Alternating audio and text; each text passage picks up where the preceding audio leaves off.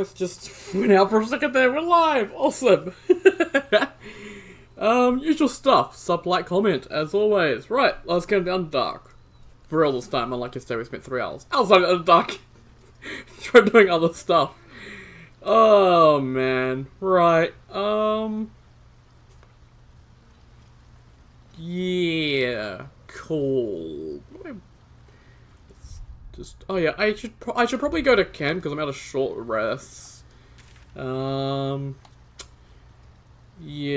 and we got a bit of combat and stuff to potentially do. Yeah, we do have some pretty tough combat encounters. And I would like to go get a hook horror for Glut as well. So I guess let's just see if we can talk to any of the myconoids around here. Like, I don't think you really can talk to any of the myconoids.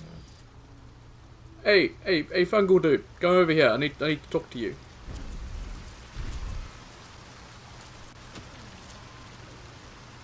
The Sovereign spoke its word. You will obey. Okay. The Sovereign spoke his words, and I will obey. Who went near the Bibba Bang? Oh, for Pete's sake.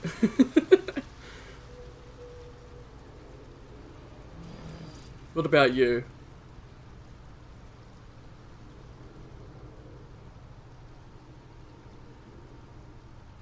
Oh my god, Astarion lost 30 health. What the shit, man? So I think I broke the game talking to this one because it's not doing anything. The Sovereign spoke its word. You will obey. Hey, these guys are worse than the druids. Okay. Right, let's go to our camp. Our underground camp. I don't think we've seen the Underdark camp yet, which is pretty cool.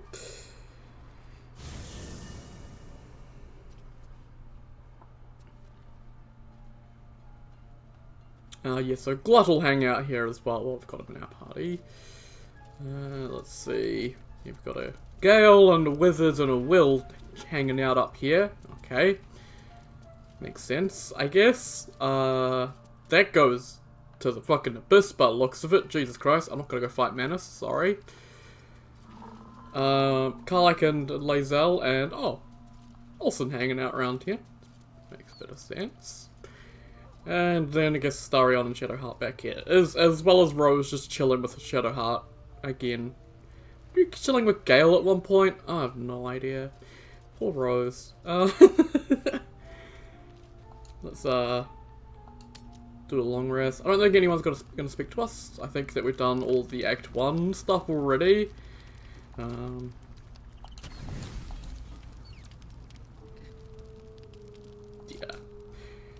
So, yeah, actually we're done Act 1. We're in Act 1.5 technically. Like, I think the community, like, technically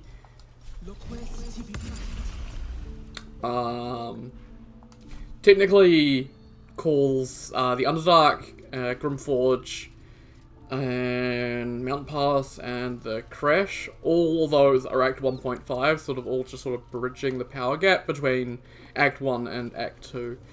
Because Act 2 has some pretty tough stuff, so getting some levels and some equipment is very, very important. What do you got there, Scratch? I don't know.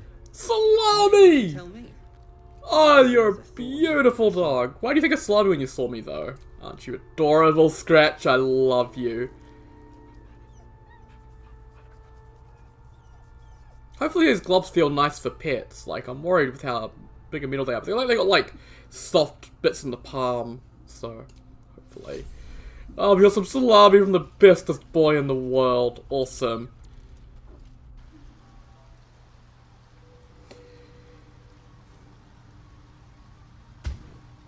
Oh. Pop. Poof. Not sure what that was. Right, let's, so Astarion, you're our long strider, aren't you? You are indeed.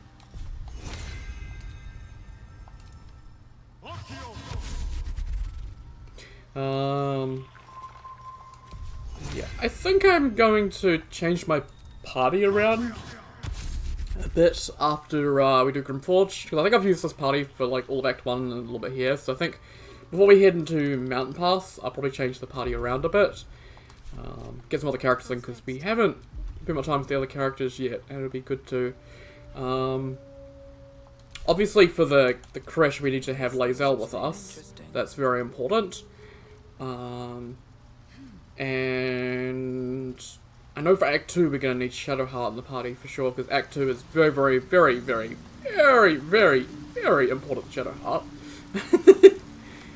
So Shadowheart will be sticking around probably until Act 3, but she's got some stuff in Act 3 as well. Everyone got stuff in Act 3. But yeah. More mushrooms. There's a hole here, a very deep hole.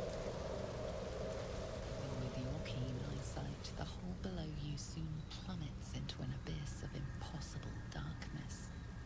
Hello? Yeah, nothing. I believe if you've got Speak of Animals like I do, and the Bullet is alive, then you'll have the Bullet talk to him until you shut up or something. I don't know. I didn't know the Underdark could be Still fresh. beautiful. Some monster did this, marking its territory. So yeah, this is a Susa tree. And I think over here somewhere is where we'll get the Susa bark. It's guarded by hook horrors though, and there are also Susa flowers, which are very, very important for a particular area, which I'm going to go to soon. But first things first, we should deal with the Bib-Bangs. Come on, let's go. You have Fireball? No. Starion, you have Fireball. Or Firebolt.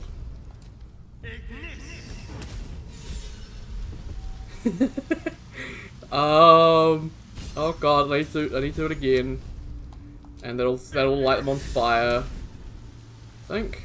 Come on.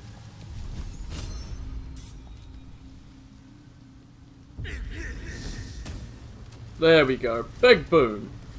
And you can see over there, there is a lot of them. So, Don't burn yourself. I wonder if because I've got Karlak as a sorcerer, if this will trigger. It might do. It does. Through you. Yeah, awesome. Magic, the fire that burns within is fading. Close your eyes, breathe into the feeling. Call the answers you will not submit. So close your eyes, breathe into the feeling. Magic gently and effortlessly flows from you and into the Susa flower. You look trained, and I know it wasn't me. Is the plant bothering you? It's the flower. My magic's gone. Might I suggest getting it back? I don't travel with you for your personality. The feeling is very mutual, my friend. Your sense of humor is still intact. At least. Let's finish up here quickly. The sooner we can get your magic back, the safer we'll be. Until then, try not to die. Awesome. So, yeah. Susa Blooms, they have Susa anti-magic field, and that just makes so you can't cast spells. So, they're very, very dangerous for mages, because, yeah. I will need these for a specific thing later on, though, but for now I don't need them, so I'm just gonna go over this way. In it.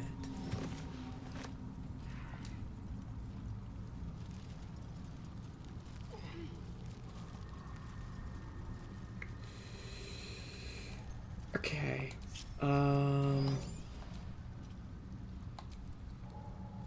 Can I split off Glut? I don't think I can. I think he's perma stuck with me. I think Astarion might be the best bet for this then. We'll see.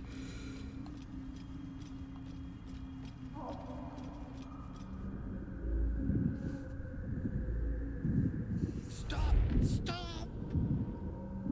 Bang. Bib-Bang. You recognize the name.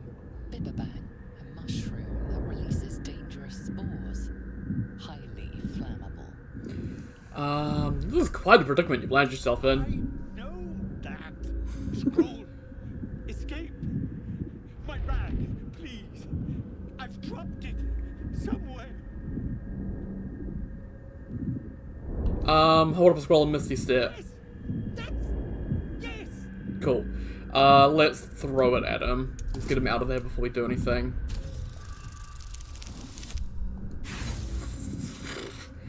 Astarion is like my bad luck character, apparently. I always get shit rolls with him. There we go, thanks Astarion. I don't want to fail that and blow him up. Oh, I'm fine.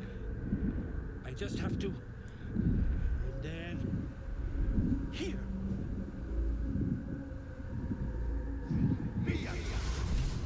Awesome. God. I can finally breathe. Ah, right. What were you saying? I met Dareth, she's waiting for you. Damn it. I must. Need to go. For you. Your trouble. So, Balin has like, oh, he just vanished. Balin has like some sort of mental deficiency thing that happened to him. I'm not sure exactly what happened, but he's a little bit missing in the head, I guess. Which you can fix by giving him a noble stalk, but as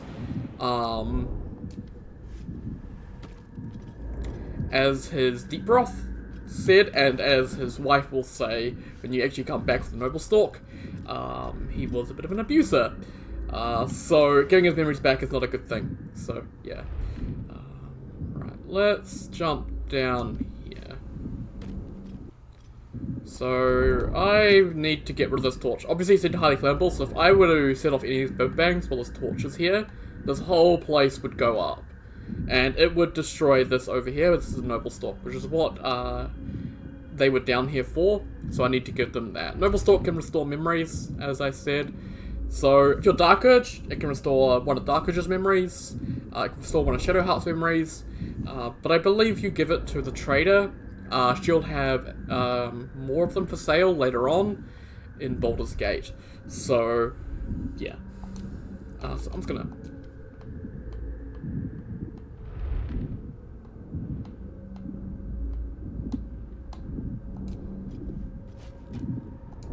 Move that closer and pick it up. Awesome. Right, so now obviously the problem is I'm gonna set off all these if I get too close. However, they just do poison, and I do have some elixirs of poison resistance, so let's start and drink one of those, and we can just move on through. Be fine.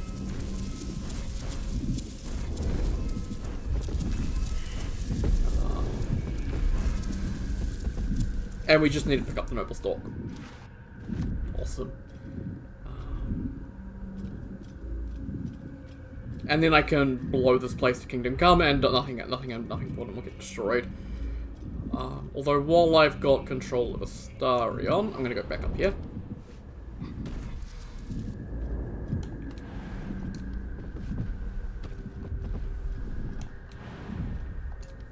Just because I don't want my companions to try and follow me. Be a bit of a problem. They do. Right. I can't see very well. It's actually quite a bit bright in my room today, which is intriguing. He's over here, isn't he? There he is. There's a skeleton here. So, much like the one with the rogue ring, the smuggler's ring like on Astarion right now, this is the explorer's ring. So this gives you +1 nature and +1 survival. So let's send that over to Princess. And we'll send the Noble Stalk over to Princess as well, and Scroll of Invisibility. Awesome. Astarion doesn't need to hold on to them, and the torch sends to Princess as well. Lovely. That's all that's up here. I guess it's just a way to get up above this. So I guess while we're up here, do that and that. Gotta watch the world burn! Yeah!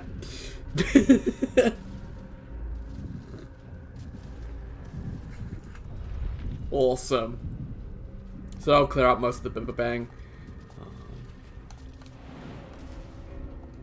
I say most. Some of the edges does survive, but it's fine. And we'll get Astarion back to the rest of the party. And yeah, Balin's pack somehow... Oh, no, it just broke. But the items in there shouldn't destroy themselves. You can get a couple of Scrolls of Misty Step. The Skull of Featherfall. Yeah. Cool. Let's get everyone back together. No one back home will ever believe this. Gas Creeper, grab that. Gonna have a few materials for my alchemist when I get back to her. Also, Glut is immune to the poison, and I don't think he sets off the mushrooms either. So 2 Scrolls of Misty Step and a Scroll of Featherfall. Lovely. Somewhere around here we had a survival fail. Yeah, somewhere around here. Maybe Karlak? Yeah, thank you, Karlak. I can never find this one if they don't get it. Kind of random.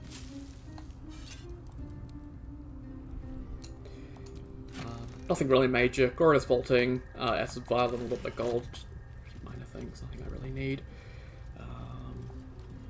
Over here is, I think, an offering table to Lolth, by the looks of it. Just judging by all the Lolth candles.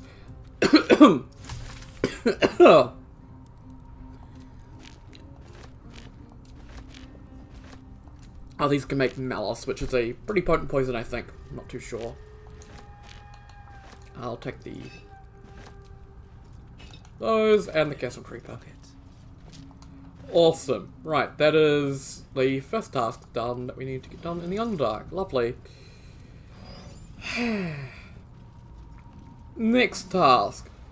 Kill the Hook Horrors and get Glut a Hook Horror of his own. Because a Hook Horror will be very, very helpful. In terms of the things we can, like I could go back and get the Boulette. Issue with the Boulette though is it is quite large, so it can be quite difficult to get in certain places. With the Hook Horror, can get to a lot of the areas. And oh, Starion. Okay, yeah, Hook Horrors are actually pretty tough. They're got a lot of health, and they do have multi-attack prone as well. So if he pounces on you and makes you prone, then you get multi-attacked. So yeah. 60% Starion, not 20%, 60%. Come on, mate.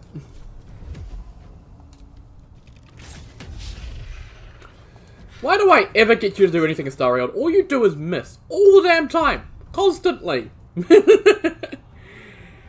I'm gonna save my rage for now, because there's another Hokora fight. That's just the first one on its own. But you can see that 2 acid damage just kicked in there, so that would upgrade his armor class, I think. At least a little bit, I don't know. I think it does. Oh, do I want to go? Oh, I'll save Luck of the Far Realms. It's fine. And we'll just get a little bit closer. Happy place. Right, we need to watch out for that Super Bloom. Because if you can't, like, it's too close, then obviously you can't cast. Still got a lot of health, this boy. So we could do a Magic Missile, but I think I'll just do a level 2 Thunder Chromatic Orb at him. Just for a chunk of damage. Nice. Then I'll have Shadowheart come forward. Oh, I could have her do her Spirit Guardians. Can she? No, she doesn't have enough movement speed to jump down there. Damn it. Let's just do a level 2 Guiding Bolt. Keeps with her spell slots.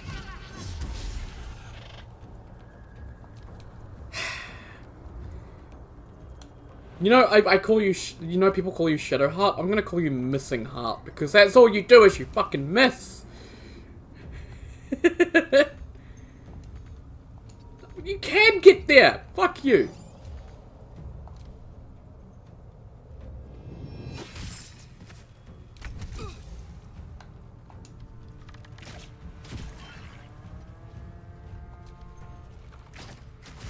Thank you, Astarion. And oh my god, that did a lot of damage. Let's just... Awesome. Let me get a hook.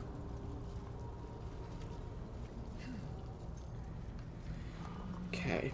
Let's get every... Oh, actually, Glut. Don't... Oh, Glut. Go back up. Animating Spores. So you can see, he's not going to come back with full health. You can heal them, though, if you want to have them more health. But, you know, it doesn't really matter all that much. Keep going. And we're just gonna go into sneak mode. There's a waypoint down here for some reason.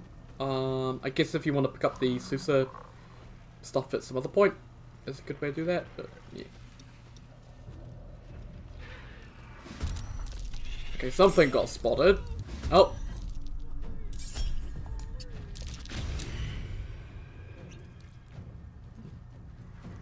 Okay, everyone's in now.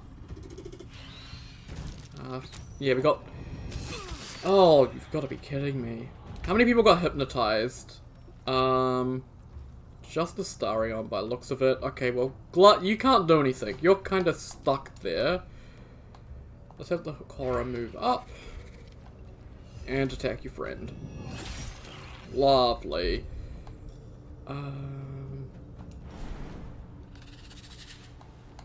Yeah, if I pounce, then he'll opportunity attack me, so let's not do that. Hot in here. Okay, magic missile, level 2. Let's... I won't give in. Let's rage, because we've got actually a pretty easy fight here.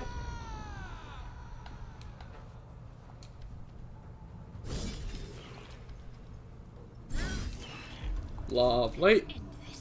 Shadowheart, you were actually pretty damn close, so let's do Spirit Guardians level 3.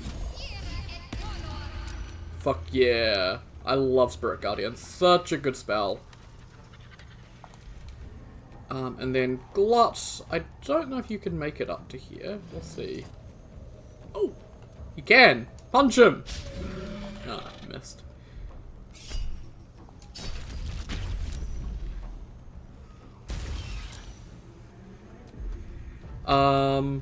Wait, why didn't you go? Oh, it skipped over my turn before, that's why. He's actually quite low on health. Let's do Magic Missile level 1. Obviously I have that next slot, gives me an extra missile, so I should do a bit more. Yeah, cool. Keep going. And yeah, this is, Filro the Forgotten, or Filro the Forgotten. He is a Drow. He's got a little bit insane from being down here so long, and he's, kind of fell in love with the Hokoras for some reason. Let's get Shadowheart to jump her way up to him. That broke his hypnotic pattern, which meant that Astarion can now hit him. Although he has high defense because of, thing. So I have that free cast of Scorching Ray. Disadvantage, high defense. I mean, I can just...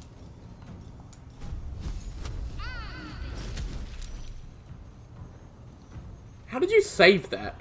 Fucking bullshit.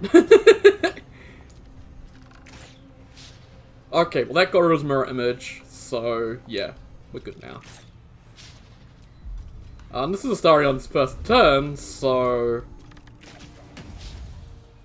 How? All you had to do was hit one of them, Astarion! Cool.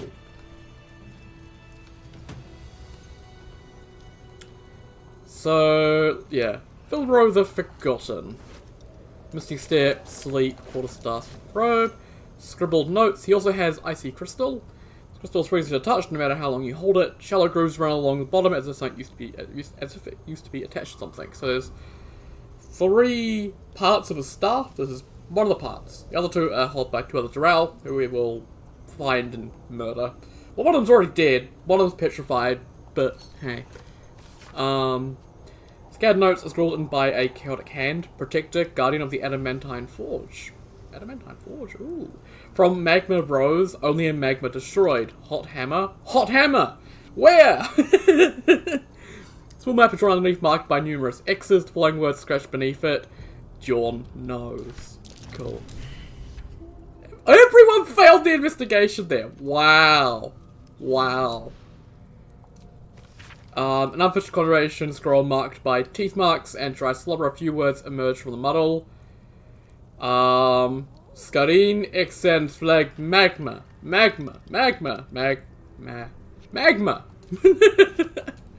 He has some grilled broth ribs. Oh, he's got some good food down here, despite being insane.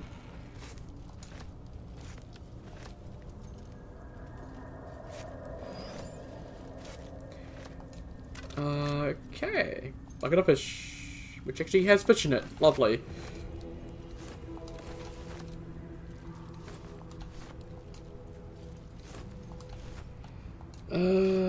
Just rags, bottle, lots of bones. So many bones. Why have we got so many bones? Dagger!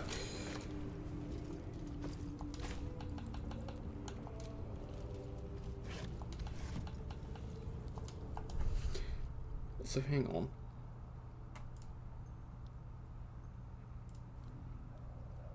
No, there is just no one here. Just, I was gonna refresh the stream because actually something was looking a bit off, but okay. Yeah, no, there is just no one in here. Lovely. Oh man. Okay. I've already looked in the bags. There was nothing. Okay. I've got a half-eaten gnome. Doesn't have anything on them.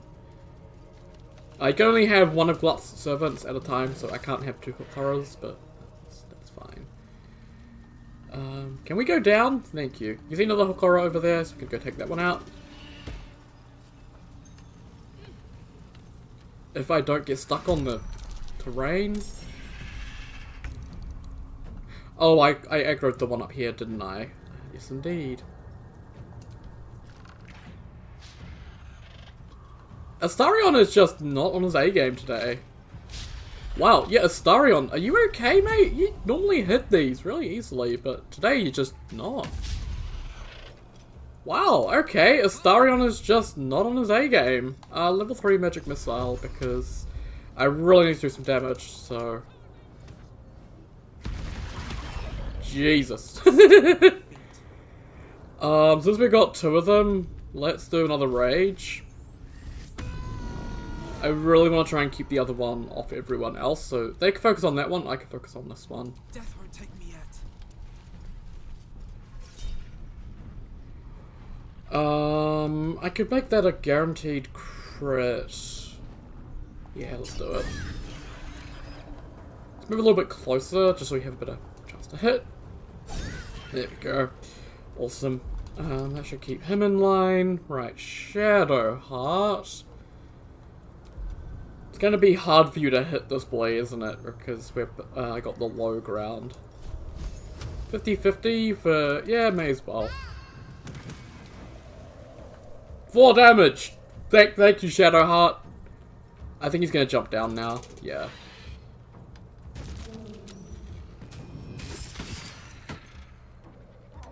Which is fine. You should just hook Princess. Yep.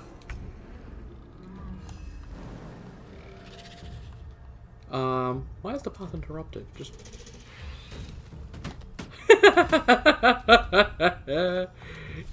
yeah, but taste your own medicine, you fucking asshole. And then Glut could do the same. He only hit once, it did 17 damage, but that's okay. Oh, Astarion, finally! A critical hit and then a critical miss. Are you kidding me? Bye forever, pal. Bonk him with your staff. I don't care.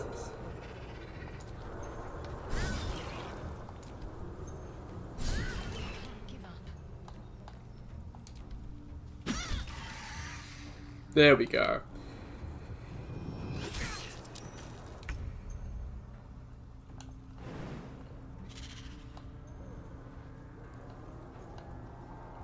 Path is interrupted. There's all these bloody trees in the way.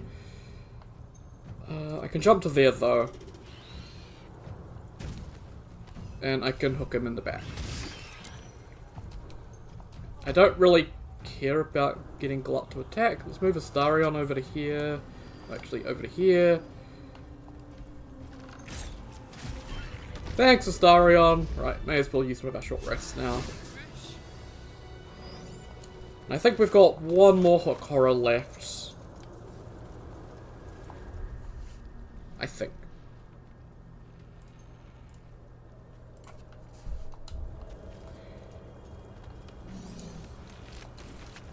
And then I could pick up Sousa Blooms and all that and be safe, because I don't need to fight. Yeah. I think there's like a pork loin or something on the ground somewhere around here. The sunset can't come quickly enough.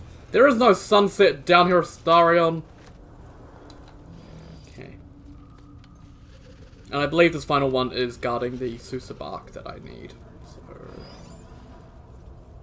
Oh. What the... Okay, I'm just... Hands are off the controller. I don't know what the hell my character decided to do, but they're going up this branch instead, and then they're gonna jump. Ah, there we go. Okay. I love this game, but I hate it as well. Oh, and these guys are coming up the side here. What is happening? Okay, let's get the Sousa tree bark. Oh, actually, I think that was the one up here that came down, so we can pick up the Sousa blooms now.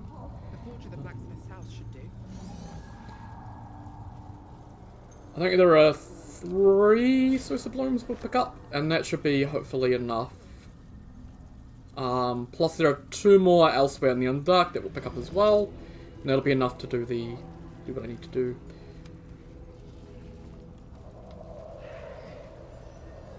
Just gotta head back up this way and nab it, and then we can head back this way. I feel like there should be more than 3 on this thing though, like this tree is massive, but oh well.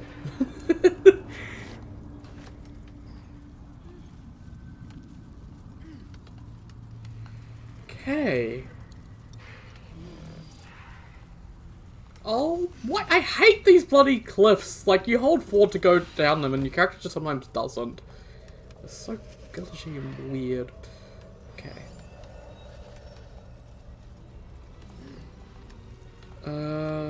Okay. Why are there roots here? Where do these ones lead? Okay, they just lead to the end of this branch. Okay. Checking, make sure that I haven't missed anything.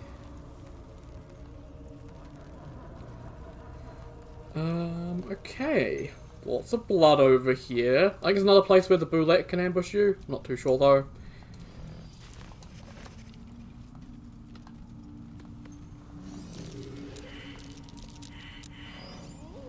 Can someone succeed as survival? Astarion! Over here, you dick! Thank you.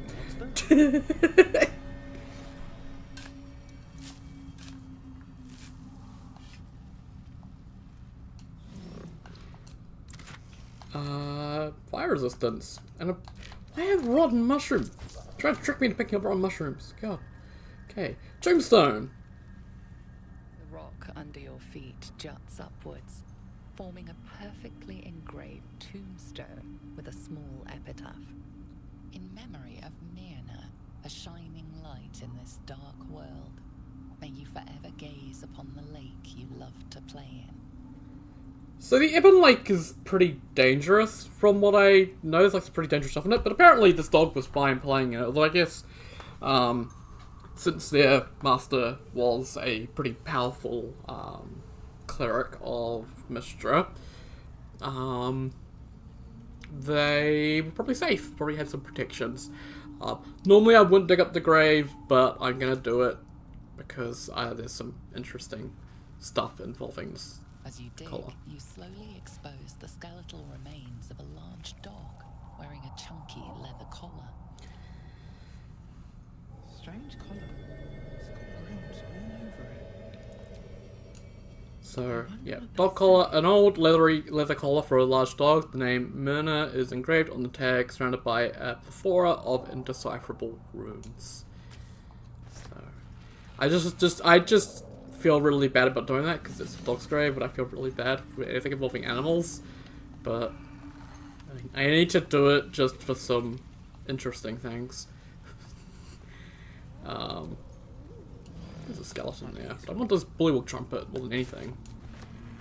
The skeletons all over the place here, I don't really care about them.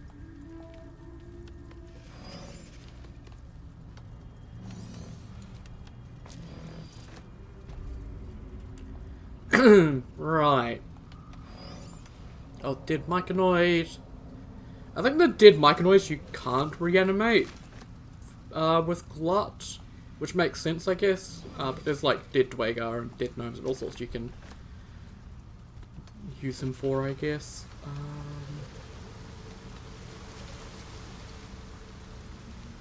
And there's something still here. Cool.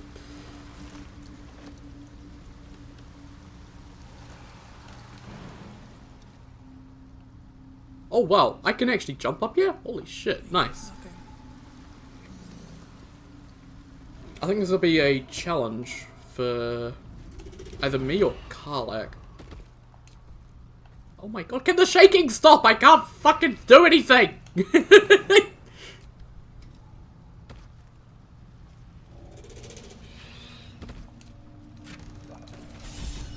Clever Cuckoo, yeah. I think that'll be the same challenge as well for Karlak. Lovely. Oh, we're gonna have to take some damage to get down from here, which means Astarion's not gonna want to come down from here. So let me do some shenanigans. So obviously I can't cast magic because I have the Seuss Blooms. So if I just send them down to Shadowheart temporarily, then I can cast magic again. And I can use a scroll of Featherfall to make sure that everyone can get down here. Hokora, thank you.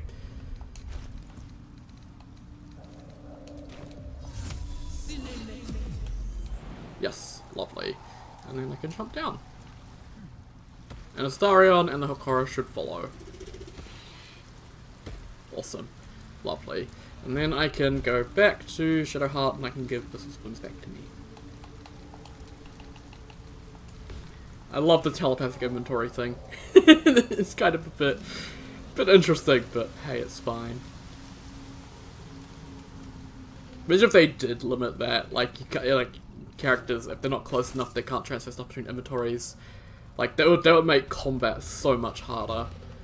I need to be careful here. I don't want to go any further down that way, just because I do not wish to trigger the fight with the Dwagar quite yet. Settlements are crossed out. Breachstone, Sinkhole, Salson, Loth, Old Kell, Demons. Yeah. So, lots of stuff going on down the Underdark that's pretty dangerous. And that's why a lot of it, like, there's plentiful resources down here, but just, it's so dangerous down here that getting those resources is really difficult. And I think that's like why the Society of Brilliance has a little bit of interest down here, just to try and see if they can solve that. I'll take all of that, actually. Another dead myconoid.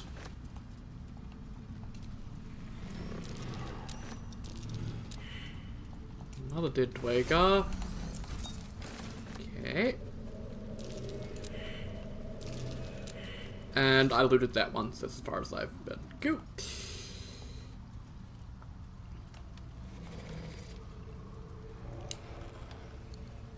I think there's some deceased gnomes down here. I didn't really talk about the gnomes much last time. The deep gnomes, they are currently enslaved by the Dwagar. These ones tried to escape and they got killed, which is kind of sad. Short Sword of First Blood. Break the Unbroken deals an additional 1 to 8 piercing damage to targets that have all their hit points. So actually a pretty nice weapon if you're doing an assassin, I guess. I use Astarion as a range build, those are not the best for me personally. Right. Yep, go down here. It's a bit bright in my room and I haven't got my brightness on my monitor turned up all that high because I have a bit of light sensitivity, so I can't see very well at the moment down here. These three down here, so a couple of dead Dwagar. And also this deep gnome here who has the Crooked Wand of Fireballs. You use an action to cast Fireball from this broken wand. All very nearby creatures must make a dexterity saving throw. Targets take 8 to 48 fire damage on a failed save, or half as much damage on a successful one. So either 8 to 48 or 4 to 24. And since it's broken, it'll cast it at your feet, I assume. So, interesting. Fireball, motherfuckers! Other than that, as you can see, I hope you're doing well. Okay. Yeah, I'm not going to go any further that way. I'm just going to keep edging along this way and avoiding the Dwegar because I do not want to fight the Dwegar yet. I kind of want to keep Blood around for now. Barely Charred Diary with property of Walbrin. I fucking hate Walbrin. Written on the inside cover. One of the few legible entries. The author wanted to see his friend Barkus again now that he's departed from the surface world. So, obviously we met Barkus a little bit ago. He was the one that was on the windmill getting spun round and round in circles by the goblins. And he was looking for Walbrin. So they're both from the Underdark. And they both ended up and now Walbrin went missing in Baldur's Gate, and so now Barkus is looking for Walbrin. So yeah. Let it be known that Symbia should be avoided at all costs, as clearly home to an industrious sort of fellow, the sort who is quick to dismiss the country's history as Neri's vassal state, but will steal your notes from the Dale lands and sell you to pirates all the same. Thankfully, these pirates were set upon by another group of buccaneers, who were more than happy to take a scribe on board. I decided to document the voyage as we headed to Thesk, the gateway to the east, where the roads lead straight to Rashiman. Last night I spent almost all my time forging ship manifests. Oh, and a ton of pickaxes to pick up as well.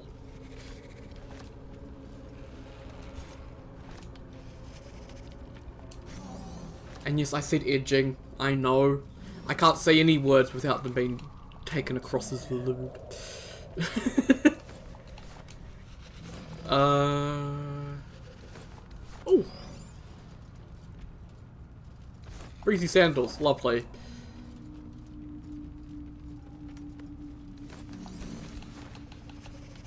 Oh! That one's an open. Ah, wrong mushroom. Pickaxe. Another pickaxe. Can't reach that. I can reach that one though. Rotten mushroom. Lovely.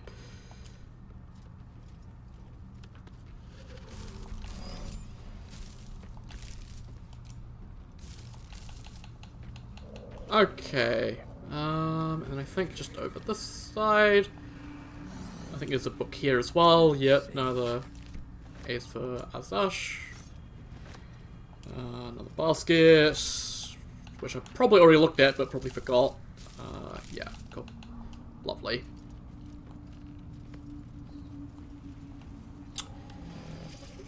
I kind of don't want to risk setting off the Dwegar, so I'm not going to go down there. The wall is riddled with holes.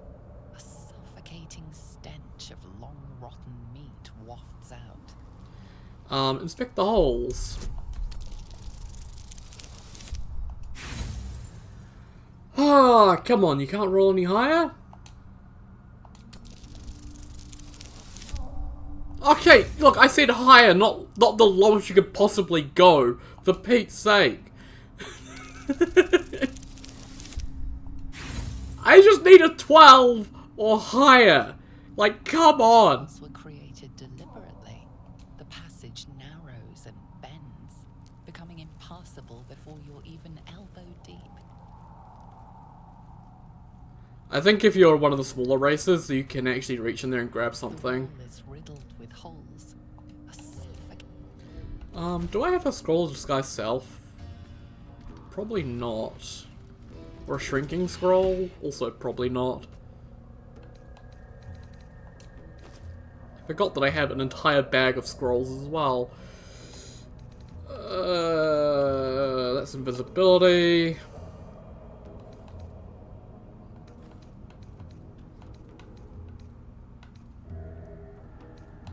Oh, I do have a scroll of enlarge.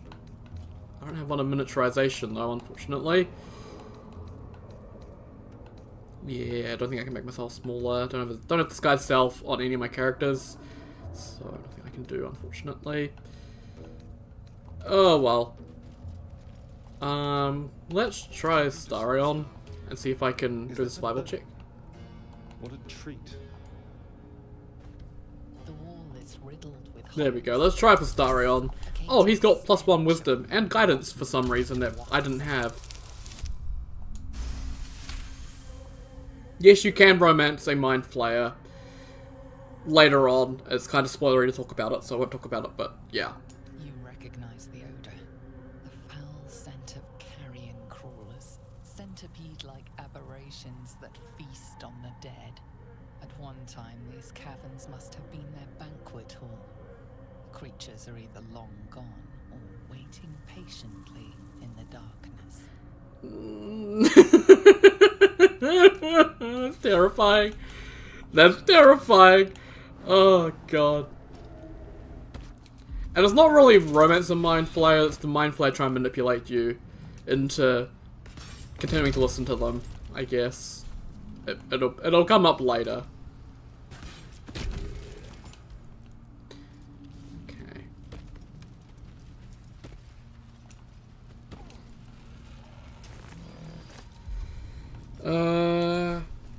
Oh my god, why is everybody going in front of me towards the torch stalks? You pieces of shit idiots. I'm trying to blow them up.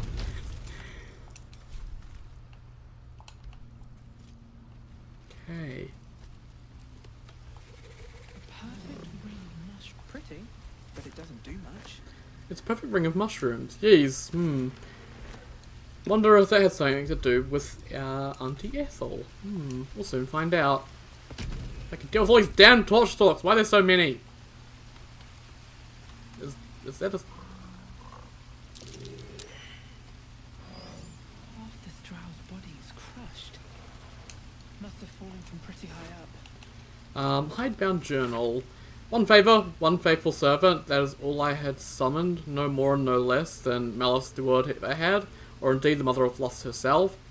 The Yoko was quite a sight in all its forms. I read of its foul odour, but I found it intoxicating, like rosewater. So it smashed a few artifacts, hissed at a master. The Archmage should have prepared me for such a conjuring, steady for it to curse me, to make me a Drider. My time will come, soon I'll return to Menzoberranzan,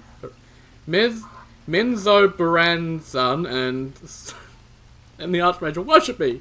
I will be served. Okay. Idiot. Fragrant fungus stew. Oh, hells yeah.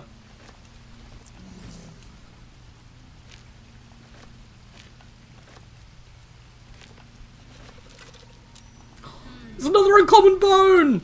Yo! Send it to camp. Fuck yeah.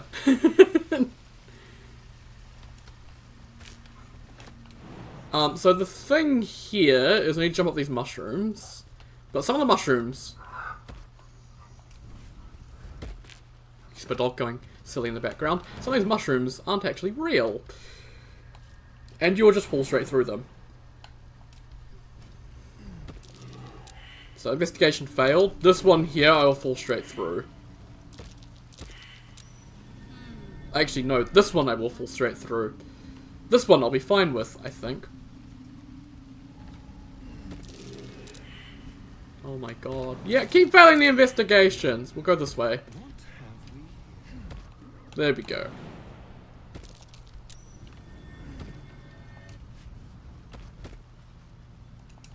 I can't pick this up for some reason. It's out of reach, even though it's like right there. It's sad.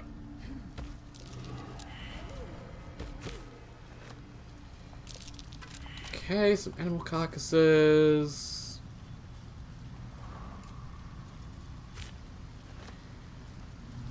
Okay, well that's mushroom circle that'll take us back down, but over here, this is like the most obvious fake wall ever. Like come on. It's not even trying to hide. Oh man.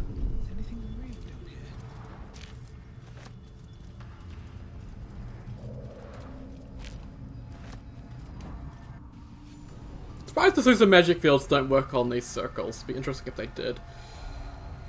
Okay. So this is why I... Oh, Glut left. Wait, why is the hook horror here? This is why I kept Anti-Ethel's mask. So I can have Uncanny Sight. That allows me to see through this and walk through it. And also my companions for some reason. You only get Uncanny Sight if Anti-Ethel's been taken care of, but you can see this is where we fought Anti-Ethel. So yeah, this is the entrance to the Underdark in Anti-Ethel's area. So if you get one of the masks and then take care of Anti-Ethel, you can then head down to the Underdark this way. Obviously, you could also probably... Yeah, you can probably... Oh, no, yeah, if you cast Protection from Good and Evil and put one of the masks on, then you can probably come through the Underdark this way and get Anti-Ethel through here and avoid the confrontation with the other masks initially. Of course, you'll summon them to the side when you fight her, but yeah, it'll be interesting, I guess. I like how the hook horror followed us. I think Glut may have gone back to his base. Oh, back to base, but that's fine. Yeah, he's not here. Or he could be down the bottom. I don't know. I don't really need Glut anyway. He's just kind of neat.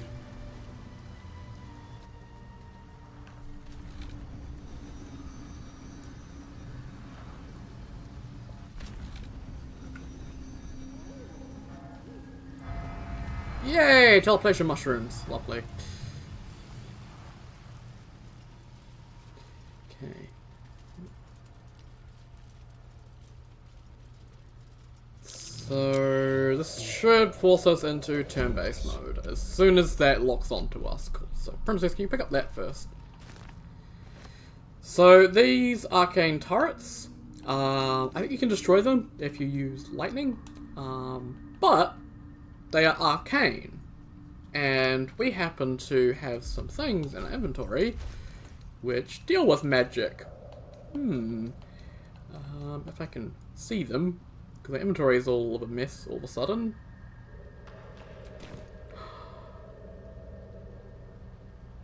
Do I have a recent save? No. Okay. So what's happened is because I went up, the Susa, because I went up into that area with Ethel, that's considered the surface, and that kills the Susa blooms, unfortunately. And my most recent save, by just looking at the thumbnail, is back at camp, right from the start of the episode. So about an hour ago, because this game doesn't autosave ever. Yeah, fucking damn it.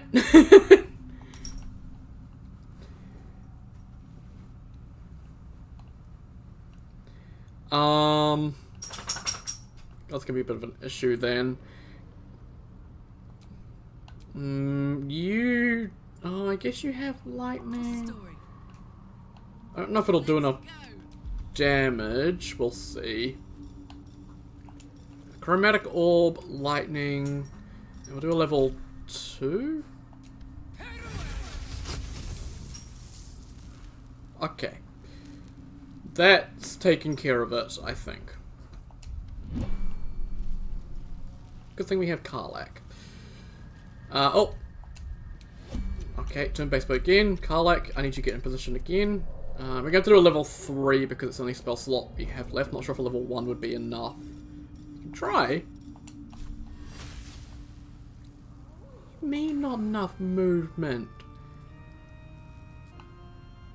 Okay, well it seems like from this angle he can't hit me and I can't hit him. So let's just end turn on everyone and wait. Well, the line wasn't there, you piece of shit! You fucking asshole game.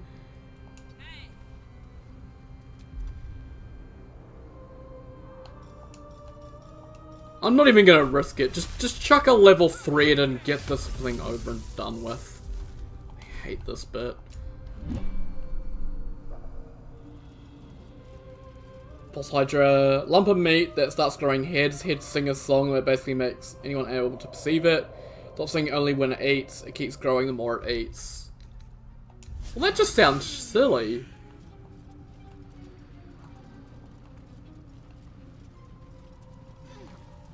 Alright, what now? Like, it just doesn't sound fun to fight. Okay. Light hammer, bronze ingots. That's actually one thing that just happened that I really hate is if you push A too quickly to loot something while on this menu, it eats the input, and your character will just stand there. And you have to look at the map and see if your character is actually moving, which is really annoying. Fatal letter addressed to a certain year the spark struck is dated. Yeah, okay. Dearest Year, I don't know if you're coming back, even if you'll read this message. If you'll even read this message. But if you do come back, could you wait for me? I'll only be gone a few 10 days, but the thought of coming back to this empty tower with nothing but Bernard to fill these halls. Don't know how much longer I can take this. I miss you. I miss you so much. I can't shake the thought of how different things might have been if only I'd been less stubborn. Working on your lightning inventions, my magic, eating together, laughing at your stupid puns, waking up next to you, despite everything, I still love you. So please, if you read this, can you wait? I'll be back. It won't be long. Forever yours, Lenore. A few sentences appear below in a different hand. I waited until Tashak. I'll always wait for you, but you didn't come. It makes a lot of work, so you gotta make it work. Okay, yeah.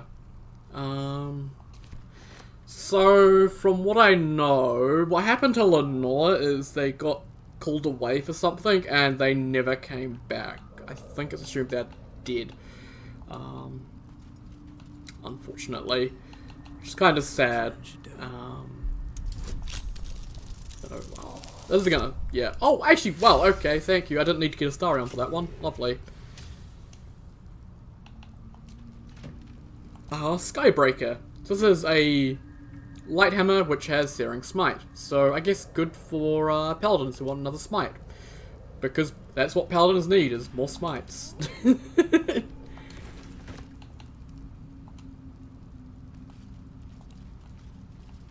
I'll try and remember to watch it, because I always tend to ignore stuff in my DMs at the moment. I don't know why. Another hole here, by the way. Another place where the bullet can attack you.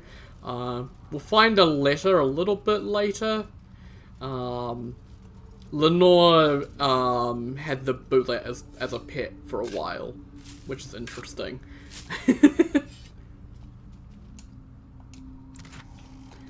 Scroll of Fly. Ooh. Scroll of Fly is actually pretty good. That can get me into the tower. One of the ways in, at least. Nope, I haven't checked out my one vid yet because I keep forgetting to, because I keep having other stuff that I need to do. Because my brain just doesn't stop sometimes. Okay. So I am gonna... one of the ways in is just you can go up the steps. There's a window you can jump in, and there's some arcane turrets, but I don't have any Sousa Blooms, so it's kind of dangerous. So we're gonna go this way.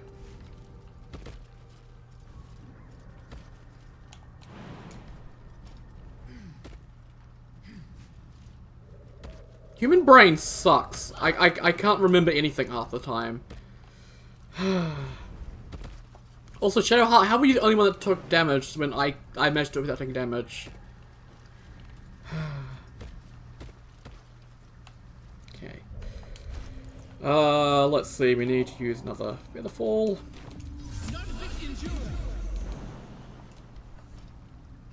I like how there's no limits on scrolls at all, just anyone can use them. Despite how silly that is.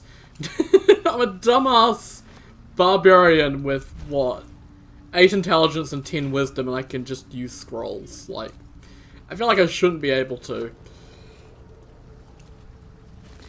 Yeah, Funimation got, like, purchased by Crunchyroll or something, and now that Crunchyroll has no competition or something, they're, like, doubling their prices and restricting and getting rid of, like, the freebie stuff or whatever. See, another couple of Sousa Blooms here, which we will need these. Well, we'll need one of them, I guess.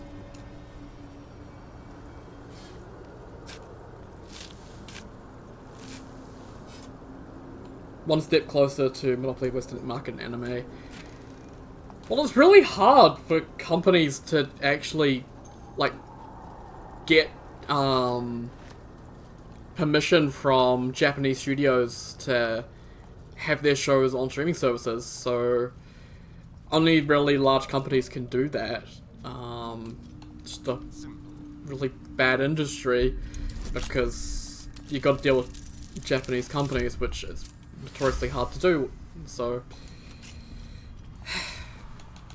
Shouldn't have wished to live in more interesting times. so this is the other way to deal with the turrets. If you can throw super balloons at them, which I would have done, and then when you come in here, Curious. let's not put the noble stalk in there. That won't work. Oh my god. This here just takes super bloom and just power up the tower. Once the tower's powered up, the turrets are no longer hostile.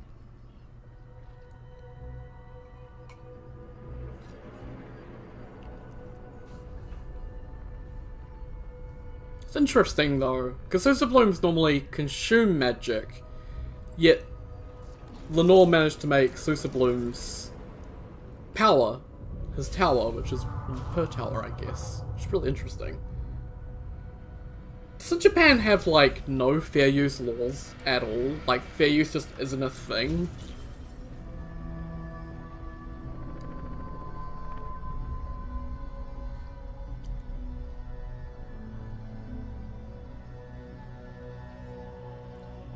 Awesome. So that is the tower powered up, which is lovely. Yeah. That's why it's quite... It sucks for a lot of creators on YouTube if they have anything involving anime or manga or anything like that, because Japanese companies just don't give a shit about fair use at all. So it's just really dangerous. And I feel like YouTube cares about the creators and wants to actually help. Oh, man. Also, yeah, this hole... I'm way too big. Yeah. I think if you're, like, wild-shaped into, like, a cat or gaseous form or something like that, I think you can get into it, but I've done that.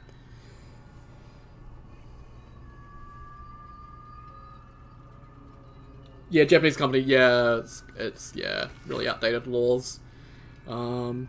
The Anti-Magic Properties of Susa Tree Flowers by Lenore de Hurst. For those knowing about Susa trees, their magical properties have always been a topic of debate. Not only their ability to create an anti-magic aura, which is complete enough that even those unattuned to the weave can feel its effect, but also, most interesting to those living in the weave, living in the world above, the way its roots, bark, and flowers can be harnessed to make magical items. Rumors of such items are rare, with spreading settlements bordering the Underdark. Their existence, however, may never have been confirmed by any of our clerics, nor by any other reputable scholars. I hypothesize that these items are no mere legends, and indeed, in this treatise I will endeavour to explain how I myself create items that have anti-magic properties, and that use the magical absorption of Susa Tree Flowers as a power source. Lines have been drawn on the following pages, as if the author intended to fill them with writing, but the remainder of the thin book is blank. So the weapon that we're going to make, we're going to make a weapon with some Susa bark. That's going to be a, it's going to have the Susa anti-magic properties, and it'll have silence on hit. Which is a really, really, really nice weapon that could just make mages stop doing anything. It's great.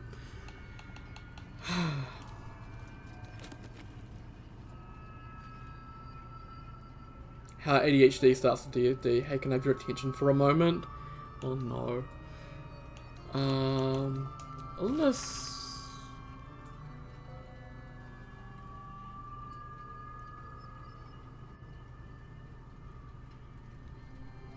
Husband Savrok. Yeah, Saravok, sorry.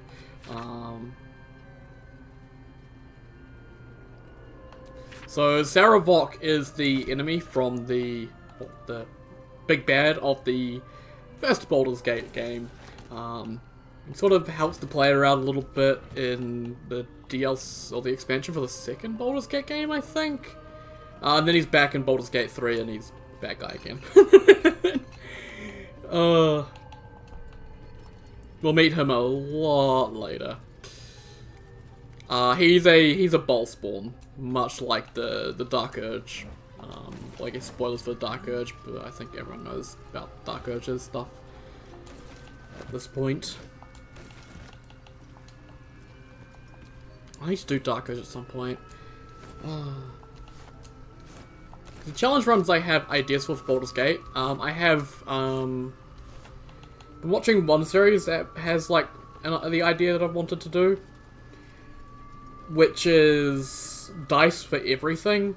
So like conversation options, I use a dice to determine which dialogue option I choose, which class I choose, all that stuff. And another one would be a party full of wild magic sorcerers to just see how crazy it can get. Uncover mysteries, gives you detect thoughts once every long rest, which I don't use detect thoughts very often, so yeah. Hey, oh, there's Jean. I just could see you. Hope you're doing well. Dark Urge, we don't ever resist the urge. Yeah, I mean that's a playthrough. I can do that. It would be really horrible, and I'd have no allies, and I'd have to kill a lot of people. But hey.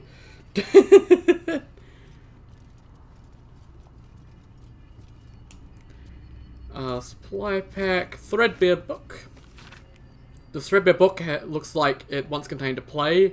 Most of it has been lost to time, vermin, and an unfortunate ink spill. Only 2 sentences are distinguishable. How can I trust? How will I ever know? How can I show myself? My darkest me. Seems like the owner was quite the literary type. That's actually a very important book. Did people funny? I mean, I guess biting Gale's arm off at the start is pretty funny, but it can get pretty tragic pretty quickly. Like killing Alfera and stuff. Meh.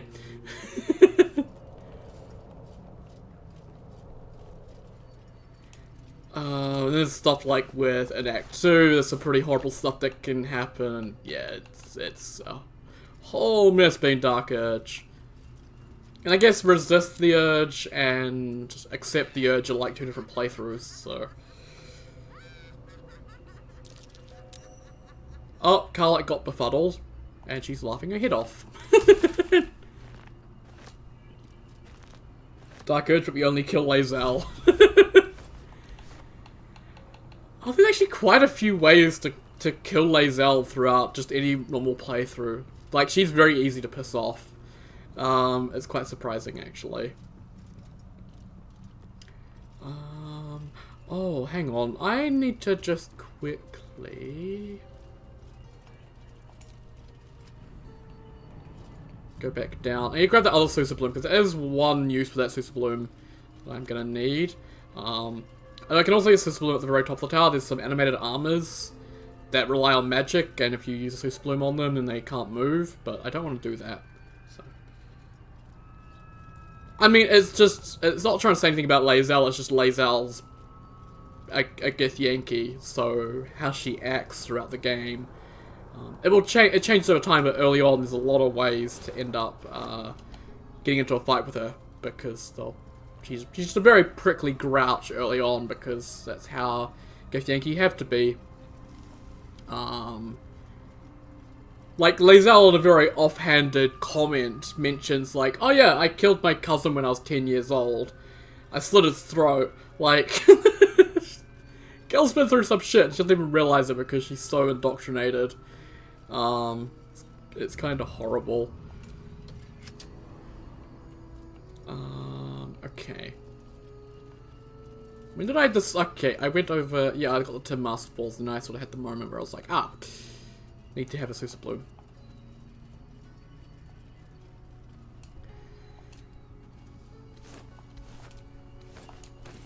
So Lae'zel, if you just look at her at face value, a lot of people don't like her, but she is a very complex character and a very, very cool character. It just takes a bit for her to come out of her shell. Which I don't know, actually she doesn't have a shell, she's a frog, not a turtle. Although she kind of has a bit of a turtly look as well. Tongues of Madness.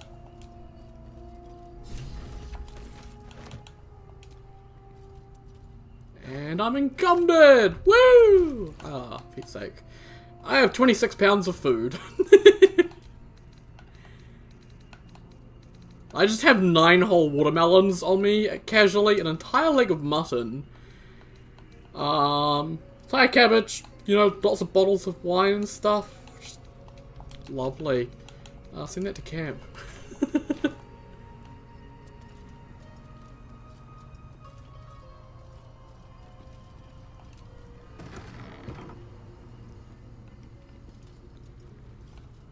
A couple bags out here. Rags. Oh, that's too close. Lovely. Okay, I think that's this floor looted. Let's go up to the next floor. I think this is the... Yep, this is the entry floor. So this is where you can jump in the window. You can also... This is another way, because you can then open up these doors and then, like, cast a Featherfall and jump down here.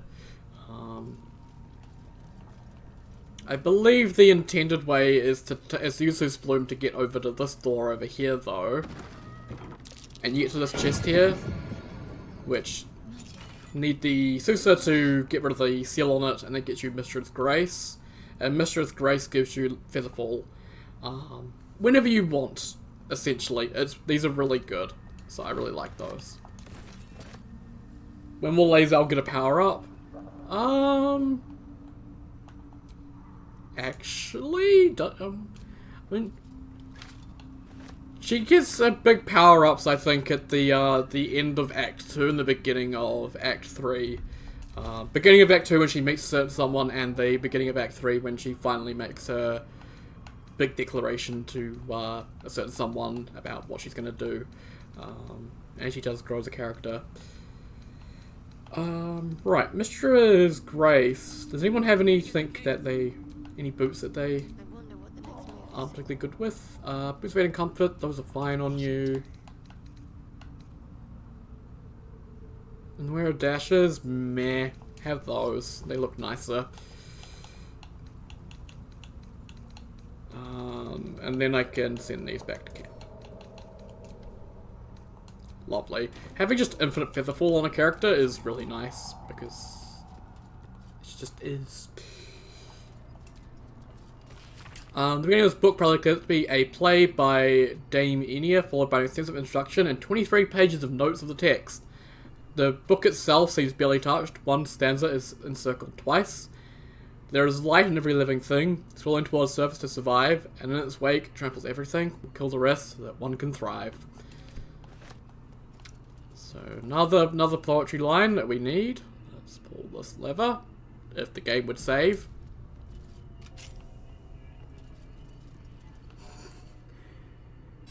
There we go. So yeah, we're back where we started, I guess. And yeah, the open window is here. You can just hop on through, I guess. I think we get mechanical parts here. Let's see, traveler chests. Yeah, broken machinery, awesome. Those are used for alchemy, strangely enough. I don't know what potion I'm going to be drinking that has bits of machinery in them, but hey, I'm sure it'll taste nice. I'm sure Rose will cook us up something good. A bunch of cloves, and more broken machinery. Another reason why having an alchemist is good, because I think it's the only place you get broken machinery, so another rare ingredient.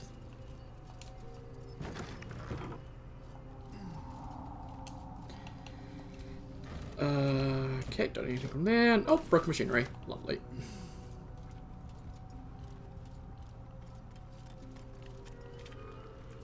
No, we have a rose. I go to my... Oh, actually, I can't see them at the moment, but back at camp, I have Rose as my alchemist. I got a hireling to be my alchemist.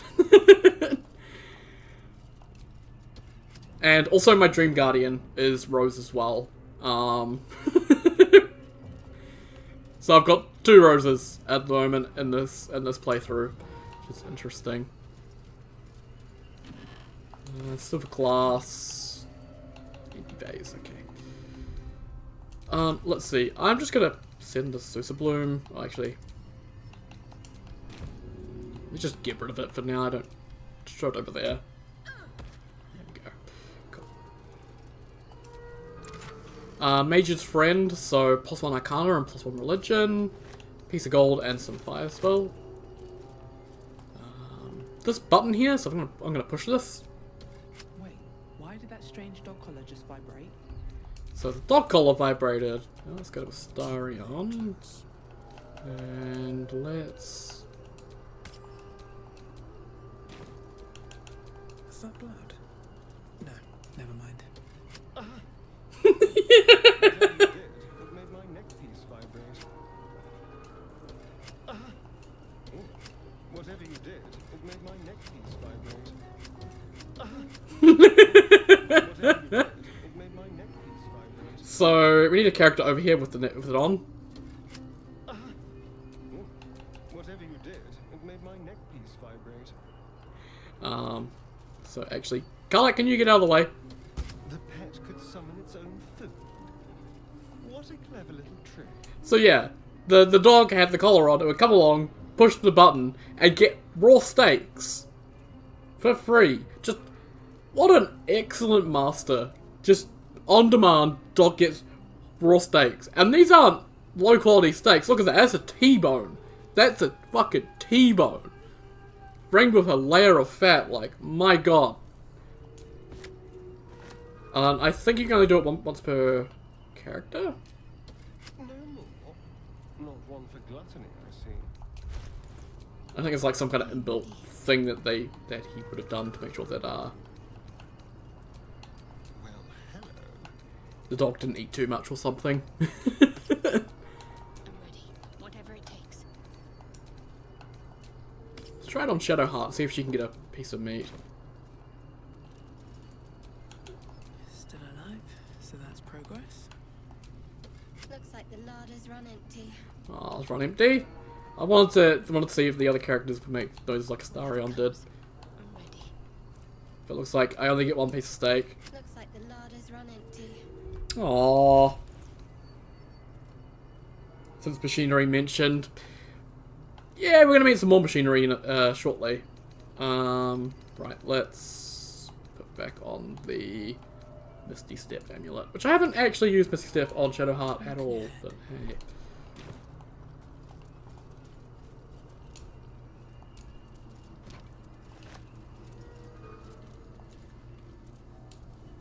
But yeah, look like the dog had a like pretty good setup here, and kind of feels really sad. This whole tower, just a bunch of stuff that shows that this character had like proper life and stuff, and never came home. Okay.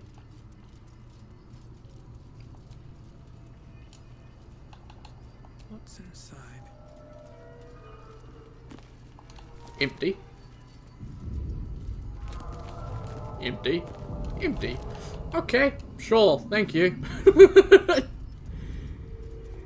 Okay, the careful art of Tesu ciphers. An engraved disc of Githyanki origin, containing a complex cipher that can decipher ancient Gith dialects. Useful discovery if one should encounter such archaic writings. It's actually pretty nice.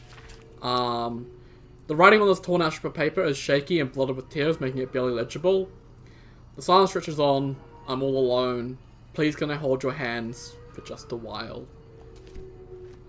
So yeah, Lenore's very, very lonely. I think that was mentioned by the Hobgoblin dude, whose name I can't remember. That she was a very lonely sort. So yeah. Dearest Lenore, I'm not sure I should say this, but your last letter really worried me. Why in all hells would you tame a boulette? Just because you found it near Myrna's grave doesn't mean that it's a sign.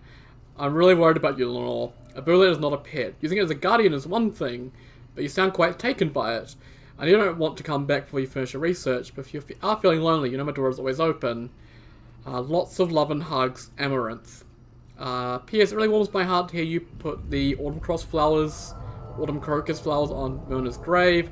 She liked to roll around them, even though she'd always sneeze after. She was such a soft, loyal dog. Wish there was more I could do.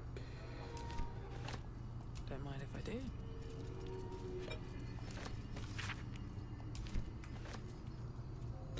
Actually, I think that playbook I might have had to read. I should read that. That might have been one that has a line in it for the thing up top.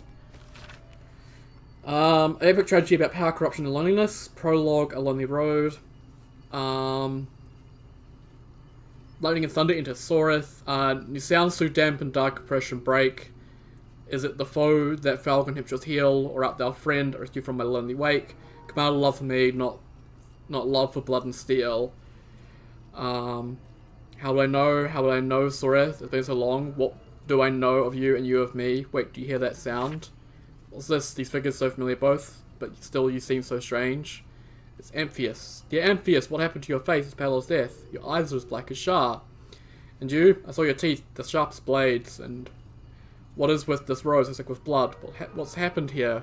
What happened to us all? The rest of the play tells the tale of 3 elven friends who passed the power and how corrupted, mad, and lonely they killed each other. Okay, lovely. Engraved Githyanki disc. The disc is formed from slate and engraved with Githyanki writing. You examine them closely, but can't make much sense of them. Using the cipher you found, you might be able to reveal the disc's meaning. I can command the disc to reveal its secrets. Tell me! The disc doesn't respond. Shit! Yelling at books doesn't work. Okay, let's use the cipher. A pattern forms as you gaze at the disc, and from within that pattern, a story emerges. The Prince of the Comet, Part 1. So it was that we were free from Gake shackles and turned our blades on each other. The heavens were shattered, and one great empire was divided in two. Gith travelled to the Hells to broker help for her people, her cause. Vlaakith would have you believe Mother Gith proclaimed her our queen. Lies. Gith made no such proclamation. Vlaakith seized the empire against the mother's wishes, but Gith had nurtured a son, Orpheus, Prince of the Comet, the true heir. He knew Vlaakith's treachery. Orpheus rallied Gith's honor guard and declared the throne for himself. The War of the Comet had begun. It's an intriguing tale, and a forbidden one, given how expertly it was encoded. Lae'zel will surely want to know of this. We'll definitely let her know. So yeah, the Gith overthrew the Gate, the Mind Flayers, and then there was like a big disagreement between what would become of them,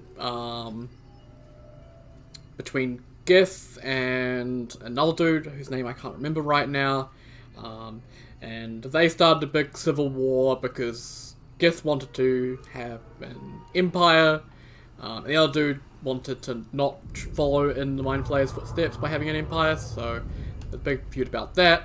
And then Gith went to the Hells to go talk to Tiamat, one of the dragon gods, to broker help for her people, as the story said. And then most Githyanki, they believe that after that, Vlaakith was proclaimed leader and Prince Orpheus was a traitor. But that story is saying the opposite. So, very much heretical, and something that Lae'zel would probably be interested to know about, but probably not very happy to know about. Should probably deny its truth.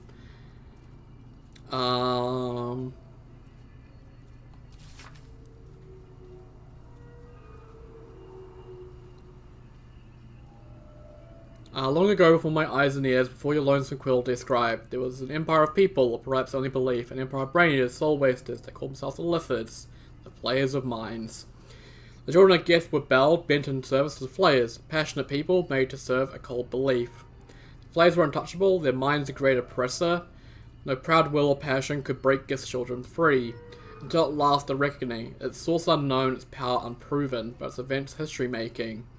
The coward would not be cracked, Gith's children fought back valiantly, the freedom theirs, the flayers bent and broken till today. So that's another big thing about the Githyanki. No one knows how they actually broke free from Mind Flayer control. So yeah. I think the Githyanki in this game, they believe that Blackif knows, and if the Mind Flayers to come back, then Blackif would be able to deal with it, but yeah, she doesn't. To the grey?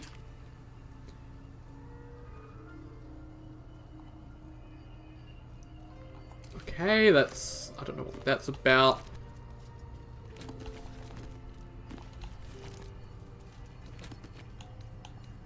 Amap's memoirs. My life has been a long session of pleasures to see my town take my ideas and cease legal discrimination of local orcs, see my fights against horrid living conditions and city factories take off, have the chance to see a new generation take to these ideas of a better, kinder, fairer, intelligent world and wants it to new reaches of the continent. It's not a life without struggle, however. I shall regret its failures. My old friend, Sulto comes to mind, who adopted such cruel ideologies later in life. I remember console myself in the idea that such a brilliant mind would only conceive such theories under the strain of exile and under the promise of reinstatement as she ultimately was. I have no idea what that's about. Some of these I'm just like, what's that about? Yeah, Tiamat is the evil dragon queen. And then there's Bahamut, who is the good dragon god. And Tiamat's locked in the hells, and can't get out. Which is probably a good thing. Sage green dye! Oh, nice. I do like finding dyes.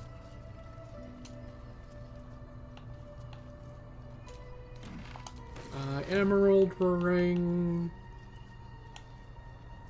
Oh, that's actually an expensive plate. I'll take that plate.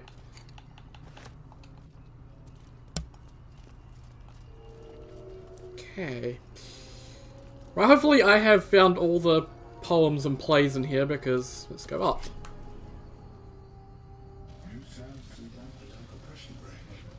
Is it the foe? That foul, contemptuous heel? You know these words. They are from the opening stanza of a play you found in this very tower. Or art thou friend, I rescue from my lonely wake. Much of love for me. No love for blood and steel. Come on as you feel.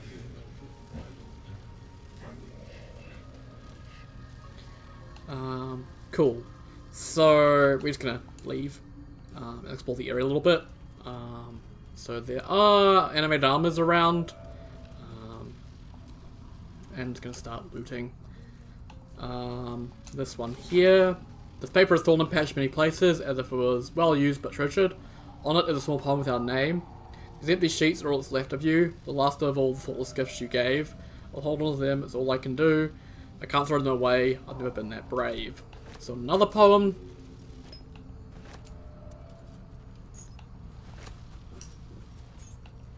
And tons more broken machinery. You can see they've got the Lenore Dehurst and Yeher, the name of the one down the bottom, that letter, so yeah. And no, you're staying in here for another half hour, Sif. Give Dad some peace. Over here is a bunch of shells, which I don't need to do anything with, but this is the Stall of Hill Giant Strength. I'm just gonna shift it out a bit. Who's a weak character moment? Let's see. Karlak. Let's have you sit on the chair. I like this. I feel strong as hell. So yeah, now Karlak has 21 strength when she had 8 before, which is very interesting. Power's gone as soon as I stand up. So I'm just gonna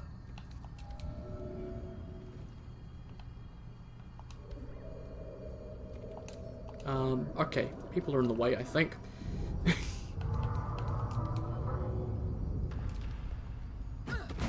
Throw it. A chairleg could make for a fine weapon.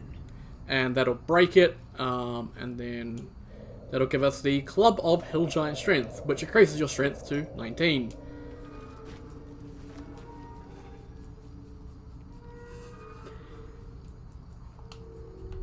So actually, it's pretty nice. I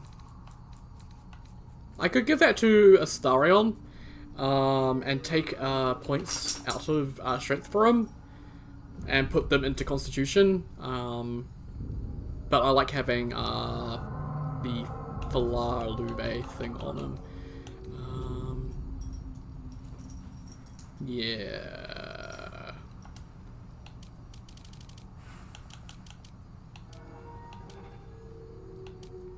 Okay, yeah, I can't. I would like to dual wield like Falaluve with it, but I don't think I can. So, yeah. But I could have the club there and he would have 19, so the Titan String Bow would, instead of doing the +3, would be doing +4 extra. Which is a little bit, but hey. Despite everything. Cool.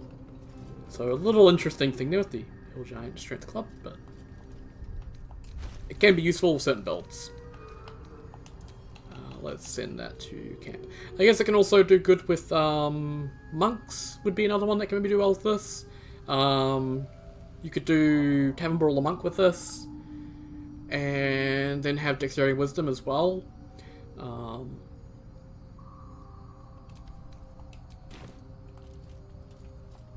And mostly you need to focus on unarmed attacks with that. Your weapon attacks wouldn't do all that much, but unarmed attacks would do pretty good. Animated armor up here. Let's see, grab this round flask.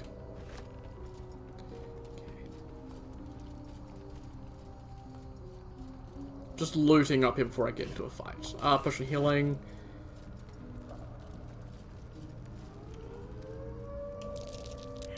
Oh no, the Germans are coming. I don't know if you can hear the siren. Scroll of Fly, Shatter, and Dimensional Door.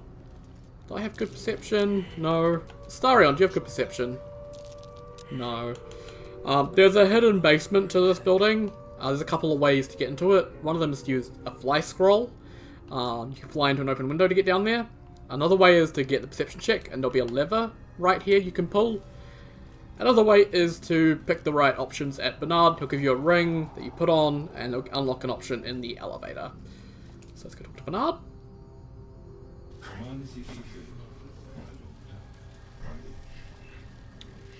So, the only one you really don't want to pick is this one here. There's light in every living thing. It's crawling towards the surface to survive. That'll make Bernard and everyone around him hostile, so make sure you do every one of these first. So, how can I trust? How will I ever know? How can I show myself my darkest me?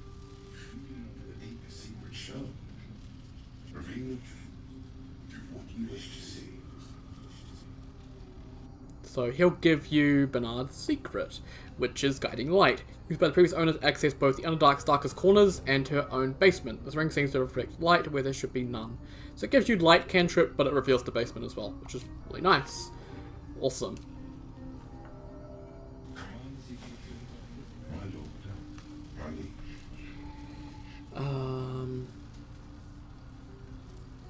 These empty sheets are all that's left of you, the last of all the thoughtless gifts you gave.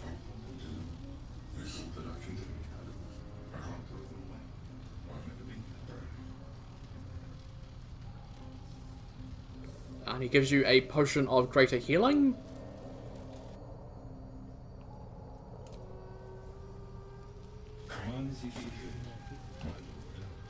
And then this one here, the silence stretches on. I'm all alone. Please can I hold your hands for just a while? Don't be afraid, sweet girl. What can I do?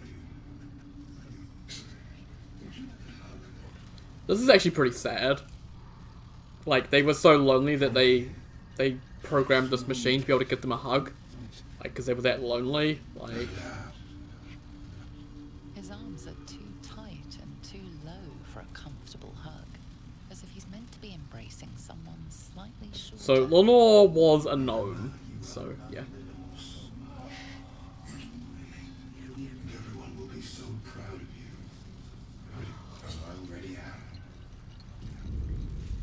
am. Man.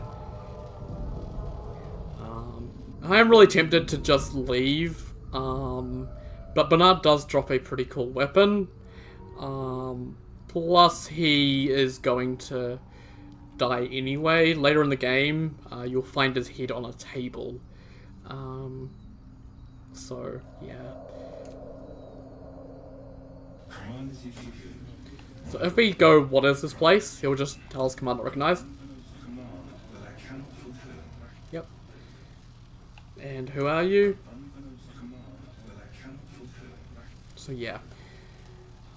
He just follows his orders. So there's light in every living thing, it's going towards surface to survive. I'm in its way. It tramples everything. We'll kill the rest, so that the one can thrive. And that'll make him and the animated armors hostile.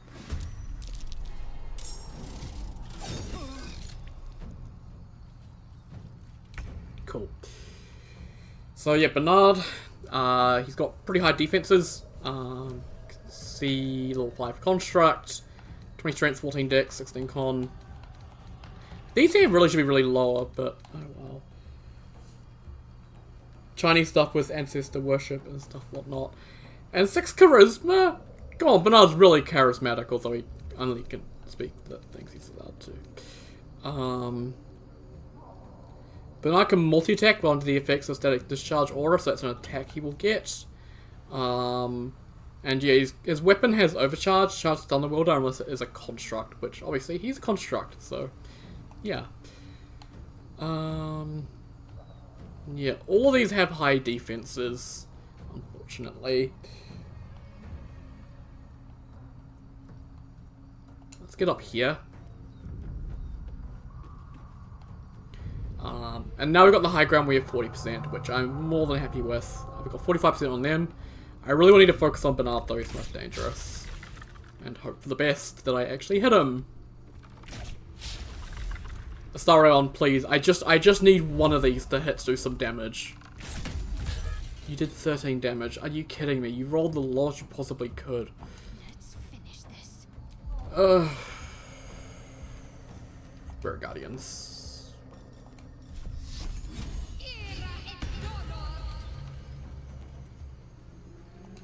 And if I run around here, that'll get those ones with it.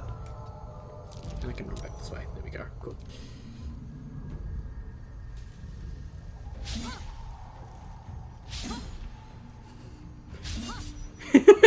Keep going, shut up!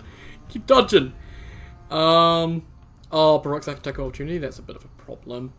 Oh man, I should have rested. I've got like only level 1 spell slots left. Shit. If this is worth the cost. Time to rage. Praying and paying respects. Oh yeah, because it's Chinese New Year soon, isn't it? So like, I imagine that'd be an important thing to do. Do I have like anti-construct oil or something? Because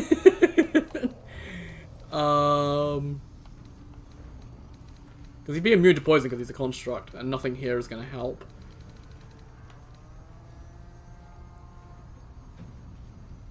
Oh, I don't have a bonus action anyway.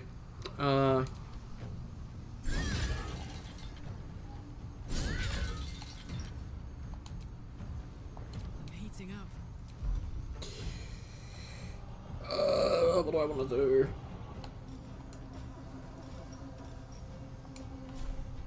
$25%! Oh yeah, that's not gonna happen. Let's just do a magic missile and hope for the best. Yeah, it did a bit of damage. There we go.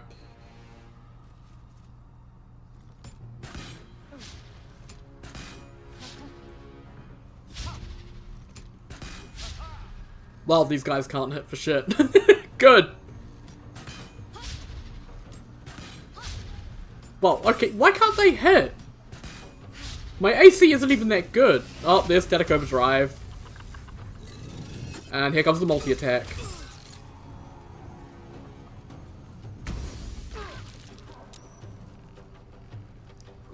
Keep focusing Bernard, he's most dangerous. Well, the aura even extends up here.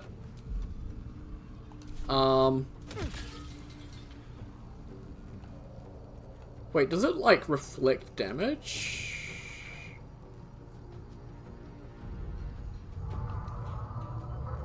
Standing near a statically charged Bernard deals an additional 2 to 8 lightning damage. Well, he's nearly dead, so...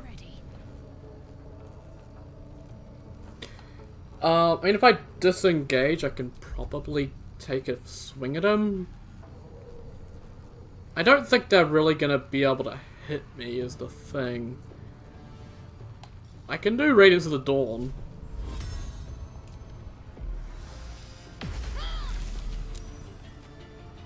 I'm not too worried about the attack of opportunity, because he's probably going to miss. And I can take out... There we go, lovely.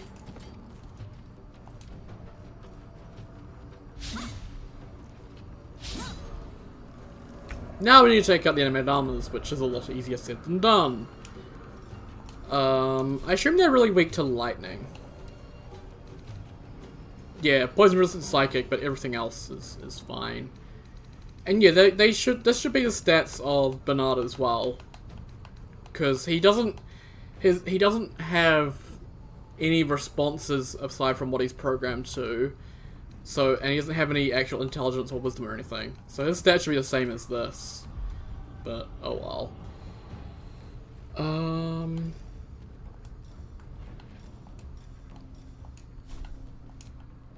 Shoot one there and one there. Well, one of them hit the ground at least, so that's something. Can't even catch my breath. Why do you want to catch your breath? Go kill this one, please. Lovely. That's electrified water. Let's not attack that one. Let's jump up here.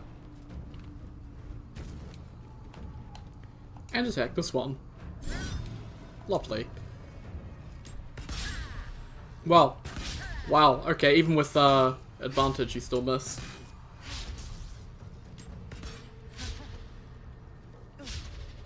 How are they missing so much? Oh, this one is gonna hit. Warning flare. Fuck you.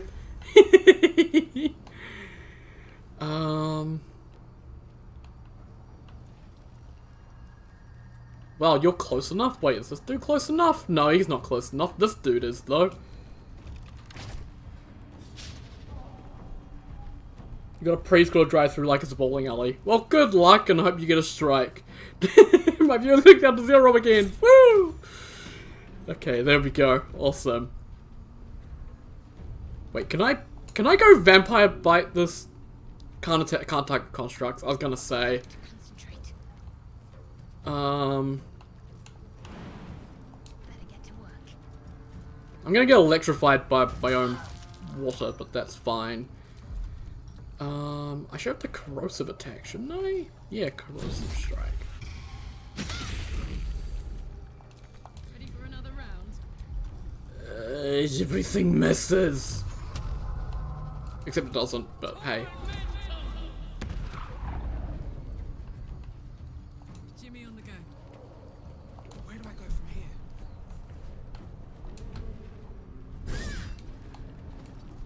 Oh, what the?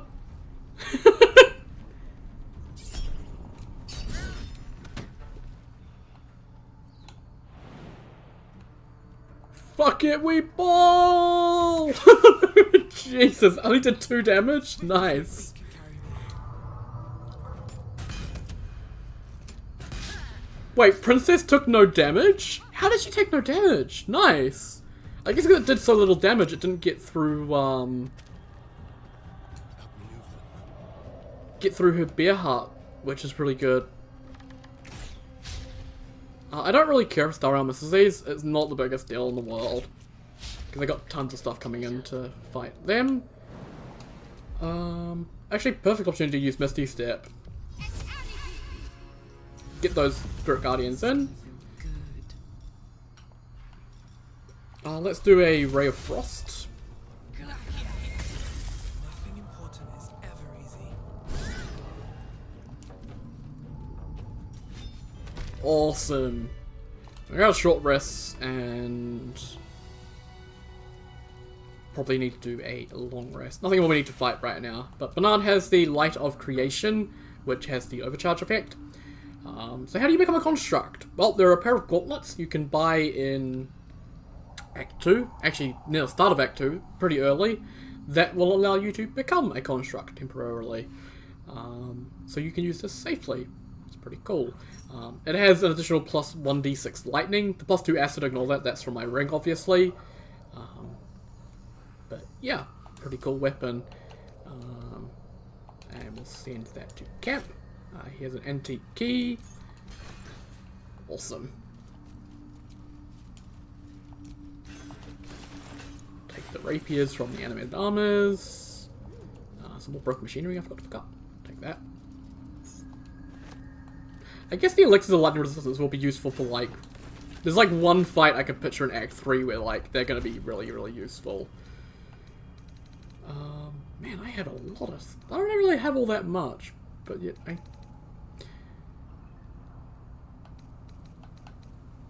Nice.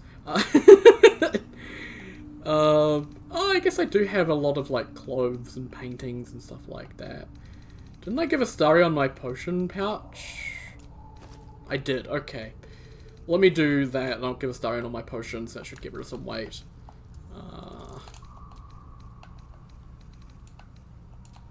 I got Noble Stalk is counted among those. I'll keep the potion, the healing ones on me. Wyvern Toxin, Wizard Bane. Cool. Let's move those across. Lovely. I guess just while I'm doing inventory management, I may as well complete inventory management. That as well. Keep the Riverby scrolls because they're actually useful. Cool. We've selected. Lovely. This one is the key item pouch. I can put the Noble Stock in there. Just move it out of the way for now. Another soap. Another soul coin. A sponge. Sure. The crooked wand of fireballs if I ever use it.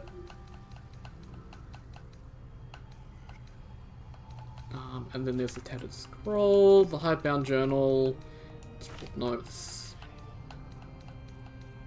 Can't put the artifact in there. I can put the Sister Tree bark in there though, and I can send those back to camp. Lovely.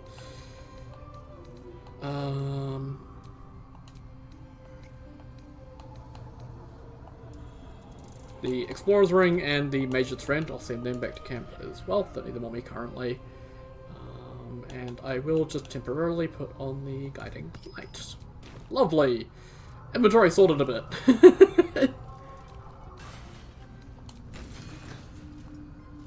room lit up. Must have been linked to that button. Yep, we now have a button down to the basement. Oh, encumbered piece of stupid.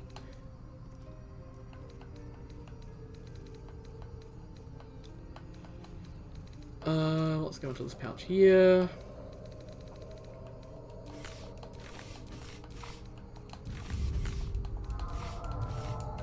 Arrow of ice in there as well. There we go. Cool. Yeah, we've got a lot of books and stuff. Oh, we got this ring here as well. Crusher's ring. Oh, that's, yeah, no. Keep that. Send all these to Astarion. That should give us some weight. Lovely. Cool. Let's head to the basement. Lovely. So there's more Tin Mask balls down here and more Tongues of Madness if you end up accidentally losing the ones that you get from other parts of the tower. Pretty nice. Or if you end up using them or whatever, there's extras here.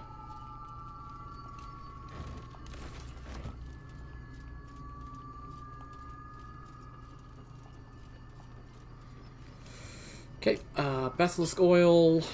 Oh, I hate when it does that. I know they're at the top, so I thought, oh, the ones that are worth 30, but nope, the ones you can just move. More scrolls, even more scrolls. Nothing in the pit down there.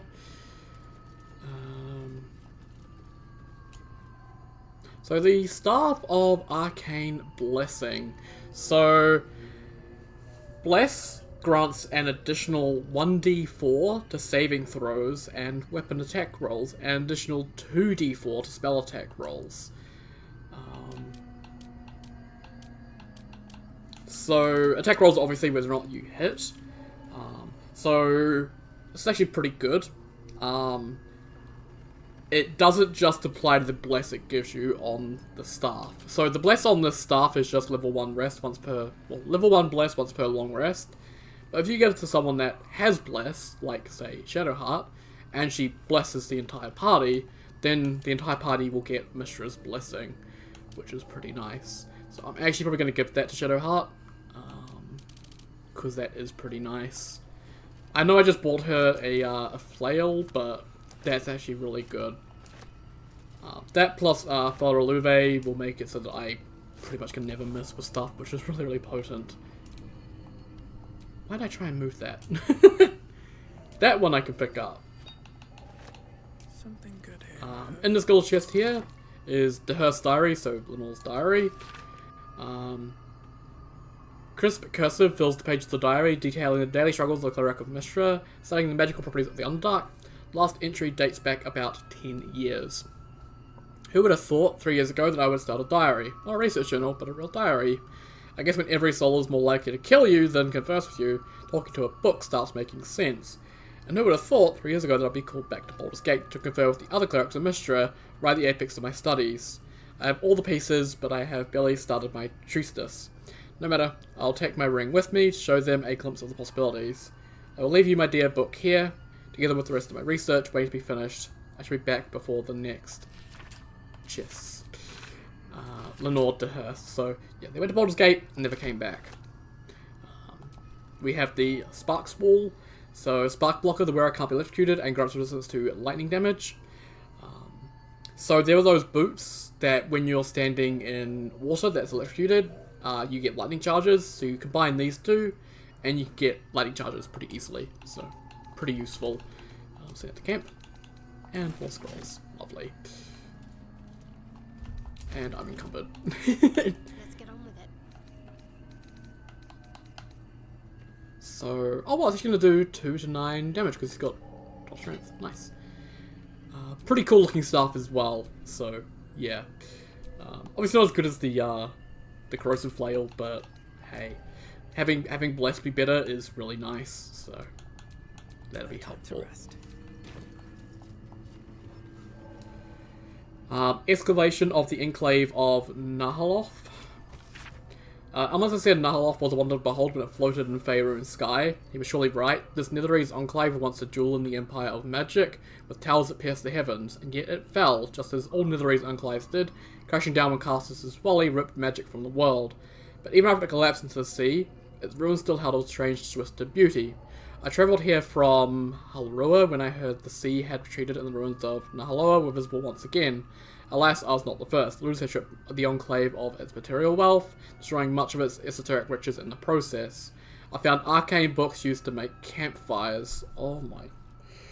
Oh! The magic now lost to the ages.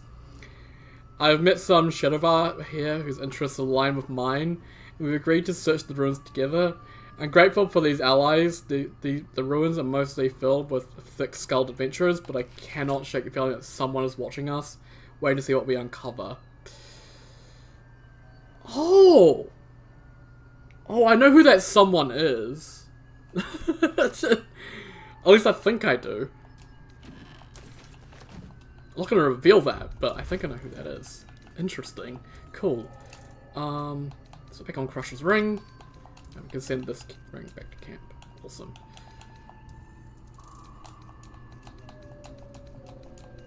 But that generally just hurts. Just idea of books like that. Of just ancient knowledge just been chucked on a campfire. Like, imagine there's probably cases of that throughout history, like ancient Greek or Roman texts that, you know, some dude in the Middle East or something, or Italy or anywhere like that, just all around that area, just in the Mediterranean or whatever, just stumbled across them and just used them for warmth, and we never know what they never know what they said. Like, okay, so we got the mushrooms for Ammelium now, but we need to long rest, I think.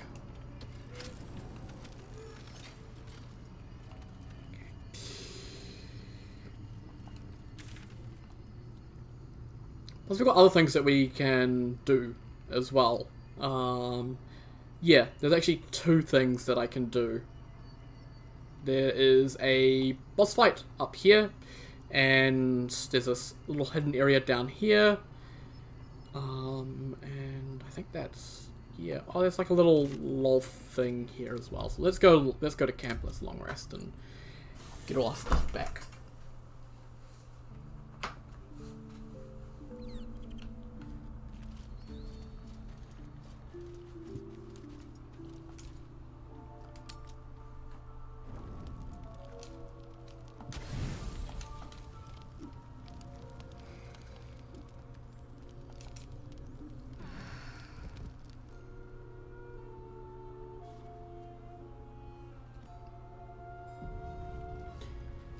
Cool. And now the best part is we've got to reapply all our buffs. Oh wow. Shit happens. Speak for animals. Oh yeah, I haven't been doing 5 million scratch. I keep forgetting to do that.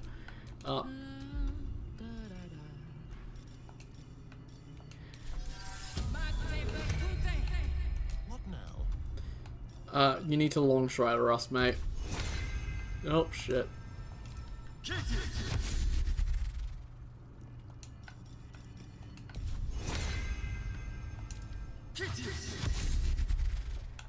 Lovely. I think we're all good to move on from the Arcane Tower. Lovely. So yeah, I quite like the Arcane Tower. It's a pretty interesting place. I wish we got more about Lenore in Act 3. But I feel like a lot of Act 3 stuff is just gone. I think because they had some development issues and they had to cut an entire chunk of the Baldur's Gate. Like, the Upper City used to be like a big part of it, but it's not anymore, so... At least from what I've heard. So, yeah. I would have loved to, like, find Lenore or find evidence of what happened to them. Just anything like that would have been very cool. But oh well. Because we find a lot of items related to them, like them and Year and all the lightning charge stuff. So yeah, this over here is a hidden area that most people don't know about. I missed in my first playthrough, a lot of people do. Okay, I can't see very well, so just, there we go. Clamshells. Actually, let's go all the way down to the bottom and start with the stuff at the bottom. There we go. Clamshells, horn shells. Skeleton, who has the Helmet of Autonomy. Metal bolts of the helmet's forehead is engraved with a faded script. Though the words have become unintelligible, their magic remains. This gives you proficiency in wisdom saving throws, which is actually pretty nice. So I'll send it to camp. And then we need to go down this cragged rock into a little hidden area. This is really well hidden, this area, actually. Is this like really required here? I just think this area is interesting. There's one or two places where you can find these specific creatures.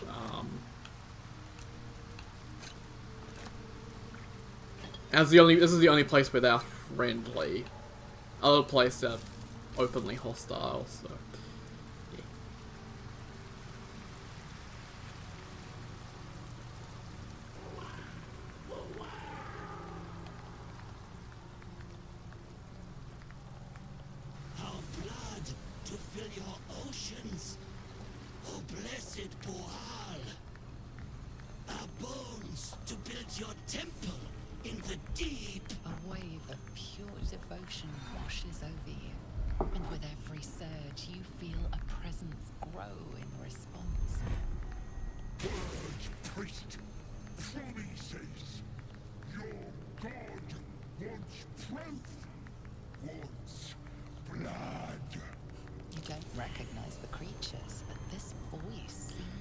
I would have liked to get the little lore thing there.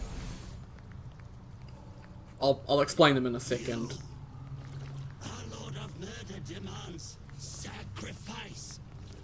You will be an offering for the great god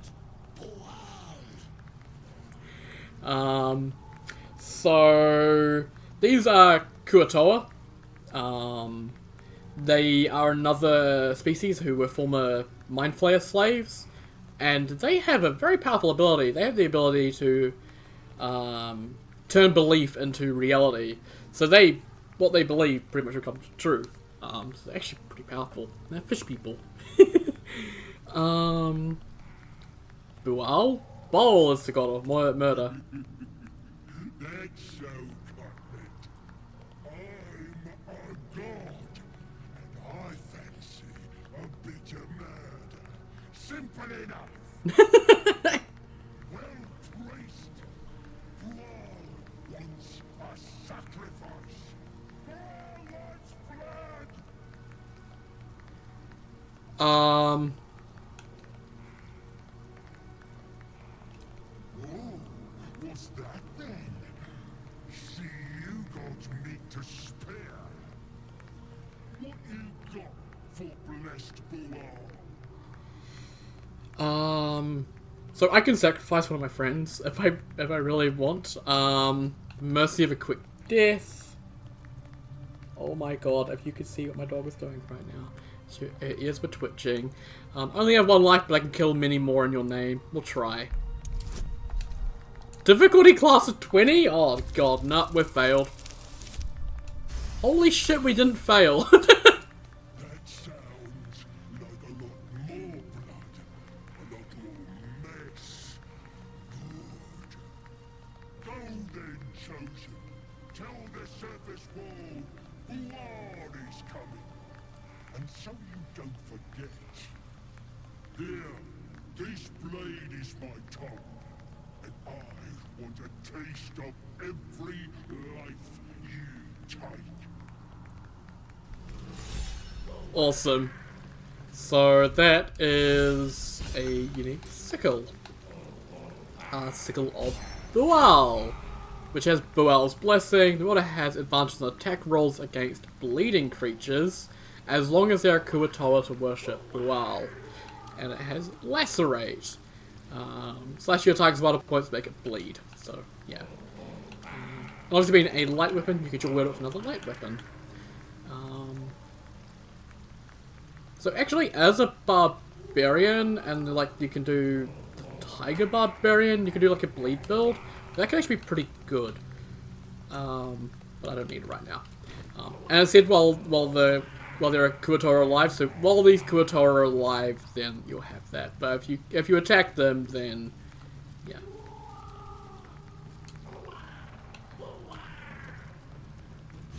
And none of this is stealing, so I'm gonna take it all. Let's go all the way down the bottom and start from there.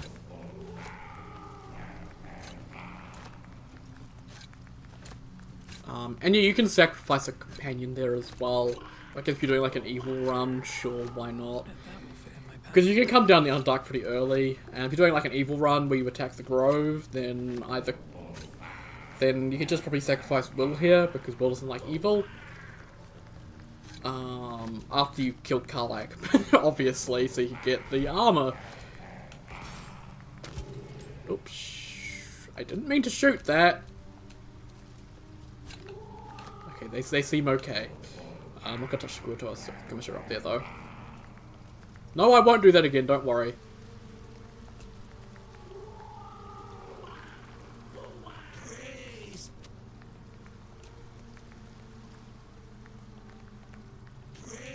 Okay, I thought he had a shop you could access, but I don't think I can right now. And a clamshell.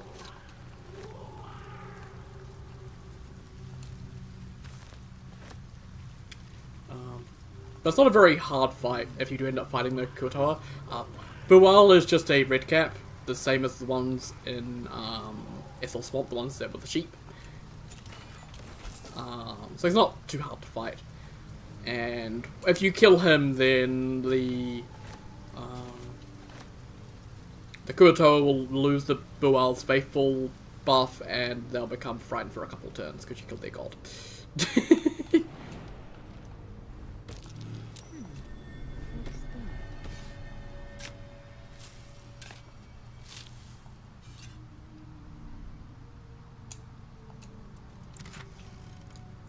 Wow! That is legitimately the worst buried chest I've seen in this game. I'm not even joking. That is like, I've seen bad in this area, like just fish and stuff, but like I've never had a chest with just rope in it. God, may as well had a note saying fucking kill yourself or something, because that's what that felt like.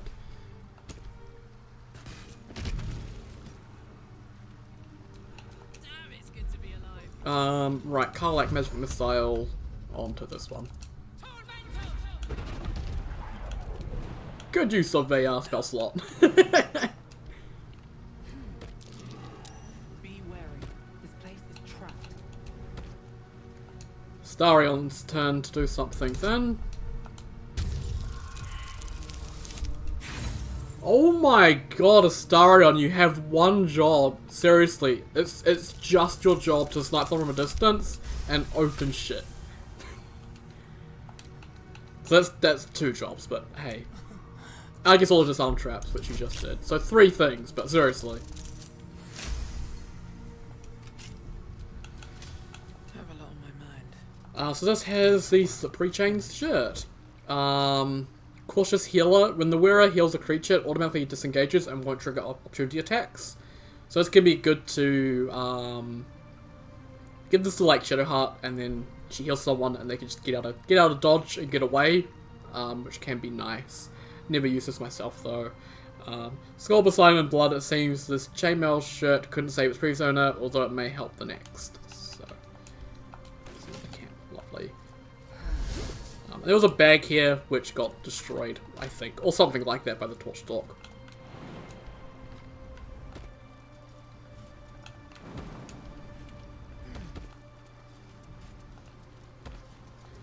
Okay.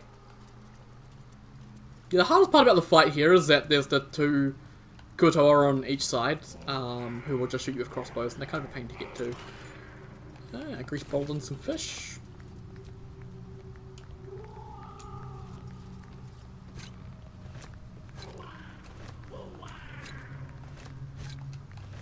Okay.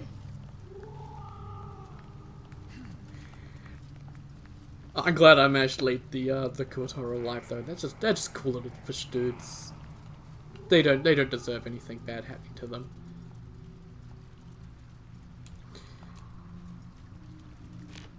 Wish I had a bag of holding. Wish you had a bag of holding. Yes, there's the one that's holding like a million things. You clearly have a bag of holding.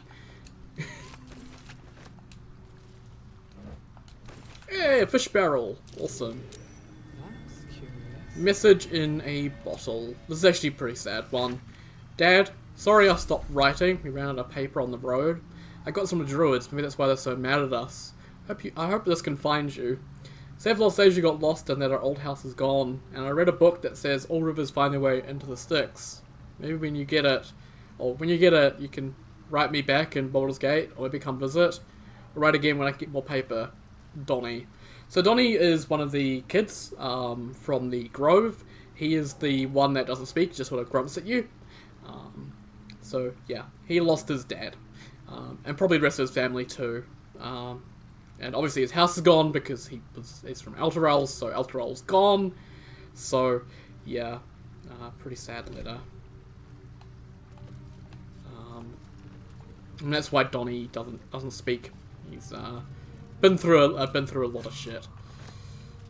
A lot of the kids probably have, but that's his way of coping. He just shuts down. That's curious. But I like little random things like that. Just like a random message in a bottle in like some random side area that most people don't find that pertains to a random side character you normally just don't pay much attention to at all. But it gives that character a little bit more depth and a little more reason for the way he is. Okay, a bunch of gold here. The Ecstasy of Murder. Once Bull's favour has quickened within one of his beloved murderers, the bliss of his love is nigh indescribable, for bliss is loyal with a new sensation, a mindless, instinctual, primal sensation that comes from within the bowels, an erotic spasm that washes over the killer in a moment of murder. It is said that in that instant, his divine essence can almost be tasted. Forsake all other hedonisms, acolytes, for nothing can compare. Does the true ecstasies of murder wash over you, initiates? The scroll contains a prayer, you may say after a kill, calling for the Lord's disgrace to find its course in your body. Yeah, pretty questionable scroll there about murder.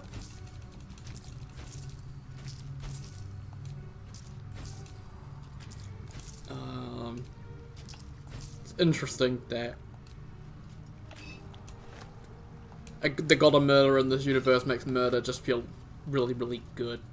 Because people keep doing it. And more golden chests back here, lovely. I think there's everything down here. Not too much down here, just like little side area for Kuatoa, Donnie stuff, and Baal stuff. Because Baal is an important character in the story a little bit later, so yeah. And obviously the children of Baal played very, very important roles in the stories of Baldur's Gate and even in this game, because Dark Urge is one of them. Okay. Let's get out of here. We didn't have to fight the Kuatoa, which was actually pretty nice. It means that I save everything for the next fight, which is brilliant.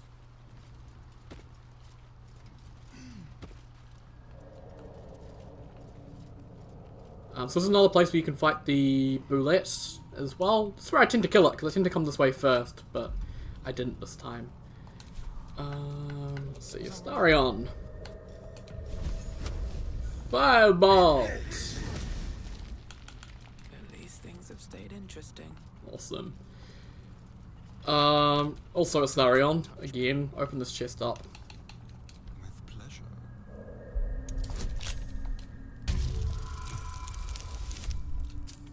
Whoa! Okay, turned a 3 into a 15. Not bad. I wonder if Lolth's pets left anything good. Wonder indeed.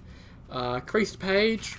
Dark Mother, Weaver of Destiny, offer us a blessing to slay our foes. May they be strangled by the threads of fate and dyed red in your image. Lolth be praised.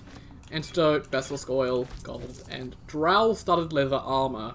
Stealth +1. Sorry, I was going off again. Tracings of glossy black spiderweb mark this drow-made armor. It is supple but strong and made to blend in with the dark caves and crevices of the Underdark. It's worth 1,000 gold. Holy shit.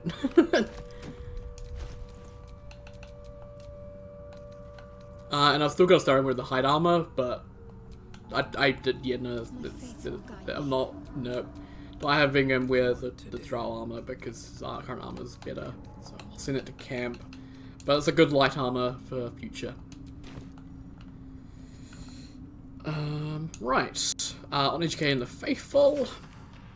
An excerpt from a lengthy speech by Grand Matron Tare, first delivered by Menzo Baranzan and recorded by a Seldarine spy.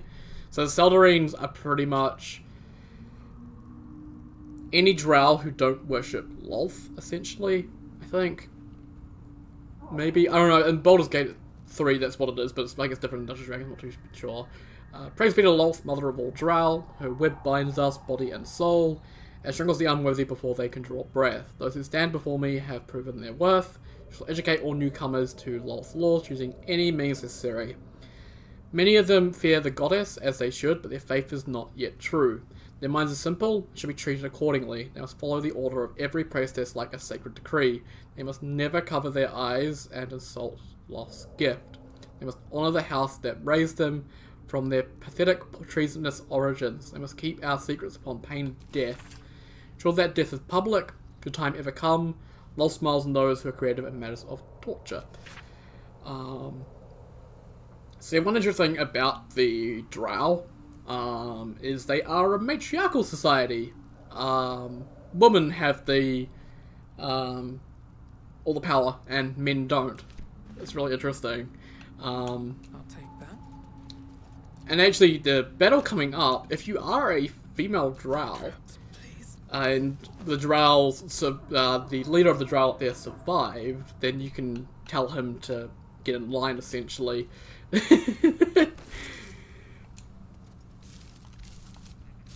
And he has to listen because, well, you're a woman, and that's how they are. It's very interesting. Okay. Up we go, please. Thank you.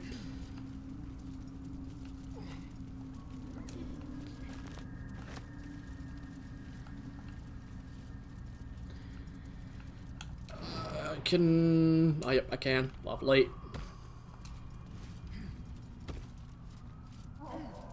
There are poison vents over there, so I want to be a little bit careful.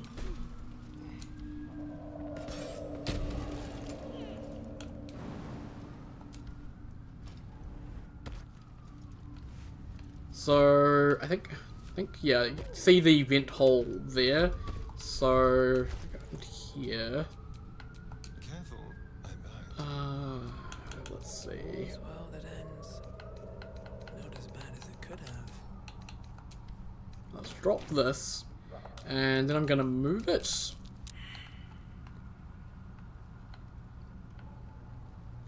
Over to here.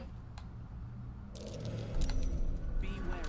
This place is trapped. And move it again to there. And that blocks it.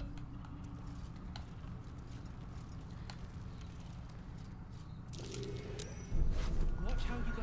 There's a trap. This one here, so there's a torch beside it. So first of all we need to get rid of the torch. There's already a backpack on it. But if I take stuff out of the backpack, then I'm going to need to move. Because it's going to pop off. I'm going to split my character off so that I can do this and not need to worry about my characters doing stupid shit. Right, let's go to my inventory. Let's, I guess, drop this one. And let's move it. And I can kind of see the vent there. I think I got it. I think that's not quite on it.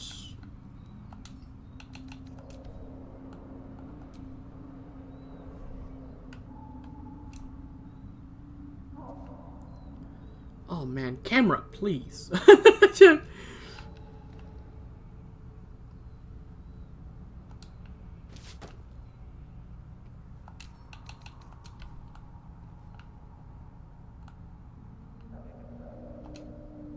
Ah, it's right there where the backpack is. So let me just move the backpack out of the way.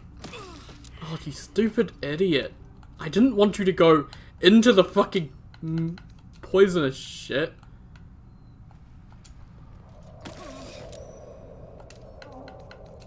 Okay, just a little bit more.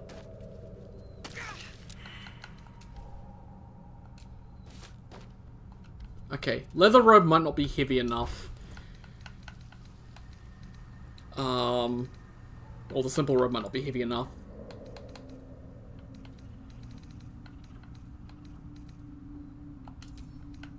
Let's put this on it as well.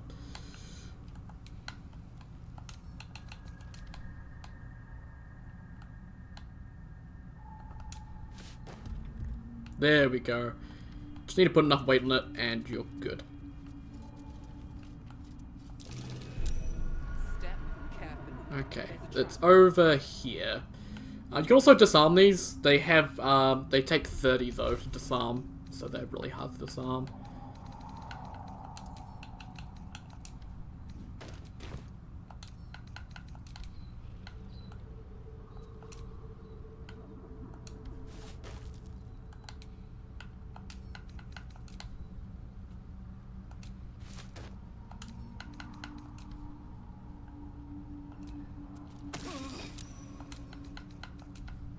Little tiny bit more, I'll be happy. There we go. Oh, no, oh, damn, but no, oh, you stupid idiot. Oh, controller is so annoying for this game sometimes.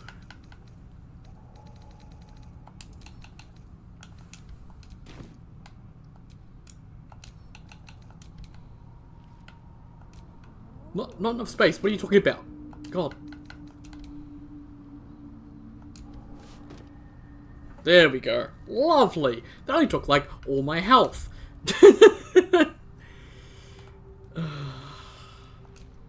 For a dragon egg mushroom.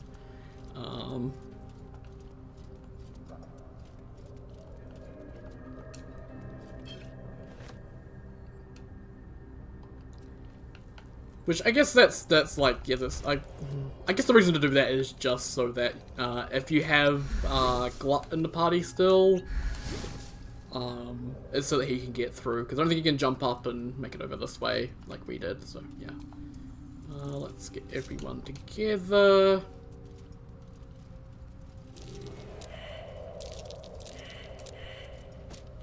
I am really tempted to attack this petrified drow before I even get into the fight.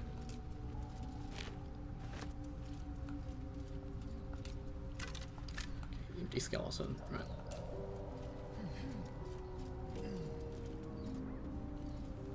Come on, guys, up we go. Hurry up. Karlak. Thank you. Right. Always gonna get surprised with this, unfortunately. Unless you have the alert feat, of course.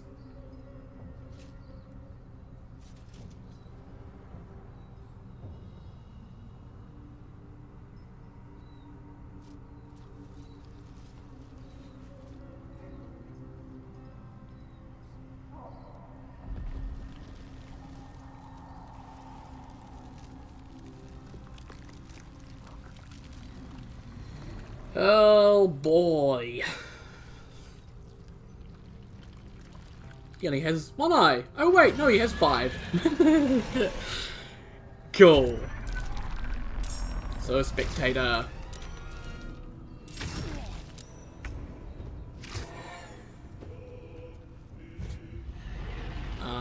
He gets a ton of attacks. And I don't think he triggers opportunity attacks. Oh yeah, we're surprised, so John gets to go. He's going to use darkness, as he always does, and he's going to miss his way. Cool. Right, let's take a look and see. So, level 5 Beholder.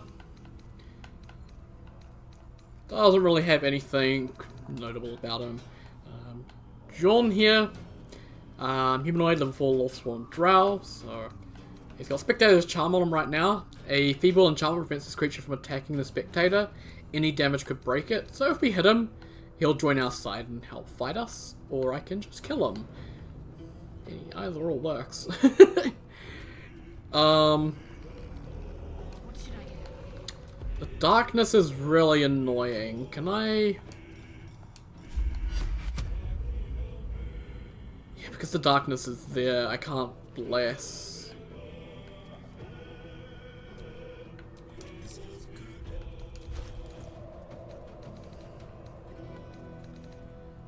I mean, unless I take him out.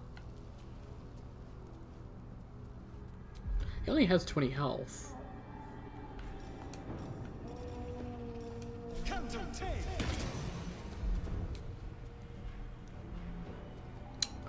Right. I didn't realize. I need to drink a speed potion.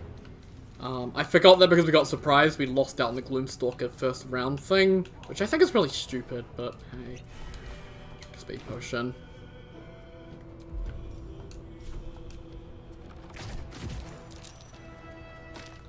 Well, you can save the Constitution throw all you want, mate, but once you're dead, you're dead. And I can do my bless on everyone. Right, you, and you. Lovely. Let's just do a quick little level 1 healing word on Astarion as well. He did a little bit of damage. Just getting that a little bit back. Awesome. And Astarion can also do a secondary range attack. Spectator's turn. He's going to unpetrify a drow. Then he'll do a wounding ray, a fear ray, and a bite. Probably on Karlak. And then he's going to go over there. Okay.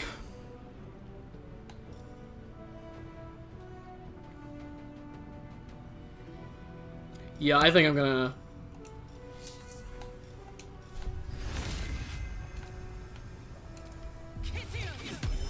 Lovely. Give those two haste. Although I think that cancelled his other haste, so he's gonna be lethargic for the next turn, but that's okay. And yeah, that's all I need to do. Right, you need to rage.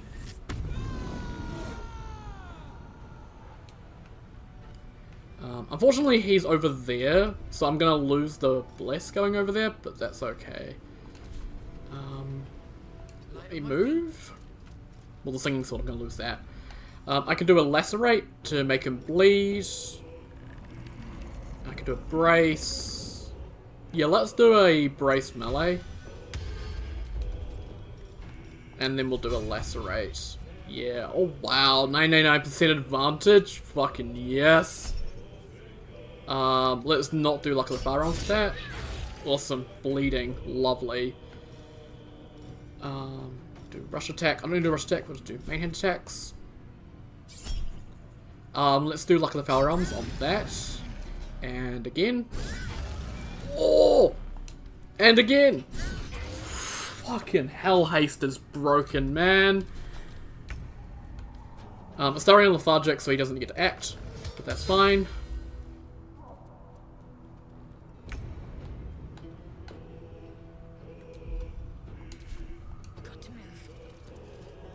So Spectator only has 37 health. Let's do...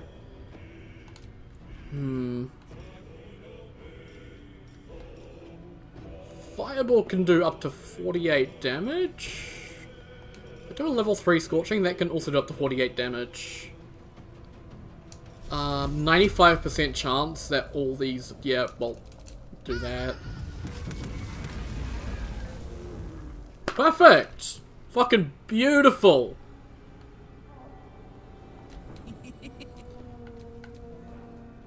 Blood comes easy these days. How far can I run? I'll strike you down.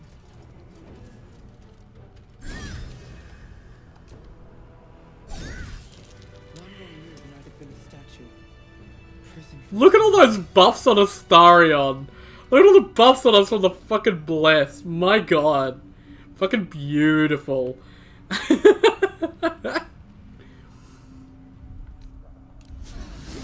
rest. Lovely. Oh, there are torch stalks around here. Let's deal with those. No.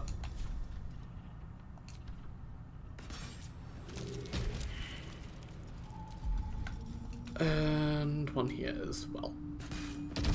Lovely. And I'm about to become lethargic, so... Do you want out, do you, girl? You've been here for a couple hours. I'm gonna let you out now. Hey, 2.5 hours. And you've been nice and quiet in here. Good girl. See? You go out and you go see Dad, eh? Come on. You go see Dad.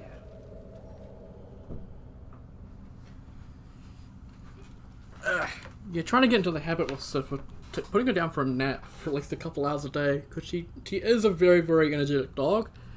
And she does tend to just, if she wears herself out too much, like she doesn't realise she wears herself out too much because it's kind of dumb, she can get a bit barky and horrible, so yeah.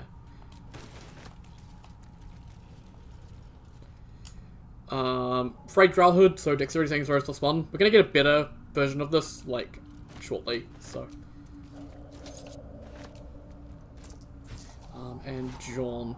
So, gold, potion, dagger, robe, ring, necklace, supply pack, another piece of that staff, the blast pendant, which gives you lightning blast. Focus the electricity in your veins, strengthen your next lightning spell or cantrip. Your next lightning spell or cantrip deals additional lightning damage equal to your remaining lightning charges. So another lightning charge item. They only work together for a short time. It's hard to overstate the influence Lenore, the Cleric of Mystery, had on Ur the Spellstruck, who often liken harnessing lightning to manipulating the weave. So, yeah, cool. And also a memory shard.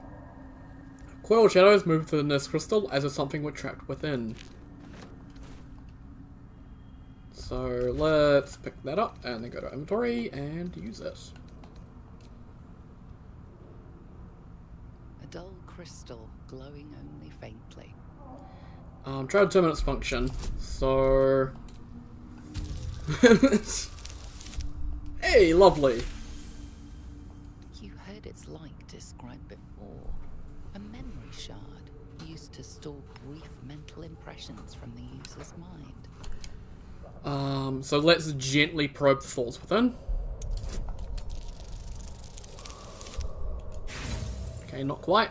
Try that again.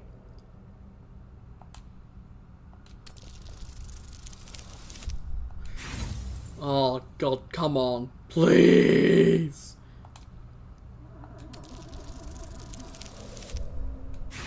Are you kidding me? The crystal probes back, and none too gentle. Whoever you are, you want. Okay, let's... you don't have good... Oh, actually, you have good wisdom. Actually, it's intelligence, isn't it? Do I have anyone with good intelligence? Oh, shit. Everyone's got bad intelligence. What we gotta keep trying with everyone to see if we can get it to work. The crystal shines only faintly. A memory shard, the wizard had called it. Ka! The crystal whoever you are. Keep a blade close. This is stupid, honestly. Like, I spent all my inspiration, and I'm gonna use every single character, and I'm not gonna be able to do it. Only faintly. A memory shard, the wizard had called it. It's only a 10! Thank you. God. The crystal's glow swells, drawing you into its depths. You are transported somewhere deep, loud, and hot as the hells themselves. Within the Underdark's bowels, beyond an ancient stronghold, hovers a giant Hot hammer! Hot hammer! An echoing clang, and you're back to yourself, left only with a firm sense of a place, a grand forge. Awesome. The adamantine forge. The notes that mentioned a guardian. Awesome. Shouldn't have wished to live in more interesting times. So, we'll have to seek out that at some point. Okay, let's just toggle weapon set. There we go. Oh, come on! It's a petrified statue, love! How do you miss it?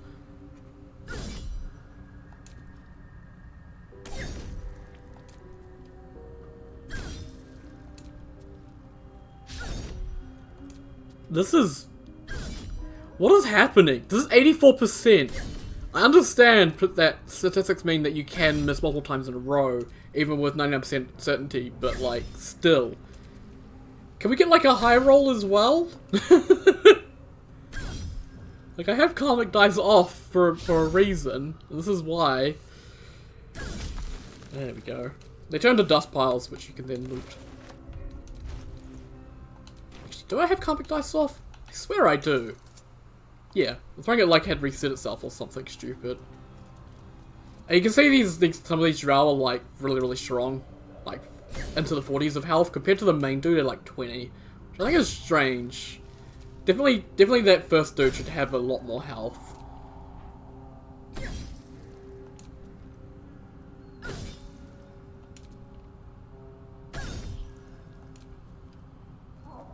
Man, now we're hitting every attack. This one's 94% advantage for some reason compared to the other one. Okay. Oh, encumbered. I love encumbrance. It's such a fun mechanic. I wish they hadn't done encumbrance, but like... I understand why it's a thing, but... it's annoying. I'll send those to Astarion.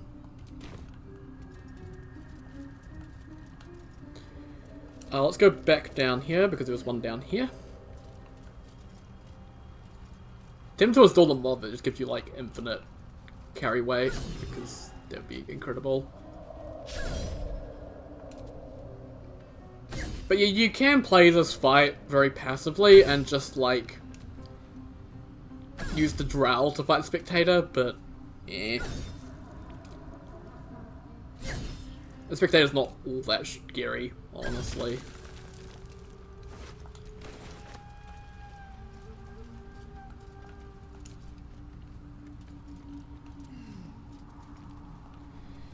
Speaking of Spectator, here's his corpse. All it has is the Spectator's eyes.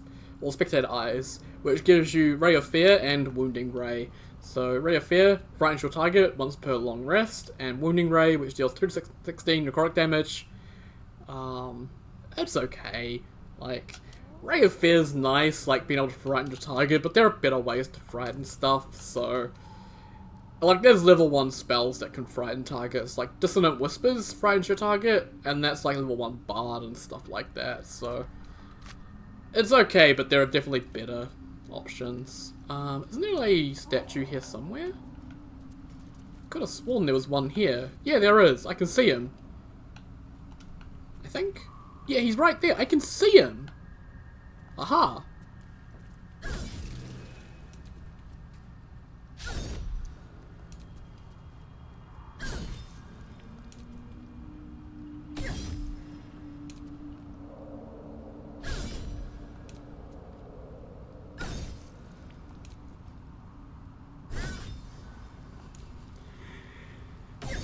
There we go, lovely, awesome.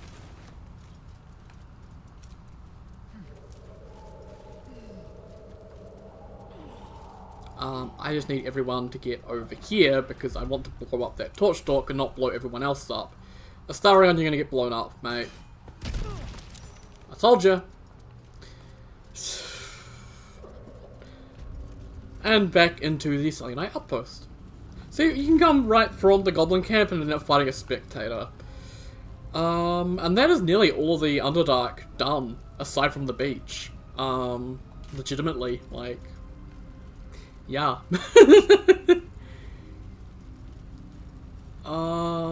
So let's use this and we'll head back to...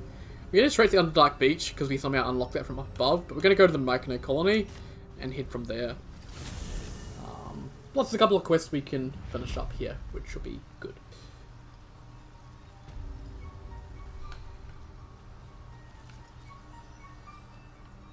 And we can sell some stuff, which is good. But at such an accelerated rate.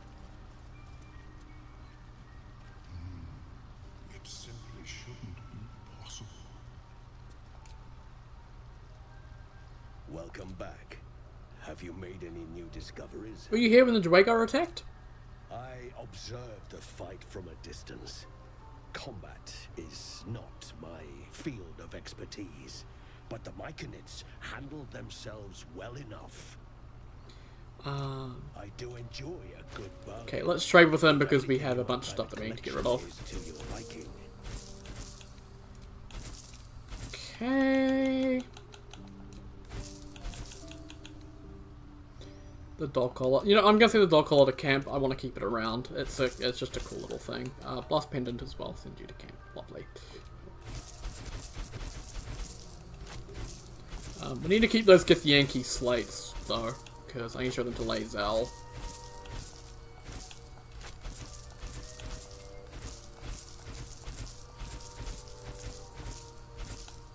Just get rid of one of those.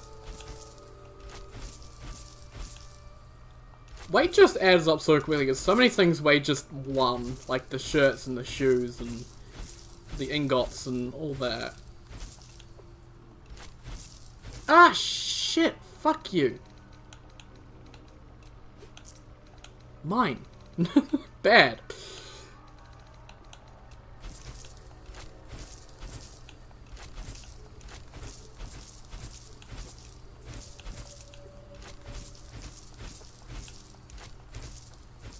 Nope, don't sell them.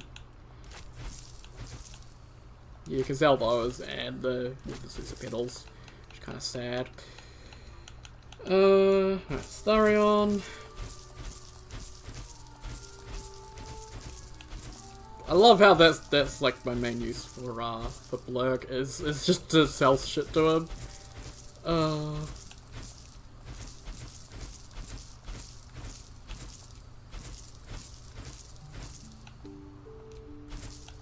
Why do you have a random bonus, Darion? Okay. Also, apparently he's got a key and playing a... Huh. Oh, Ray's got the steak. That's right, yeah. Oh, and Karlak has her shirt that I can hand in. Lovely.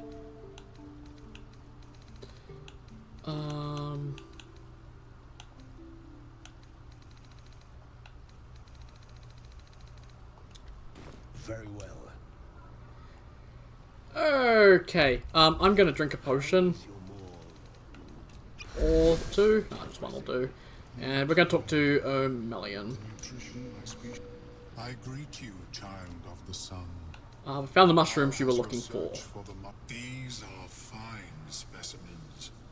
It will only take me a moment to brew them to proper potency. O'Melion turns away to prepare the potion, lost in its own musings. You must drink the entire draught. I can make no promises as to its taste. What exactly is this gonna do to me? It will lower the psionic defenses around the lava. If I cannot remove it, I may still be able to tell you more about its origin. Okay. Oh, insight save. Lovely. Drink it, mate. The potion is disgusting beyond description. The only mercy is that it goes down quickly. Not a drop left. Very good. As the potion influences your mind, you may find yourself acting irrationally. Try and stay focused. The world loses its edges, its finer boundaries. You are fluid, but trapped like a creature suspended in amber. Wisdom or intelligence. Okay, drawing willpower and resist because we don't have a negative to that. And we can do resistance and I think bless as well. Okay, just resistance. Okay.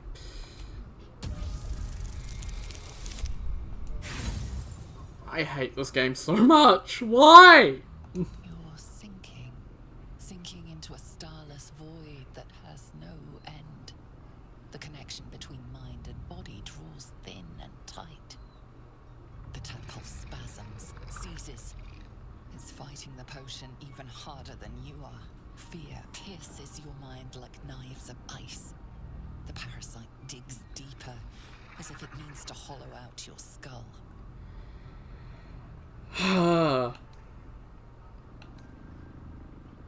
Okay, fear? What's that? Fucking, I'm a barbarian. Thank God for being a barbarian. The cold blades lose their edge. You are stalwart, turning that tide of fear against itself. The parasite swells with power, more power than you have ever felt before. It surges and twists, lashing out against that which would dare to intrude. The parasite in your mind quiets, pleased with itself. O'Melion, are you well? That lava is like nothing I have ever observed before. Its power is unsettling. So this is, we just have a lava inside our head. And a fully grown mind flayer couldn't pierce its defenses. Like, that's kind of scary.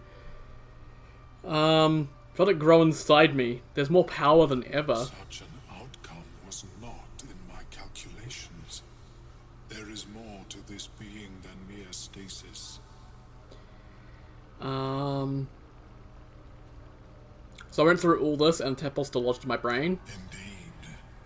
Although I may have another solution, albeit a temporary one. I possess a ring of mind shielding. It prevents elder brains from noticing my presence.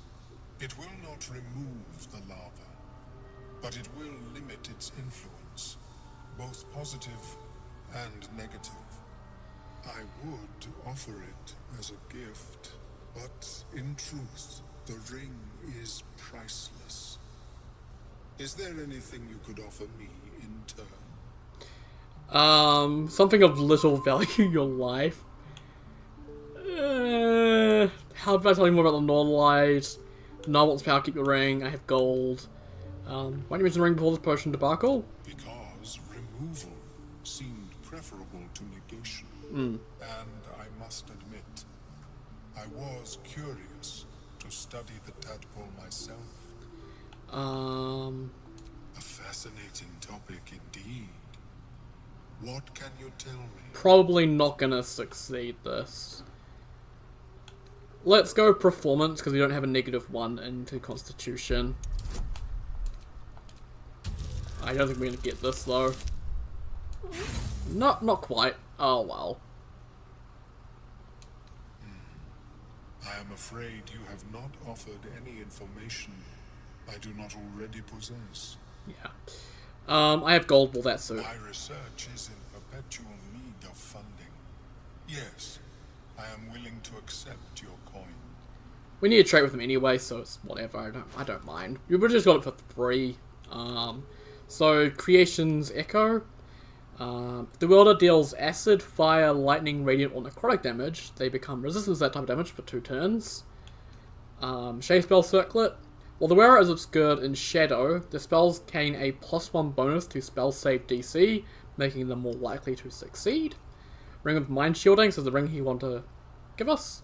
The advantage to save throws against being charmed. So grab that, complete the quest. Ring of Solving, save you the low, you restore an additional 2 hit points every time you heal another creature. Boots of Stormy Clamor, when the wearer inflicts a condition upon a hostile creature, they also inflict 2 turns of reverberation.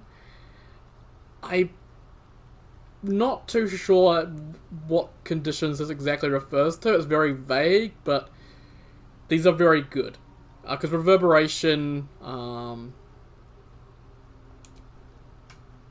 is this. So they have a -1 penalty to strength, dexterity, constitution saving throws. And when they have 5 more turns of reverberation, they take 1 to 4 thunder damage and fall prone. The condition is removed afterward.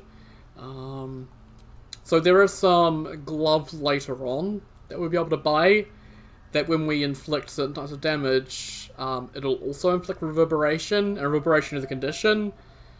So you have these on with those gloves, and like you can enchant a bow. You can enchant weapons with another weapon you get in Act 2, and then you can just keep stuff prone permanently. So they're really nice, so I'll grab that. Bottle of Power Amulets has Pearlescent Restoration. This allows you to replenish expend a spell slot of your choice up to 3rd level. There's a stronger version of this later on, and I dropped by a enemy in Act 2. But this one only does it at level 3, but that's pretty good for early on, so I'm going to nab that. It also has Elixirs of Psychic Resistance, which allows you to gain resistance to psychic damage. These cost a lot though. Also, he has a few books, which I don't particularly care about, so I'm just going to leave those. Yeah, I don't really need Ring of Solving, because I'm not really doing healing too much. If you're doing like a Life Cleric healer or a Paladin healer or something like that, which I don't really see the point in healers too much. Killing stuff is better than trying to keep the party alive. Just knocking an enemy out of the fight is going to restore more over time. Like, you have less damage coming in, so yeah. And I guess, like, this is good, like, stealth. Which I guess I could see a use for this with Subtle Spell, the Sorcerer meta magic, because that allows you to maintain stealth. So you can sit in stealth and do, like, Hold Person or something to get, like, a big start in a fight. But I don't think I'm going to buy it, so I'm just going to leave it. Cool. May it serve you as well as it has served me. Cool. That thing better work. If it doesn't, I doubt you'll be in any position to complain. Of course, the lava remains. Be ever vigilant of its growth. Yeah, so I got infected a bit. So I have Tongue of Madness, speaking aloud, every 4 games sponge on charisma checks. And I think I'm poisoned as well? I don't know. Okay, Tongue of Madness is gonna go away and that'll be good. Perfect, awesome, lost condition, Tongue of Madness, lovely. So I don't think it's gonna show up in here. No, it's not gonna show up in here, but it'll show up in in here, I think. This is what we got for doing it. We got Survival Instinct. So infuse a creature with psionic force. If it reaches 0 hit points, it heals instead of falling unconscious. So it's actually pretty potent, and it's really, really nice to have. So you get that for completing that quest. It's pretty good. Right. Oh, we're getting really close to leveling up. It's nice. So let's head off this way. And let's talk to... Oh, actually, let's talk to the Deep Roth first. He should be happy. Master's back. Good. Missed him. Despite how much he was mistreated by his master in his younger days, he still loves him. Animals are amazing. My friend. Bibberban. Curious. Beautiful. But dangerous. Next time. More careful next time. For certain. Thank you for your help.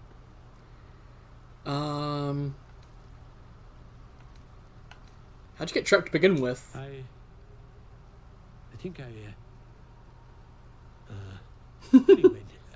what do you say? Seems like you get confused easily. My words get away from me.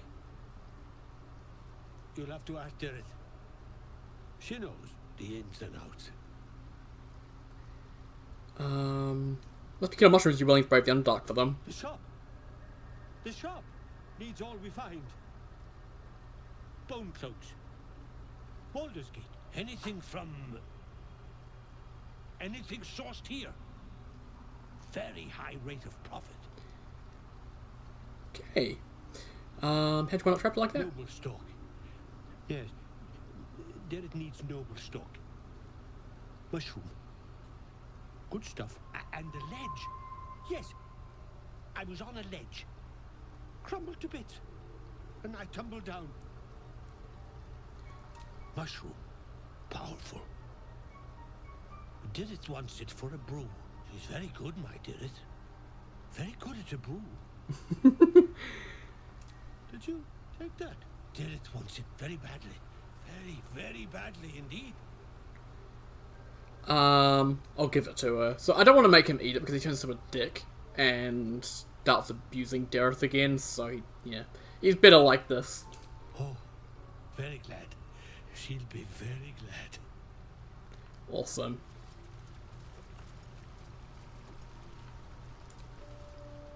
Look at that. Got my useless old man back. I suppose that's your doing. His hands are empty as a whole. We'll have to send him back out soon enough.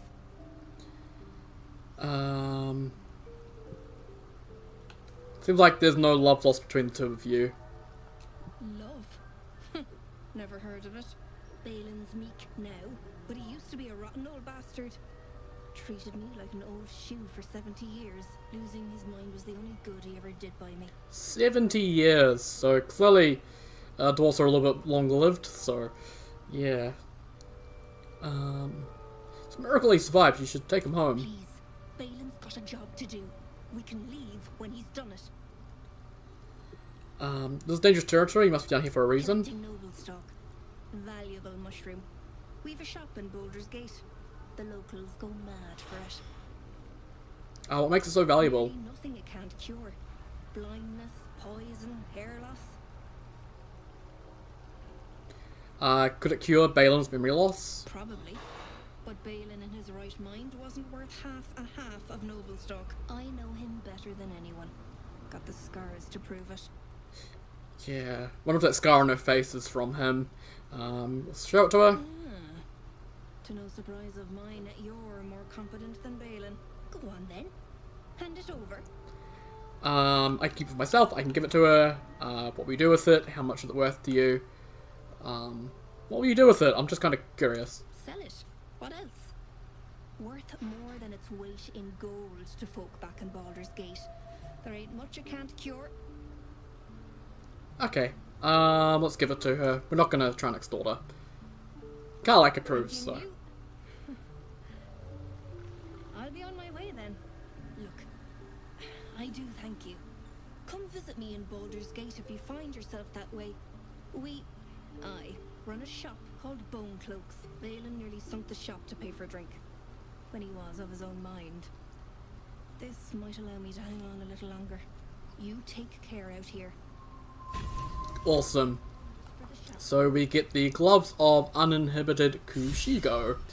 So Kushigo's Might. The word deals an additional 1d4 damage with throw attacks and attacks made with improvised weapons. It's another part of a throw damage build, which just gets stupidly strong with Heaven Brawler. So yeah, I've done throw damage build with Karlach before, and it was just silly. So I don't do it anymore. Have I got everything then?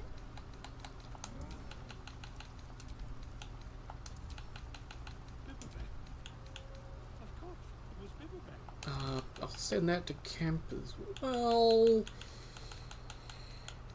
Send this to camp as well. Lovely. Cool. Perfect. Right, we need to go take care of the stuff on the beach. We could grab Glut. But I don't think I need to. Just take a short rest just to get back all our health and stuff. And we should be good to go. I think with Shadowheart I'm not going to use Bless here with her because it's going to be quite a few undead. So I think having her using Spirit Guardians will be much, much safer.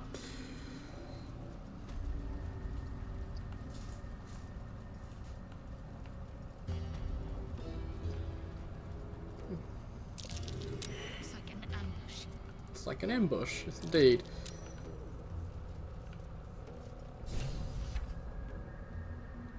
What? Gek? Got someone sneaking up on us? What's this? Got ourselves an infiltrator? You move pretty quietly. Not quietly enough for my liking, though. Noise gets you eaten down here. Reckon I'll hush you before something hungry comes along. His fist grips an axe. On his gnarled grey skin, you see the Absolute's brand.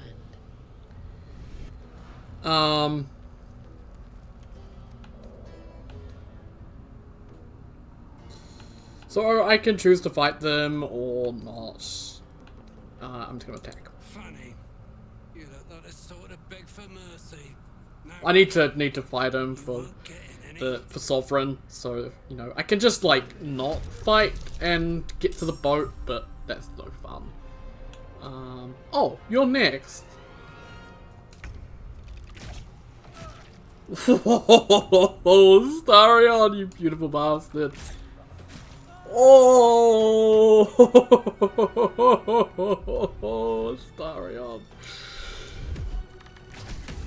Yeah, I thought they would miss. Right. Shadowheart. Bless would be good, but I think doing Spirit Guardians would be really helpful. Ah. Fucking counterspell. Oh, god damn it. Oh well. Fuck yes. But that means we're free to use Karlach as we see fit.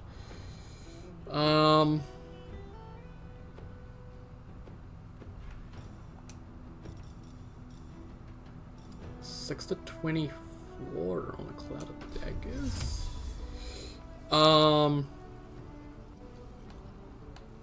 If things want to get to us, they kind of have to... They will come up that net, most likely. Or they can jump up and go this way. So there's kind of a couple of paths they can go, but if I were to put a Cloud of Daggers here, they'll shoot anything trying to come up this way. Although I might... Well, I can probably put a Cloud of Daggers over here as well. If I... Yeah, I can do... Oh, I can do a...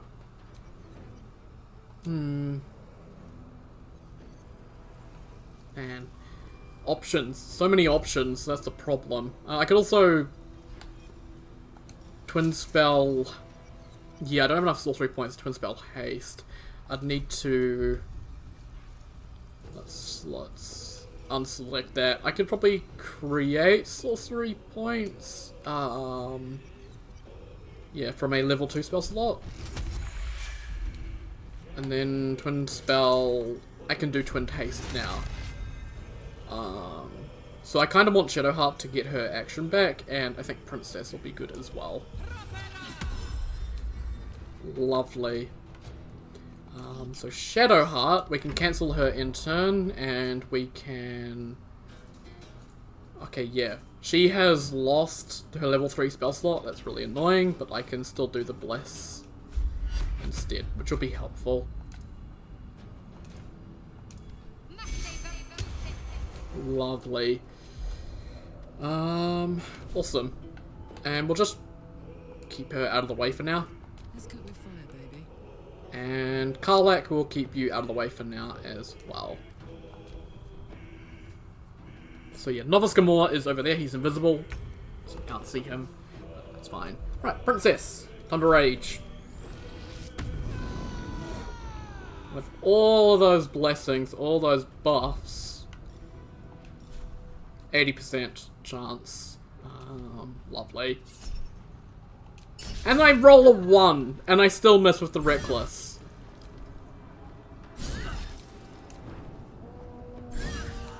There we go. Lurgan dead. Lovely. So Get Coal is going to reanimate the dead. I'll just start my Black Flash again, because why not? And yeah, he's going to jumping try go that way.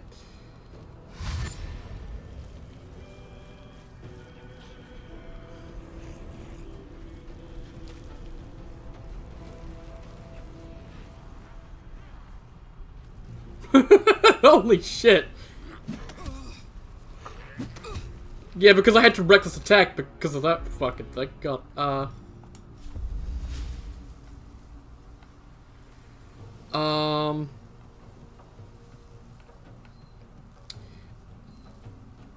Ooh, yes. Fucking counterspelled! I hate you so much! Fuck you! Why? Okay, he should be out of spell slots now. That's a level 3 spell. I get he's level 7, but seriously, what a fucking asshole. Ah.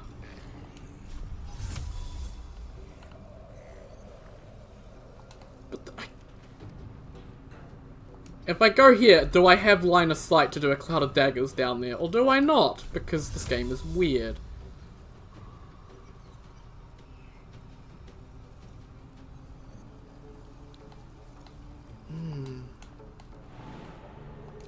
I'm gonna get punched. I don't care. I'm gonna jump over here. Maybe. I can also Misty Step. Where am I gonna get? Oh, because I have to move over there. I'm gonna. Oh, for fuck's sake! I love this game. Okay.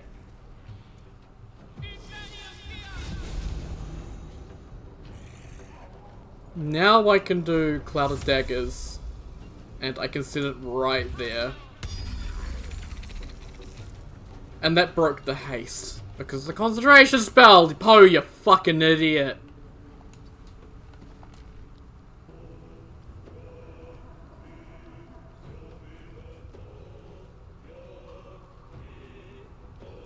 Because I couldn't do the plant growth, so I've got focused on trying to set up a thing to take care of them. Fuck you! Oh, and you managed to get blindness on Astarion, because of course you fucking did. Oh, that destroyed the netting, so they can't go up there anymore! Ah!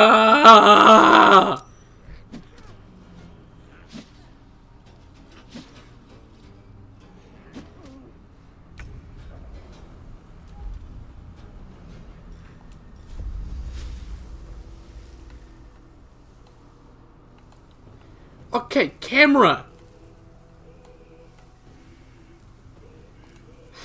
Because I'm blind. Which I can't do anything about. I'm ready.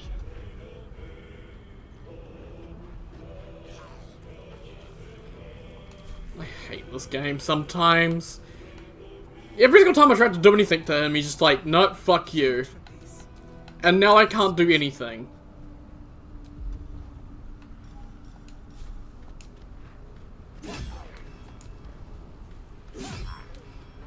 Watch this.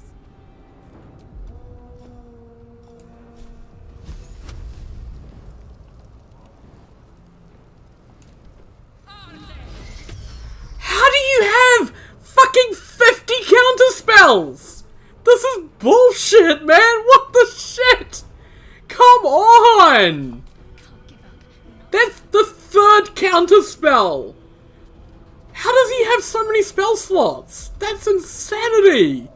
Just actual fucking insanity. What am I meant to do against that?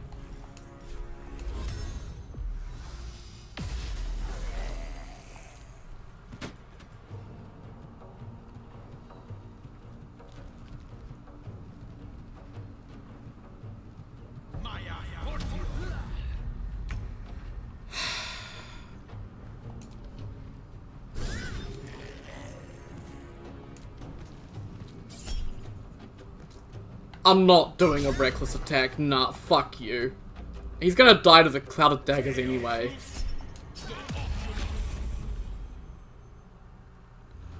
Oh, this is pissing me off. This fight is just arse. Everything's just going wrong that can go wrong. Like, I've got blindness. I've lost all of my things. I keep getting counterspelled by endless fucking counterspells.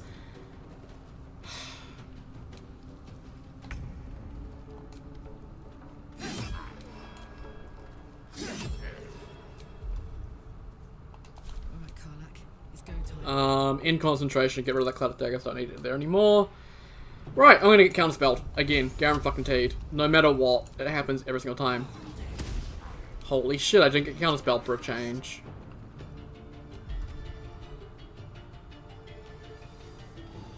Okay.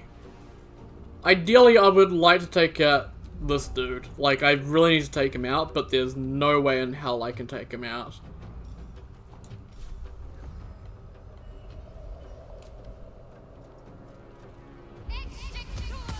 I was gonna put a flaming ball there instead. That gets rid of my bless, but oh well. I don't have much fucking choice.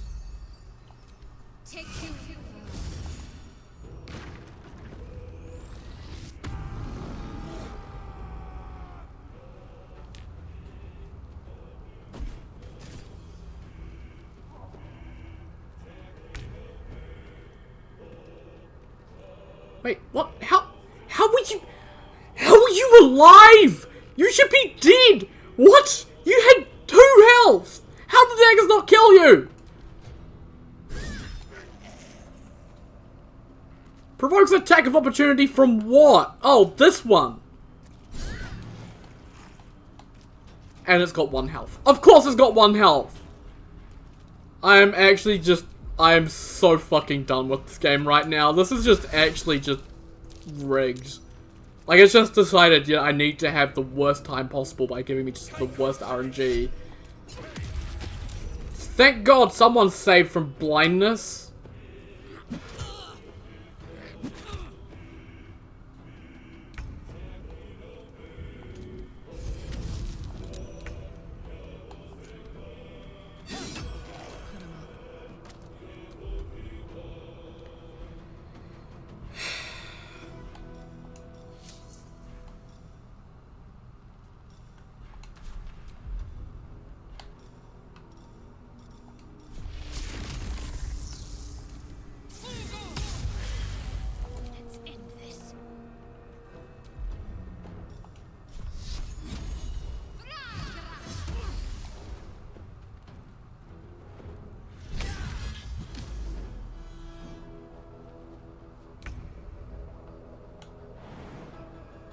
Right, I can finally go attack this fucker. Oh my god, this fight's horrible. Lovely. Well, that didn't actually... Does that get rid of the blindness? Or is that... Nope, that sticks around, even though he's dead. Fucking lovely.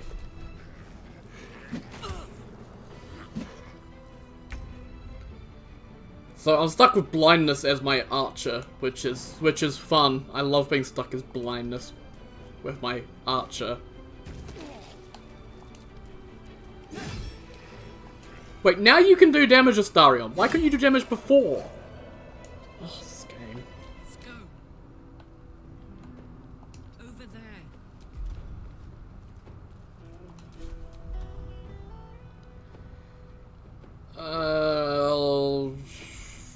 Mouse acid.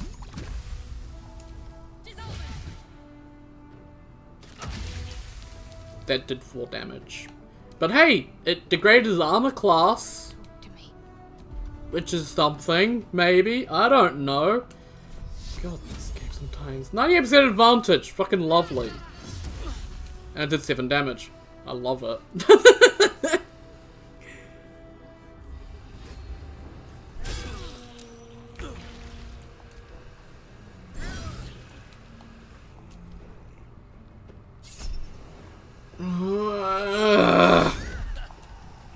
Why are the crit misses? And how are these two alive? How do they hold on with 1 health every single time? They don't have an effect for that. It's just RNG being like, fuck you, Poe. Oh, God. I'm having fun despite everything suggesting otherwise. Right. What's the plan? Well, all you have left are firebolts and sacred flames, so...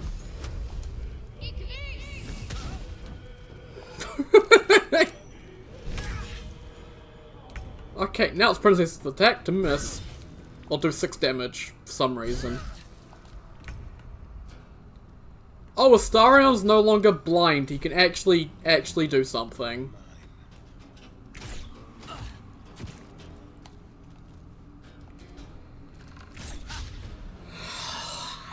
You fucking kidding? 80%! Can he just die?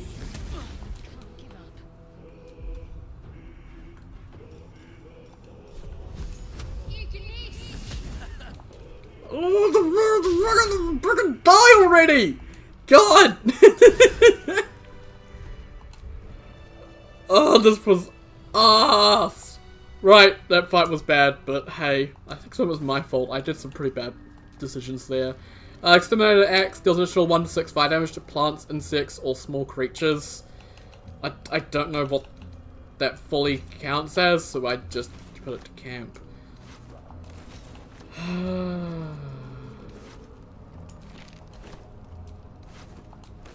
My throat hurts from all that yelling. Oh, God damn it! Well, I'm down here now. What's done up here, you silly bloody character? Right.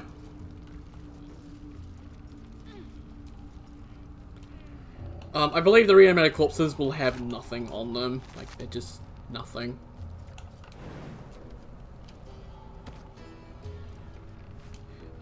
But Lurgan has stuff on him. Yeah. Oh, he has some chainmail. Can Astarion? I think Astarion can wear heavy armor, but I don't think I don't think I need him with like basic ass heavy armor at the moment. So, okay. I'll stall. Get out of the way.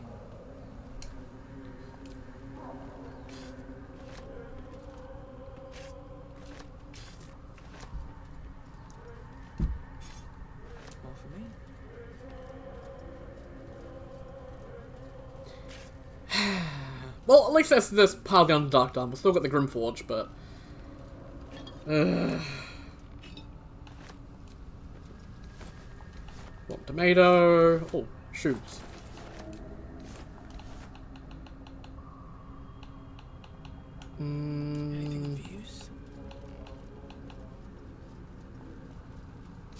Okay.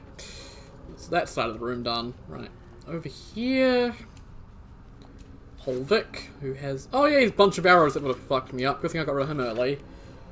The inside cover reads Burrow Warden Myrna. The pages are lined with neat calculations, equipment logs, and expedition notes. The final entry reads, Expedition 42, back after a 10-day in the northern quadrant, 2 potential mining sites scouted, discovered a vein of Arundur. Welzo did a bang-up job, organised shifts, and led the first dig. Brother or not, he'll be a great Burrow Warden one day, but he needs to keep his temper in check and practice reading the stone. He's as blind as the surface sometimes, planning to take him out later along the Ebon Lake to practice.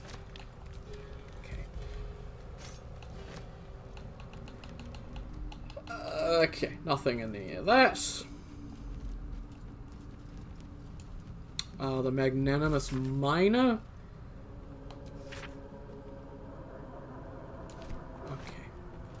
I'm not bothering to read that. Javelin. Lovely.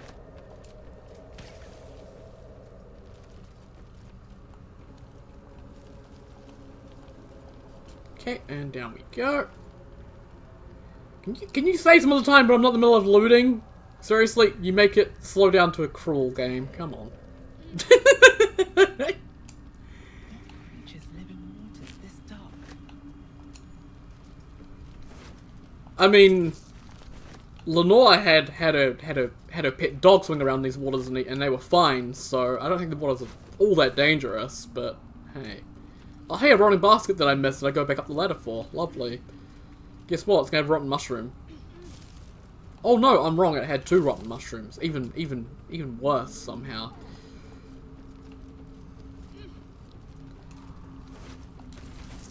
Okay. I mean, that's definitely living in these waters, but why would it bother trying to kill, you know, normal folks?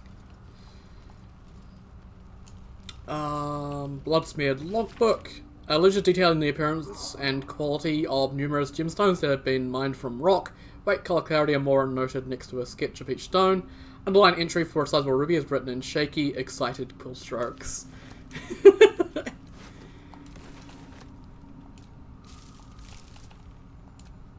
Okay, more empty baskets. What the hell happened to these Dwagar that are just shattered? Water damaged letter. A water damaged letter imploring the recipient to be cautious around the far shore of the Ebon Lake, as Dwagar are rumoured to be prowling the area. Okay. And there's a mug. Like, what happened to these shattered Dwagar? I've never actually known what happened. It always just felt a bit weird. Oh yeah, the perception check. Can someone get this perception check? Starion, you have eyes, don't you? Get over here. Thank you. This, yeah, just some arrows and stuff. Okay.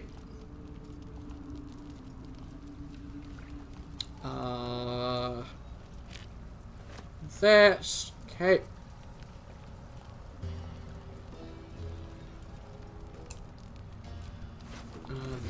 Dagger and club, and I'm never gonna check those animal corpses because they never have anything in them.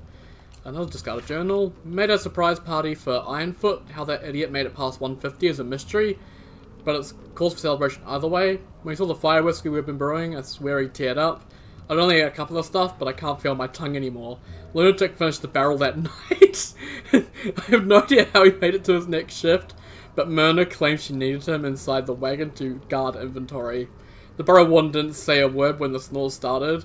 Layabout is lucky she's got a soft couch. I'd best get some sleep, or just came in for practice shovels and pickaxes for the younglings, and I've yet to harvest the Zerk wood. Where does time go? I don't know if that's Dwagar or gnomes, but I assume it's probably Dwagar. Which is interesting, humanizing the Dwagar, but I guess, I don't know. The Dwagar are slavers, so, you know, I'm not gonna have a very good opinion of them, personally. I don't think anyone should have a good opinion of them, but, You need to jump onto here.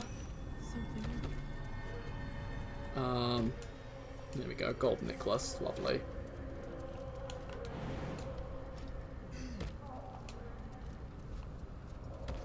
Also, Karlak has like no health, I just noticed.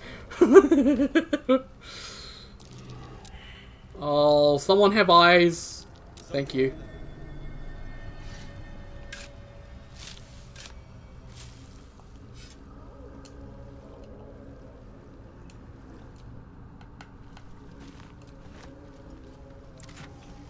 More stuff that I'm probably not going to use. Okay. Looks like there's another blue cap and some Laculite here. Okay. And then over here is, I think, nothing of real note, but yeah, just some boots, some alcohol, and an empty crate. Lovely. Karlak, are you stuck on top of the awning? You're stuck on top of the awning, aren't you? Oh no, you're just stuck at the bottom of this thing and aren't moving for some reason. Lovely. Okay. So that's everything. I just need to double check. Let's see. I need to look up Bliss Spores?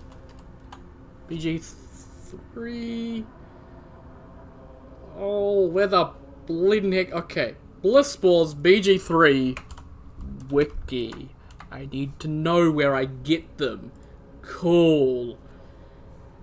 Granted the quest reward from defeat the Dwagar invaders. Okay. So we need to long rest before we get that. Because it is just it's a condition that'll stay on us until next long rest. We do have one more combat encounter, which I will do, and then I'll long rest. But I think we've done everything we needed to down here. Karlak is still not moving.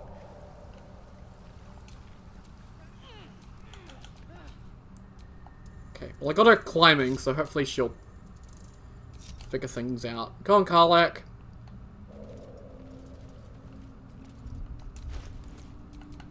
Let's just hop her up on some fucking potions. There we go. She's all good now, and I'll have a potion too, and I'll be all good. Lovely.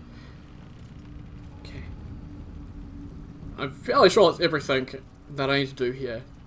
I think. I'm fairly sure. Maybe. Maybe not. Probably. I think we can get out of here though. We need to go talk to Glut, and then we can kill Glut. Because he'll want to take over from Sovereign Spore. Which would involve killing all the Mycanoids except for Glut, and I don't want to do that.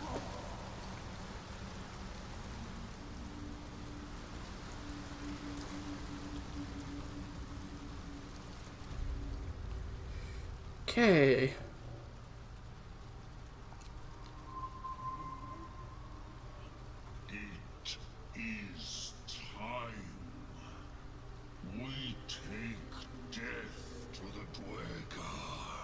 They're already dead, mate.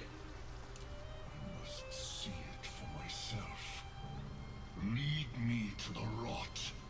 I wish to see it fester. Come on, then. Oh, and he's got the hook horror as well. Really? Well, we have to kill that as well. That's gonna be fun. This is going to be a horrible fight because we have no spell slots left on anyone. And I'm not going and doing a long rest quite yet, so...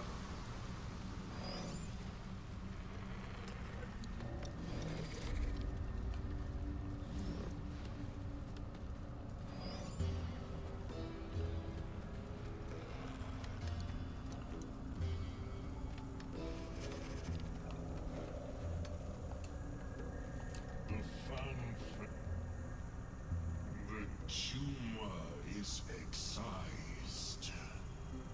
The Dwagar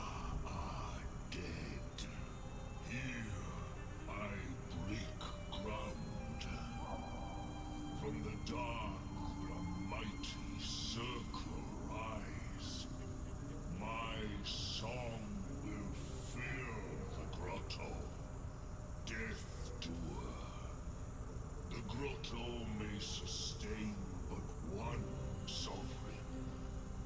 In the age of glut, there may be no spore. Eliminate the other sovereign. How's about go fuck yourself? You turn on Spore, who gave you shelter.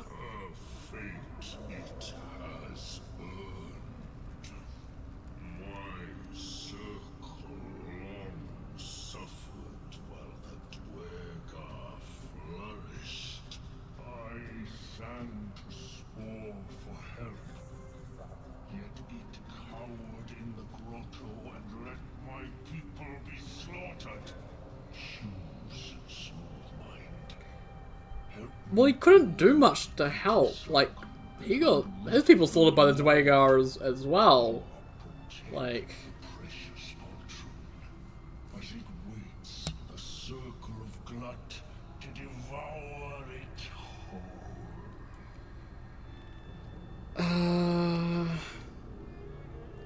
I'll have no part of this. Is my right. It is my Why do you approve Astarion? Delicate harmonies turn to scrapes and scratches. I guess because I'm technically betraying Glut? I don't know. corpse will birth my circle.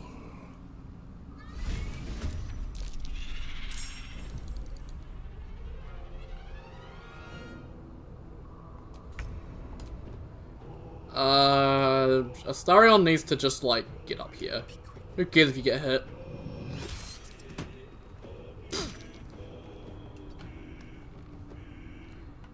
There we go. Cool.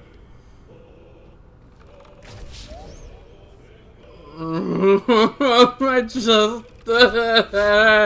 what the fuck is Astarion? Hits! I'm tempted to drink a speed potion. Yeah, actually, I'm gonna drink a speed potion. I need to do damage and take Glut out. Actually, no, not that pouch. It's this pouch. I have a ton of speed potions, so like it really matters all that much if I drink some. So, drink. These will probably miss and probably be a waste of it, but hey. Oh my god, they actually hurt.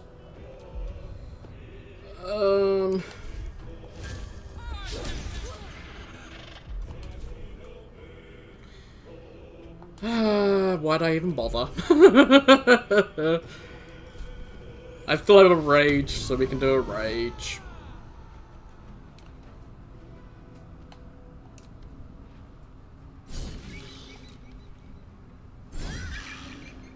Can't afford to let up.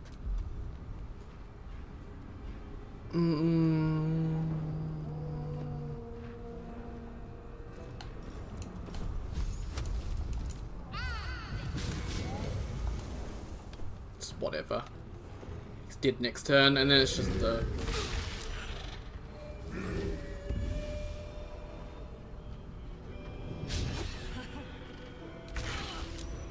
What did haste spores do? Did it hasten me? I don't know.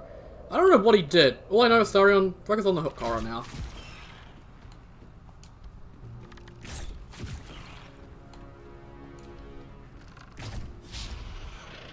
Okay. Fuck yes. Still breathing, despite everything. Lovely. So much for circle. I'm not sure I know how to eulogize a giant. Can we I do not care about these noxious fumes at all. Right, Glut is taking out for Sovereign Spore. We've taken out the Dwagar with Sovereign Spore. I think that's everything done. Hopefully we'll level up actually when we get this quest done. We may do. We're gonna go back to camp though. And get full health and all spell slots and all that. I'm done. Can't wait to sleep.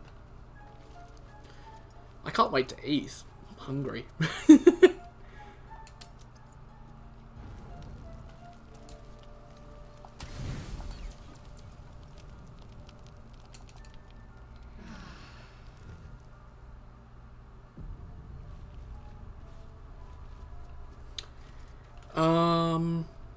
And I was also going to actually just go over to this. Open? Okay, thank you for taking your time. I think I was going to actually be looking at re-equipping the Doom Hammer. Can I have the infant? Yeah. I feel like Sorrow is just not doing all that much damage. I guess because people have things have slashing resistance. I feel like the Doom Hammer's bludgeoning is just much, much better. So I might actually re-equip that. I think I just prefer it overall. Wasn't really using the Sorrowful Lash at all, so yeah, we'll use that. Cool. Also, it just looks cooler as well.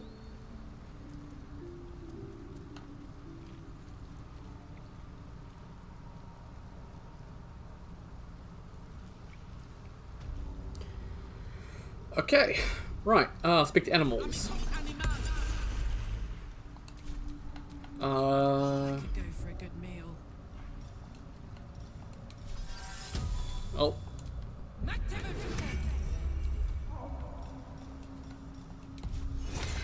Oh, god damn it. Okay, everyone just stand around Starion as close as possible and stop running away! Karlak! That includes you!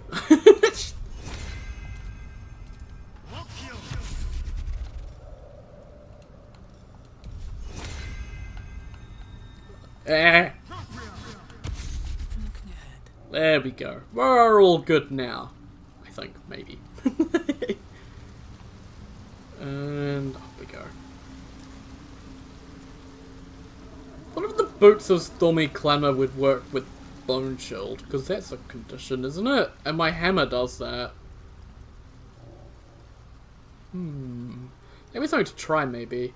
Let's talk to Dareth. We'll be clearing out. No point in lingering now. I've got the noble stock. Cool.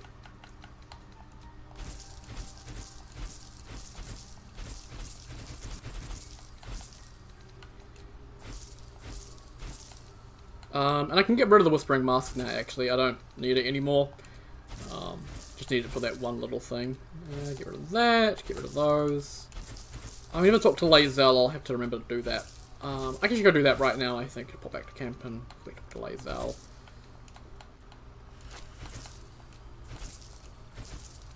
And I think that's everything I need to sell. Yee.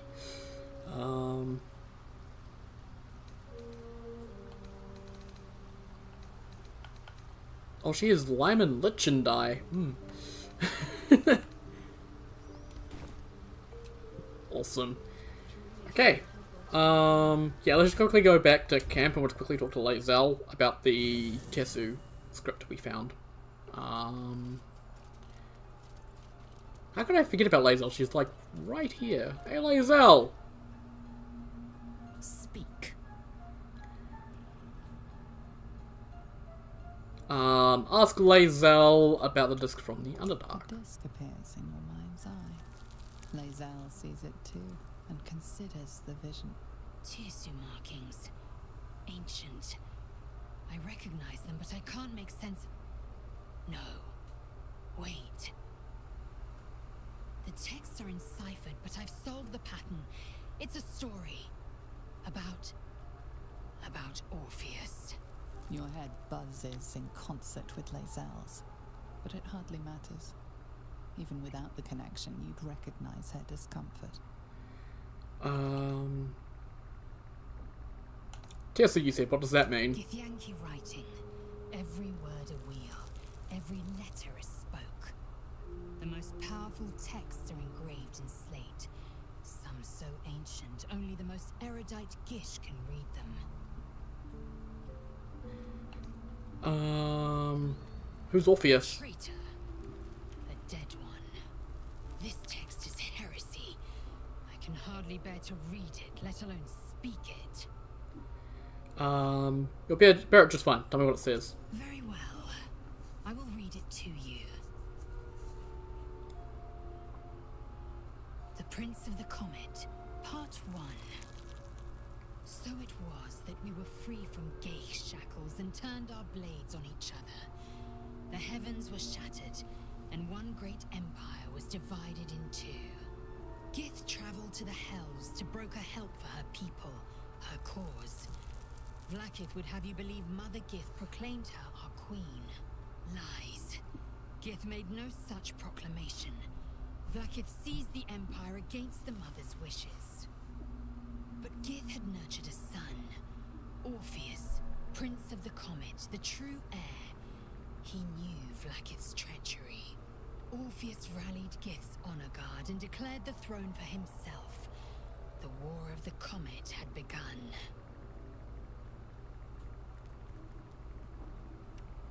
Disregard this drivel. Gith declared Vlaakith Queen of the Empire and her own son defied her. Orpheus would have ceded control to the Geich.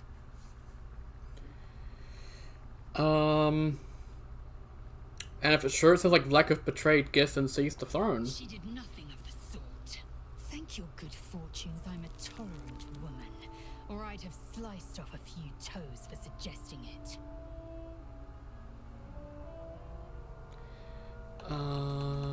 Cool.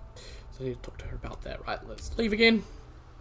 So yeah, it's a very, very, like, big deal, I guess.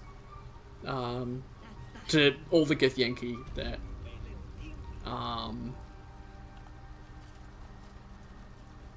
that story has to be false, and that they have to believe what they believe, otherwise they realize that they were doing the wrong thing for quite some time. Okay.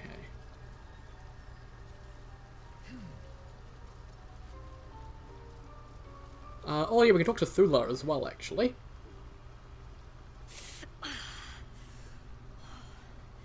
I'm coming along, just not fast I've got the Dwager that were hunting you. on my people. I'm almost sorry to hear it. I hope to have the pleasure myself. There's plenty more guarding my people, but I'd say you've made a fine start. Awesome.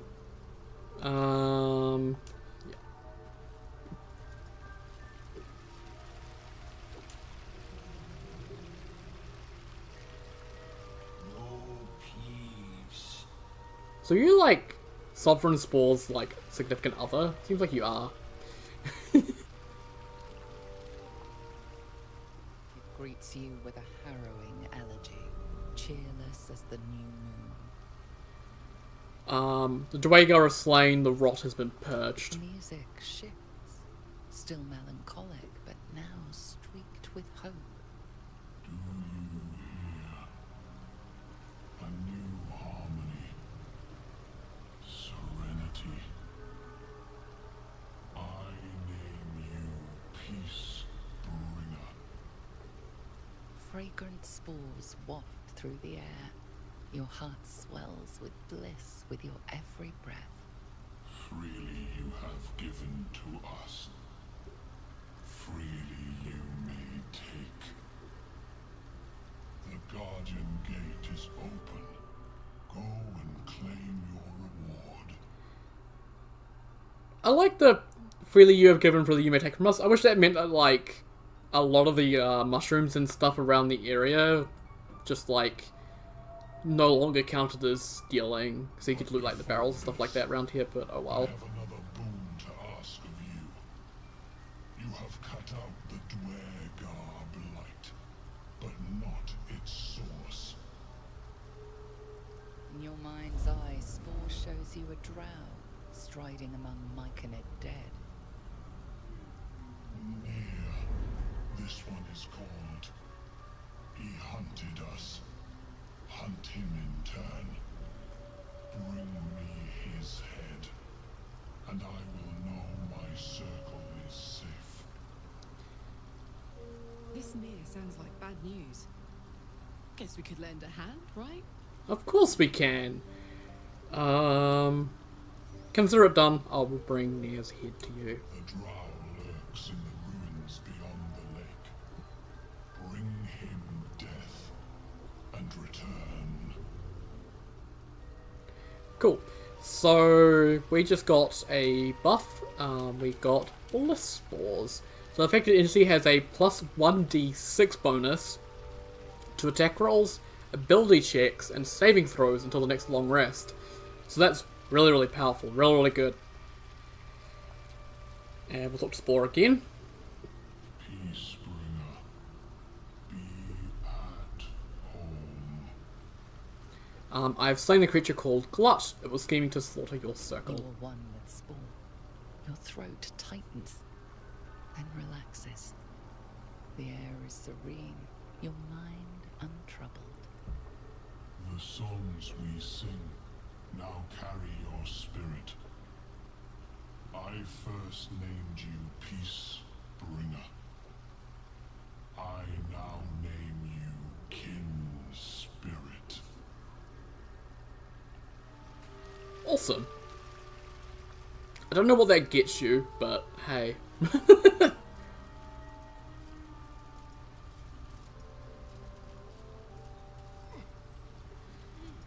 So let's go down to the vines and get our rewards. Yeah, I wish I could, like, take these mushrooms and stuff now, but I still can't, which is sad. But in here now we have some stuff.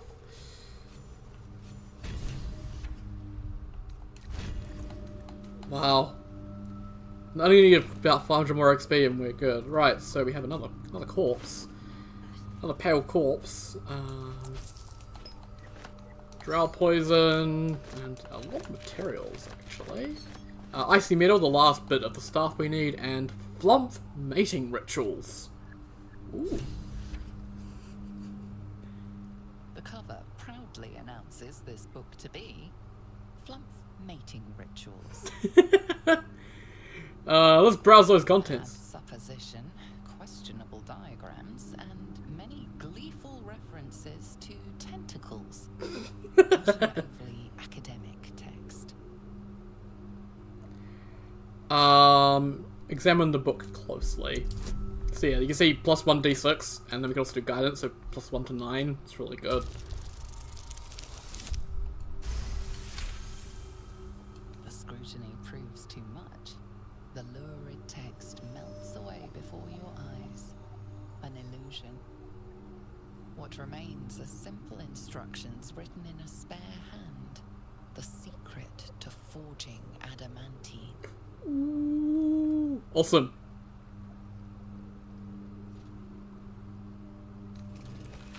So, the pages, apparently copied from a master tome, describe the construction and use of a grand forge in the Underdark. Among the Sharons dwelled the gnome, Siluv Yeli, whose talents for wizardry were known from Candledeep to sorcery. Under its tutelage, the Sharons built the Great Forge, which could heat mithril with such vigour as to adamantine. With this astonishing metal, they could mould the finest blades and armour. The jewel of Yali's eye was not the forge itself, but the protector he conjured from the magma to guard it. A construct said to be so mighty that no blade could fell it, and no spell could pierce it. Ingredients for operating the Great Forge listed underneath. Ingredients: raw mithril ore and a proper mould. Place the ore and mould into their respective chambers. Pull the lever to lower the hammer and prepare the ore for smelting. Open the valve to allow lava into the crucible and drop the hammer again to forge the product. Really simple process. Sure, we won't have any problems with that.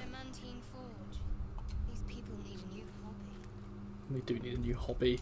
Cool. So let's combine all these. So we got the icy metal. Yeah, went past it. There we go. The icy crystal and the icy helve, and we combine all those. And we get the morning frost. This is a really, really powerful staff. So, Heart of Ice. When dealing cold damage, the world deals an additional 1 cold damage. And Insidious Cold. Dealing cold damage with a spell possibly inflicts chilled upon the target. And chilled, affected enemy is vulnerable to cold damage and resistant to fire damage. So that's really, really good. You can do a pretty good frost build with stuff like this. It also does just a decent chunk of damage. So 1d, yeah, 9 to 19 damage, which is really, really good. I'd like to tip up one of my characters potentially as a monk, and I'm potentially gonna put this on them because it's a really, really good staff. So I'm gonna send that to camp for now. Awesome. Also in here, we have the Shadow of Menzo Baranzan. which gives you Shrouded in Shadow. Shrouded in Shadow allows you to become invisible every short rest for 2 turns, which is pretty nice. More scrolls. Blushcat Mushroom. The character's not moving for some reason. Some Vagabond Clothes. Okay. More Blushcat Mushrooms. More scrolls and some alcohol.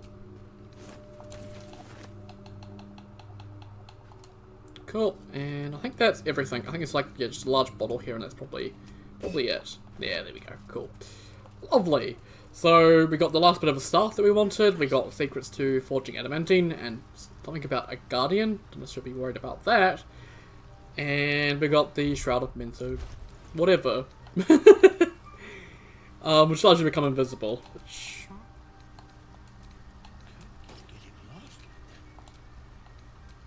I guess I could put an story on. I'm going to hide it though. I don't think I need it to stop me have it on. Awesome.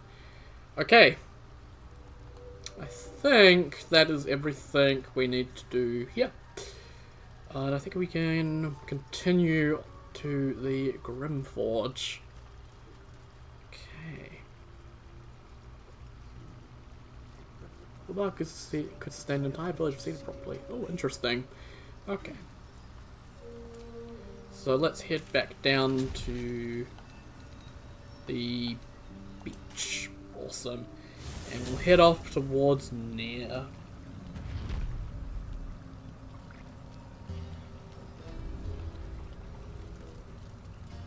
Sliding around, okay, there we go. So, Underdark Dwagar boat. A vessel wobbles on the lake's murky waters. Sail into the darkness, let's go. Come on. There we go. Just didn't want to take my input for some reason.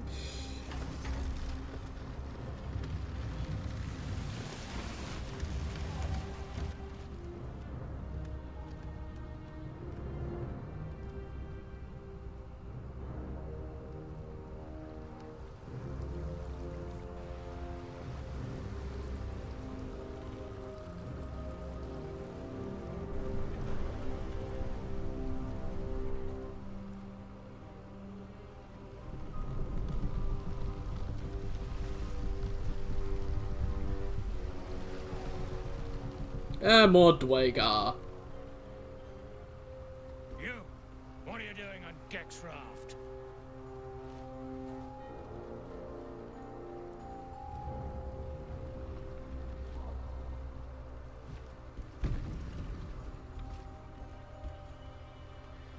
Where's Gek?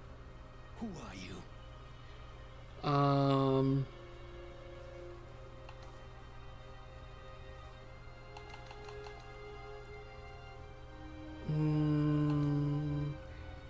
I can push him into the water, which I really do not want to do. I can intimidate him. I can tell him that Gek is dead if he'll find the myconoids. I can reach out to I can use the brand. Reach out to the parasite. I don't think he actually has one. Your parasite stirs briefly, then goes still.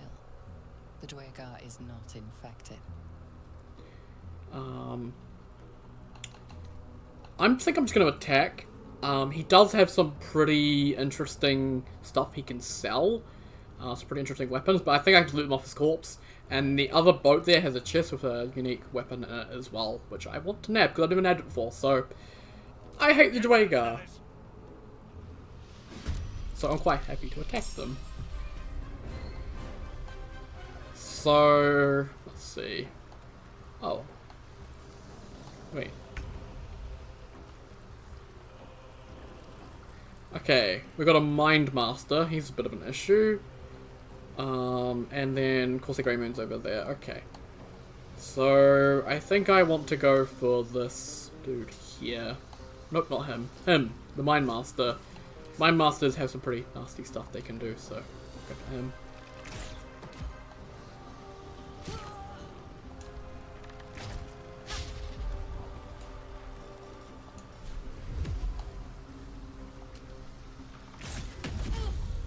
cool. That's a... Oh, he's got 1 health! Man! That's some bullshit! Yeah, they've got like elemental arrows and shit. Annoying.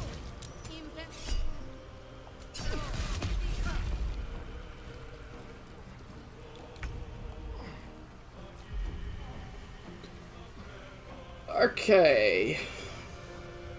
See, the issue is the stuff in the Grimforge is like time sensitive. You can only take a certain amount of long rests, and I don't know how many long rests you can take. So I don't know if I want to spend all my spell slots. Like, I've never really been able to find much information on like what the limits are. So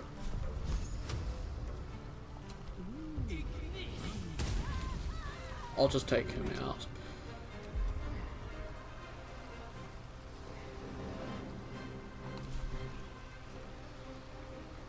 Man, why do you have the worst initiative, Princess? Honestly.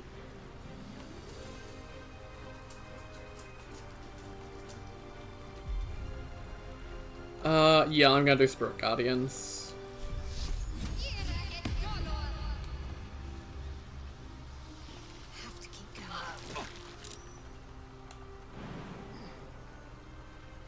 Oh, this can provoke an attack of opportunity. That's fine though. I'll just wait there then.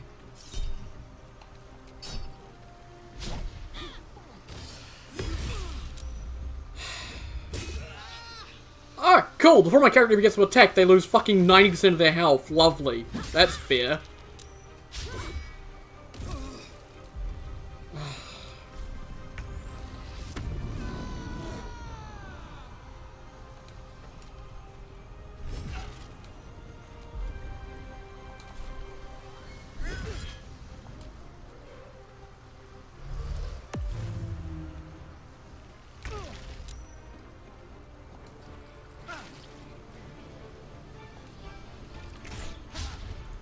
Come on! 65%, not 2% of Starion. Fucking piece of shit.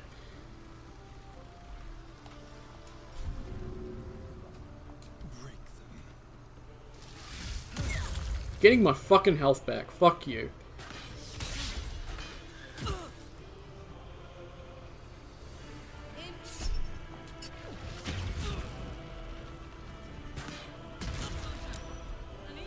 Well, I can't do shit.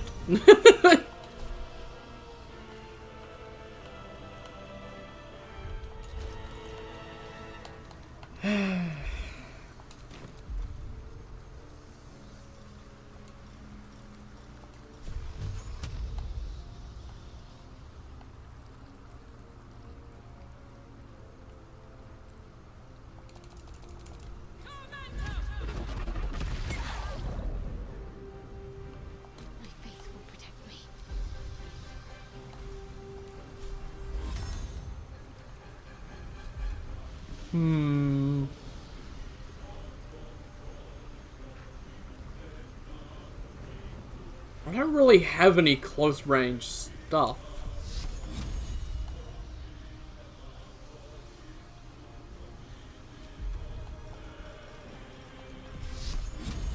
Oh, whatever, I'll try. Thank you. That means only them to deal with. Oh, why? What could I... Oh, I'm actually just fucking mad now.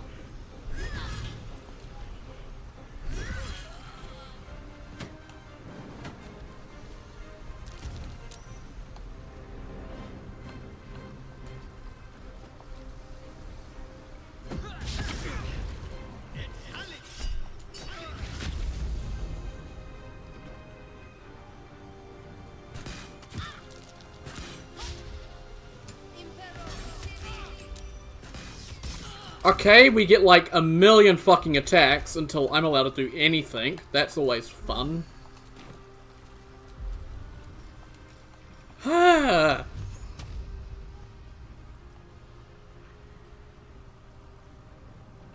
Wait, where's the other dude? I know there was another dude here. Where'd he go? Did he go invisible again? I don't even fucking know. Oh, there he is. Wait, no, okay. I have no idea. Oh, wait, no, he is there. I can barely see him. There he is, yeah. How did you lose your spirit guardians, Shadowheart?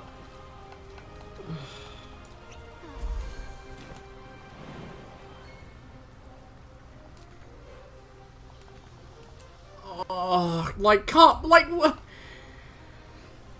Why can't I just choose if healing is an action or a bonus action? It shouldn't. Oh. Great, so I can't get Shadowheart across to this boat because I need to use my bonus actions to heal because I can't do anything else because they just keep shooting me. Sometimes the only way out is through. Another day, another fight.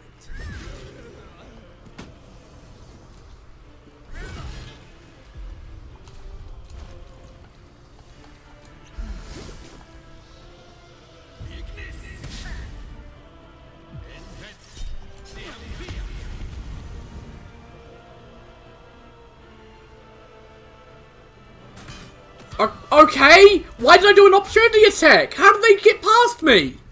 That's fucking bullshit, man.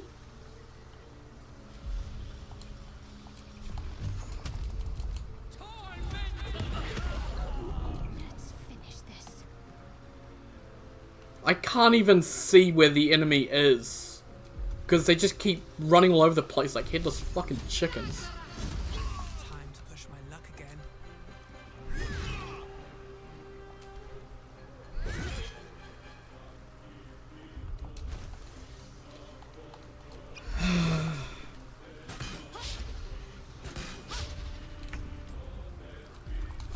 I don't care about any of these. Just kill them.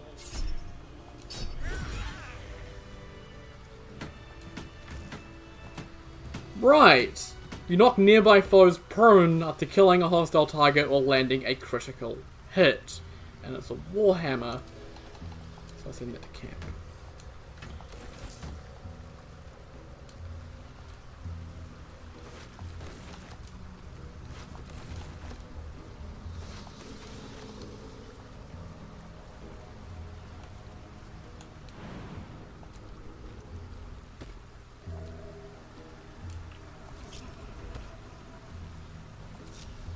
Oh, I don't know what I did there.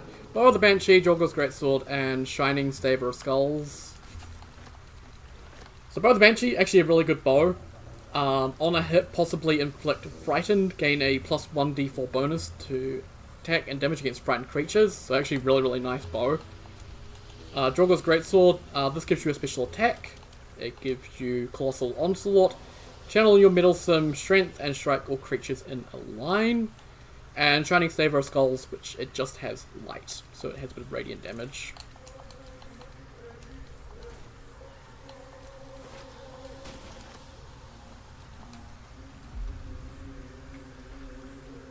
What am I trying to do?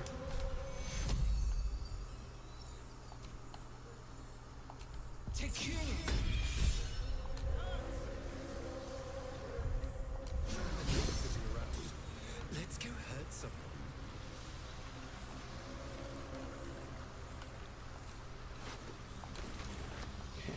I think with that, I think it's everything here done. I think I can move on. I'm just gonna quickly look up near long rest because I'm gonna need to long rest after that fight. That was horrible.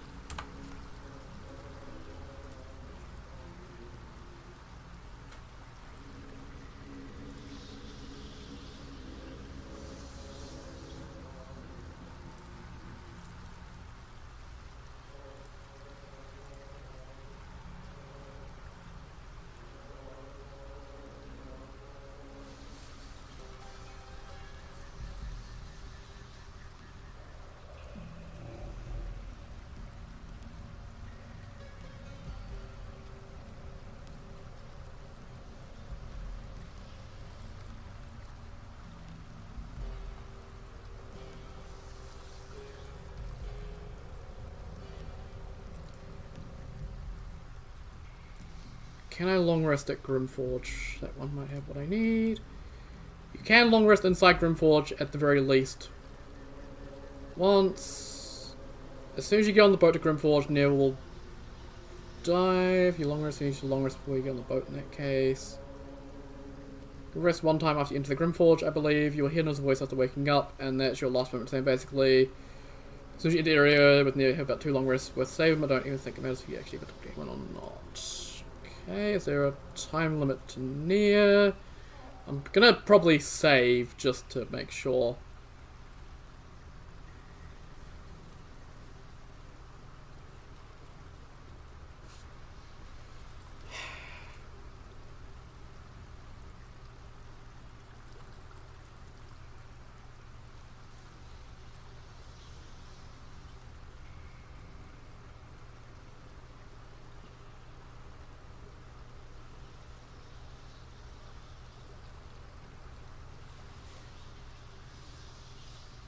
Okay, it seems like if you talk, and it might trigger it. Okay.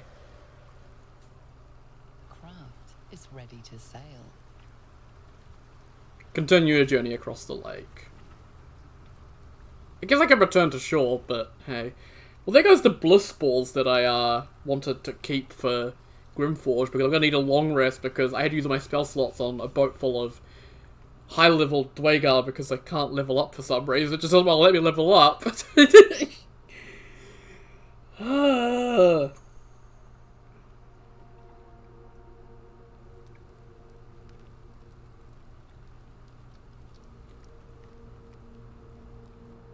Oh, good. I saw the level up things. I might have leveled up. Lovely.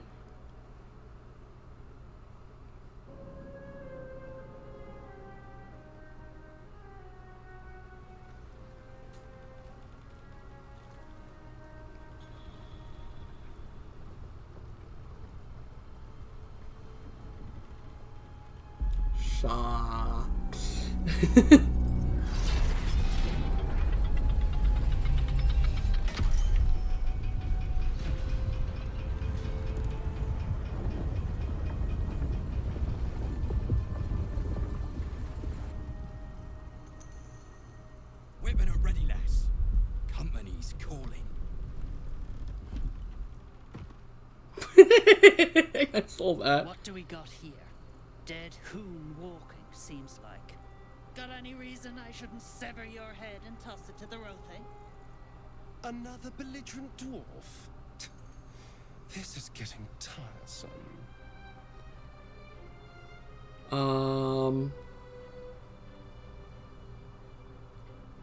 I am a true soul, and you will treat me with respect. That's so. You feel the slightest of stirrings in your head. The Dwagar is not infected, yet your minds resonate. I'll be. You ain't shitting. Felt the tingle. In that case, let's talk business. Your twat's old friend Nair caused a rockfall. Trapped tighter than a hornet's arse. The gnome slaves stuck with him too. Little bastards. You absolute shaggers owe us a crapload of coin. You want through? Make a donation. Do you say you keep slaves here? Deep gnomes mostly. Easy to feed. Fat thumbs for digging. That a problem for you? Forget I mentioned it. Fine. Now pay the toll, Jarg. I'm tired of your face. I'll take your head before you take my gold. Unclog your hole. Just shitting around. But I'm warning you. That twat soul ain't settled up soon. There'll be hell to pay for the lot of you cult buggers. Cool. Seems we'll have to free Nier before we can collect the bounty on his head. Yep. Might be worth talking to some of the gnome slaves. Before they're worked to death, that is. Cool. Oh, what are we doing? Okay, it's saving for us. Karlak is dancing. I'm gonna do a manual save just to double check and make sure. And then I'm going to long rest because we took a beating in that last fight and we had to use a lot of level 3 spells from Karlak to actually do anything.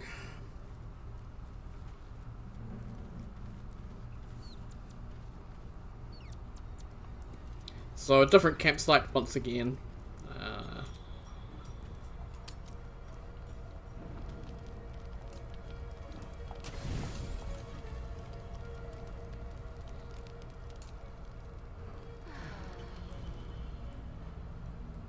We should be good. Should be, I think. According to everything I was reading. Oh, Scratch has something. The dog is unable to speak through the small bag he holds in his mouth. I don't know. Maybe you can tell me. A torch. All I know is I thought of you when I saw it. Thanks, Scratch. Also, Sif having the ambient dog noise in the background there. Sorry about that. It's currently her dinner time, and I'm still in here streaming because I've got to do this, and I've got to level up, and then I can end off. I gotta make sure that everything is fine and dandy. Cool. This place is hard to bear. I hope we're able to continue on our way before too long. I know what you mean. Everyone is so unhappy. Okay, yeah, so the dwarves are still here, so that's a good sign. Just need to check the gnomes are here. Something to be desired as well. Present company excluded, of course. What's a fort like this doing in the Underdark? Stop fishing for compliments. Whoever built it, they let it rot for ages.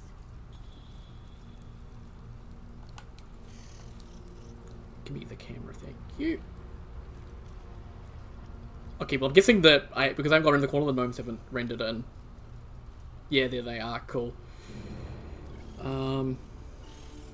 So there is a lot we're going to have to do here, and definitely not something I can do in today's stream. So I think it's going to level up, and then we're going to end off. Go back into the docks and end off there, because we have a lot of things to do down here. But they'll have to wait for Monday, unfortunately. But we've finally hit level 6, which is quite nice. Never a dull moment. We'll hit level 7 and level 8 pretty quickly. When we do something. When we head into the mountain pass in the Act 2. So Barbarian level 6 is actually pretty nice. We get an additional rage charge, which is really good. We also gain a passive animal aspect. So yeah, we can change our bestial heart if we want to. We unlock these animal aspects though. These are really, really fun. The aspect of the bear infuses you with strength. Your carrying capacity is doubled, and you have advantage on strength checks. Aspect of the beast, chimpanzee. The aspect of the chimpanzee grants you nimble mischievousness. You gain resistance to falling damage, and throwing camp supplies blinds targets. I think if we could throw shit, they would have us doing that as well, but hey. Aspect of the beast, crocodile. The aspect of the crocodile increases your agility in the water. Movement speed increases by 3 meters while standing in water-based surfaces. On slippery surfaces, you have advantage on saving throws against being knocked prone. Aspect of the beast, eagle. Aspect of eagle enhances your eyesight. You can see in the dark up to 12 meters, and you gain advantage on perception checks. Aspect of the beast, elk. The aspect of the elk grants you astounding swiftness. You can use aspect of the elk, giving yourself and nearby allies extra movement speed. Aspect of the beast, honey badger. If you're poisoned, frightened, or charmed at the start of your turn, you have 50% chance to begin raging without spending a rage charge. Aspect of the beast, stallion. Aspect of stallion creates safety in movement. Dashing grants you temporary hit points equal to twice your barbarian level. You can only have temporary hit points from one source. So, a thing I could do is I could get 3 levels into Thief, or 3 levels into Rogue to get Thief subclass, to get extra bonus action, and then I can Rage and Dash in one turn, and give myself extra hit points, which, I'm Barbarian level 6, I get 12 temporary hit points, so can be quite nice. Aspect of the Beast, Tiger. The aspect of the tiger infuses you with an unrelenting ferocity. You add an additional strength modifier to attack rolls against bleeding or poison targets, and you gain proficiency in survival. Aspect of the beast, wolf. The aspect of the wolf boosts your stealthiness. You gain proficiency in stealth and can use aspect of the wolf. As with the wolf, you and your nearby allies add your dexterity modifier as a bonus to stealth checks. So if you're doing a stealth barbarian, there's one for you. Aspect of the beast, Wolverine. The aspect of the Wolverine grants you the tools to relentlessly pursue your prey. When you attack a bleeding or poison target, you also maim it for 1 turn. So maim, movement speed reduced to 0 and has disadvantage on dexterity saving throws. So I believe Tiger Heart. Yeah, Tiger's Bloodlust. Lash out to attack up to 3 enemies at once and make them bleed. And then you can use a Great Axe that has Lacerate as another source of bleed as well. And so you can combine that with the aspects of the Tiger here to do more damage. I'm going to probably just stick with Bear for carrying capacity. It's nice and simple. Elk is also really good as well. Aspect of the Elk will grant yourself and nearby allies a 1.5 meter bonus to movement speed, but I have Long Strider already, so I don't really need that. Honey Badger, I raged it my first turn anyway, so not much point. Stallion is good. And yeah, I think Eagle could be nice as well because I don't have Dark Vision, but I'm a melee character, so it's not like Dark Vision matters all that much. And Crocodile, I don't come across wet surfaces too often. Chimpanzee, resistance to falling damage is alright, but I have feather falling, so I think just the double carrying capacity is really nice. So we'll nab that. Awesome. I think it's going to be our last level in Barbarian for Princess, by the way. I think we'll be probably going into Fighter for a few levels, and also Warlock for Great Old One, so we can fear people with crits, which would be really good. So Shadowheart's got another Divinity Charge, another level 3 spell slot, and improved warding flares is huge. When enemy attacks an ally, you can use your reaction to impose disadvantage on the attack roll, possibly causing their attack to miss. So now Shadowheart can protect us with her warding flare, which is really nice. Right, we're gonna get rid of that. And I think at this point, we're gonna put on Aid. So heal your allies and increase the hit point maximum by 5 hit points. This can be upcast as well. So when I cast at level 3, it'll get even more hit points, which is really, really nice. Yep, that's good. I also use Mass Healing Ward as a way to Mass Bless. I guess as well, that could also be good. I don't know.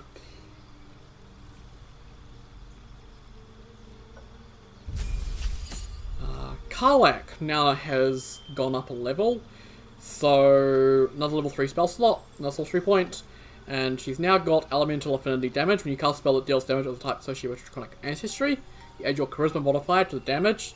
So, currently her Charisma modifier is... well, that's 18, so that's... 4? Yeah. So, 4 damage to each bit of fire damage, which is really nice. Elemental Affinity resistance. You can cast... when you cast a spell that deals damage of the type associated with your Draconic Ancestry, you can spend 1 sorcery point to gain resistance to that damage type. Doesn't matter for this, unfortunately, because Karlach is a tiefling. She already has resistance to fire damage, so yeah. Oh boy. Okay. I am gonna grab Scorching Ray, and I think I might get rid of Clouded Daggers. Yeah, because I have other options for stuff I can grab that would be actually quite nice right now. I might grab Fireball. Counterspell is also really nice to have. But I just got my big fire thing, so I'm gonna go Fireball. Like, gimme. Scorching Ray and Fireball will be really good with that. Scorching Ray especially once we get a certain hat.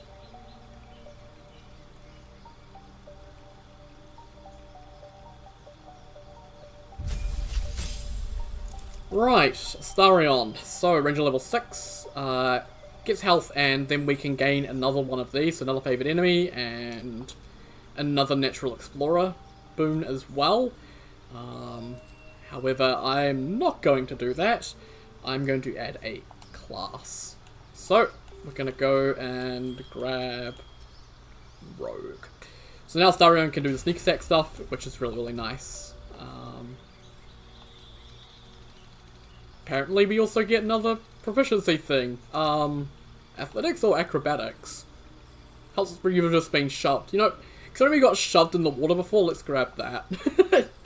And then we get expertise in stealth and sleight of hand. Or I can do other ones if I want to, but those are good. Awesome. Lovely. So, I think... Let's do Mage Armor. Let's get Astarion to do a Long Strider.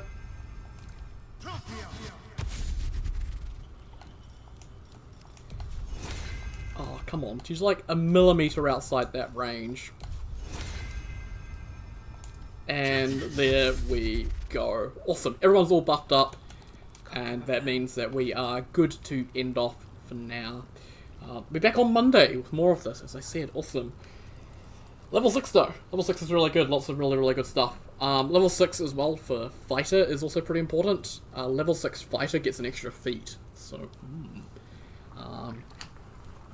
but yeah, Monday we'll finish off the Grimforge. We've only just got here. Finish off Grimforge and head into the Adamantine Forge to get that done as well. Before heading off to the Mountain Pass. Once we're done with Grimforge and Adamantine Forge, I'm actually gonna just take our party and switch a lot of people around.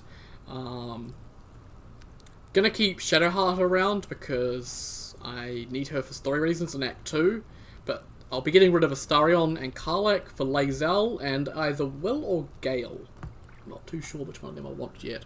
I know I'm gonna need Gale for a certain thing, and I'm gonna need to use Will at the end of Act 2, so I might use Will into Act 3. Yeah, I might use Gale. So I'm gonna switch out Karlach and Astarion for Lae'zel and Will. No, Lae'zel and Gale, yeah. And we'll get that done. Awesome. Right, so it'll be Monday. For now, it's weekend time, so I hope everyone has a good weekend. And I once again thank you members of the channel. So, Hector, Cat, Lightgazer, and Ryan. Also thank you to Patreon John. All your support is greatly appreciated. Each and every one of you for your support. It does mean a lot to me. And yeah. Once again, thank you all very much for watching. Sub, like, comment. As always, it really helps the channel out. And yeah. Once again, thank you very much for watching. And I'll see you all next time. Take care, guys. Have a good one. Have a good weekend. See you on Monday. Take care.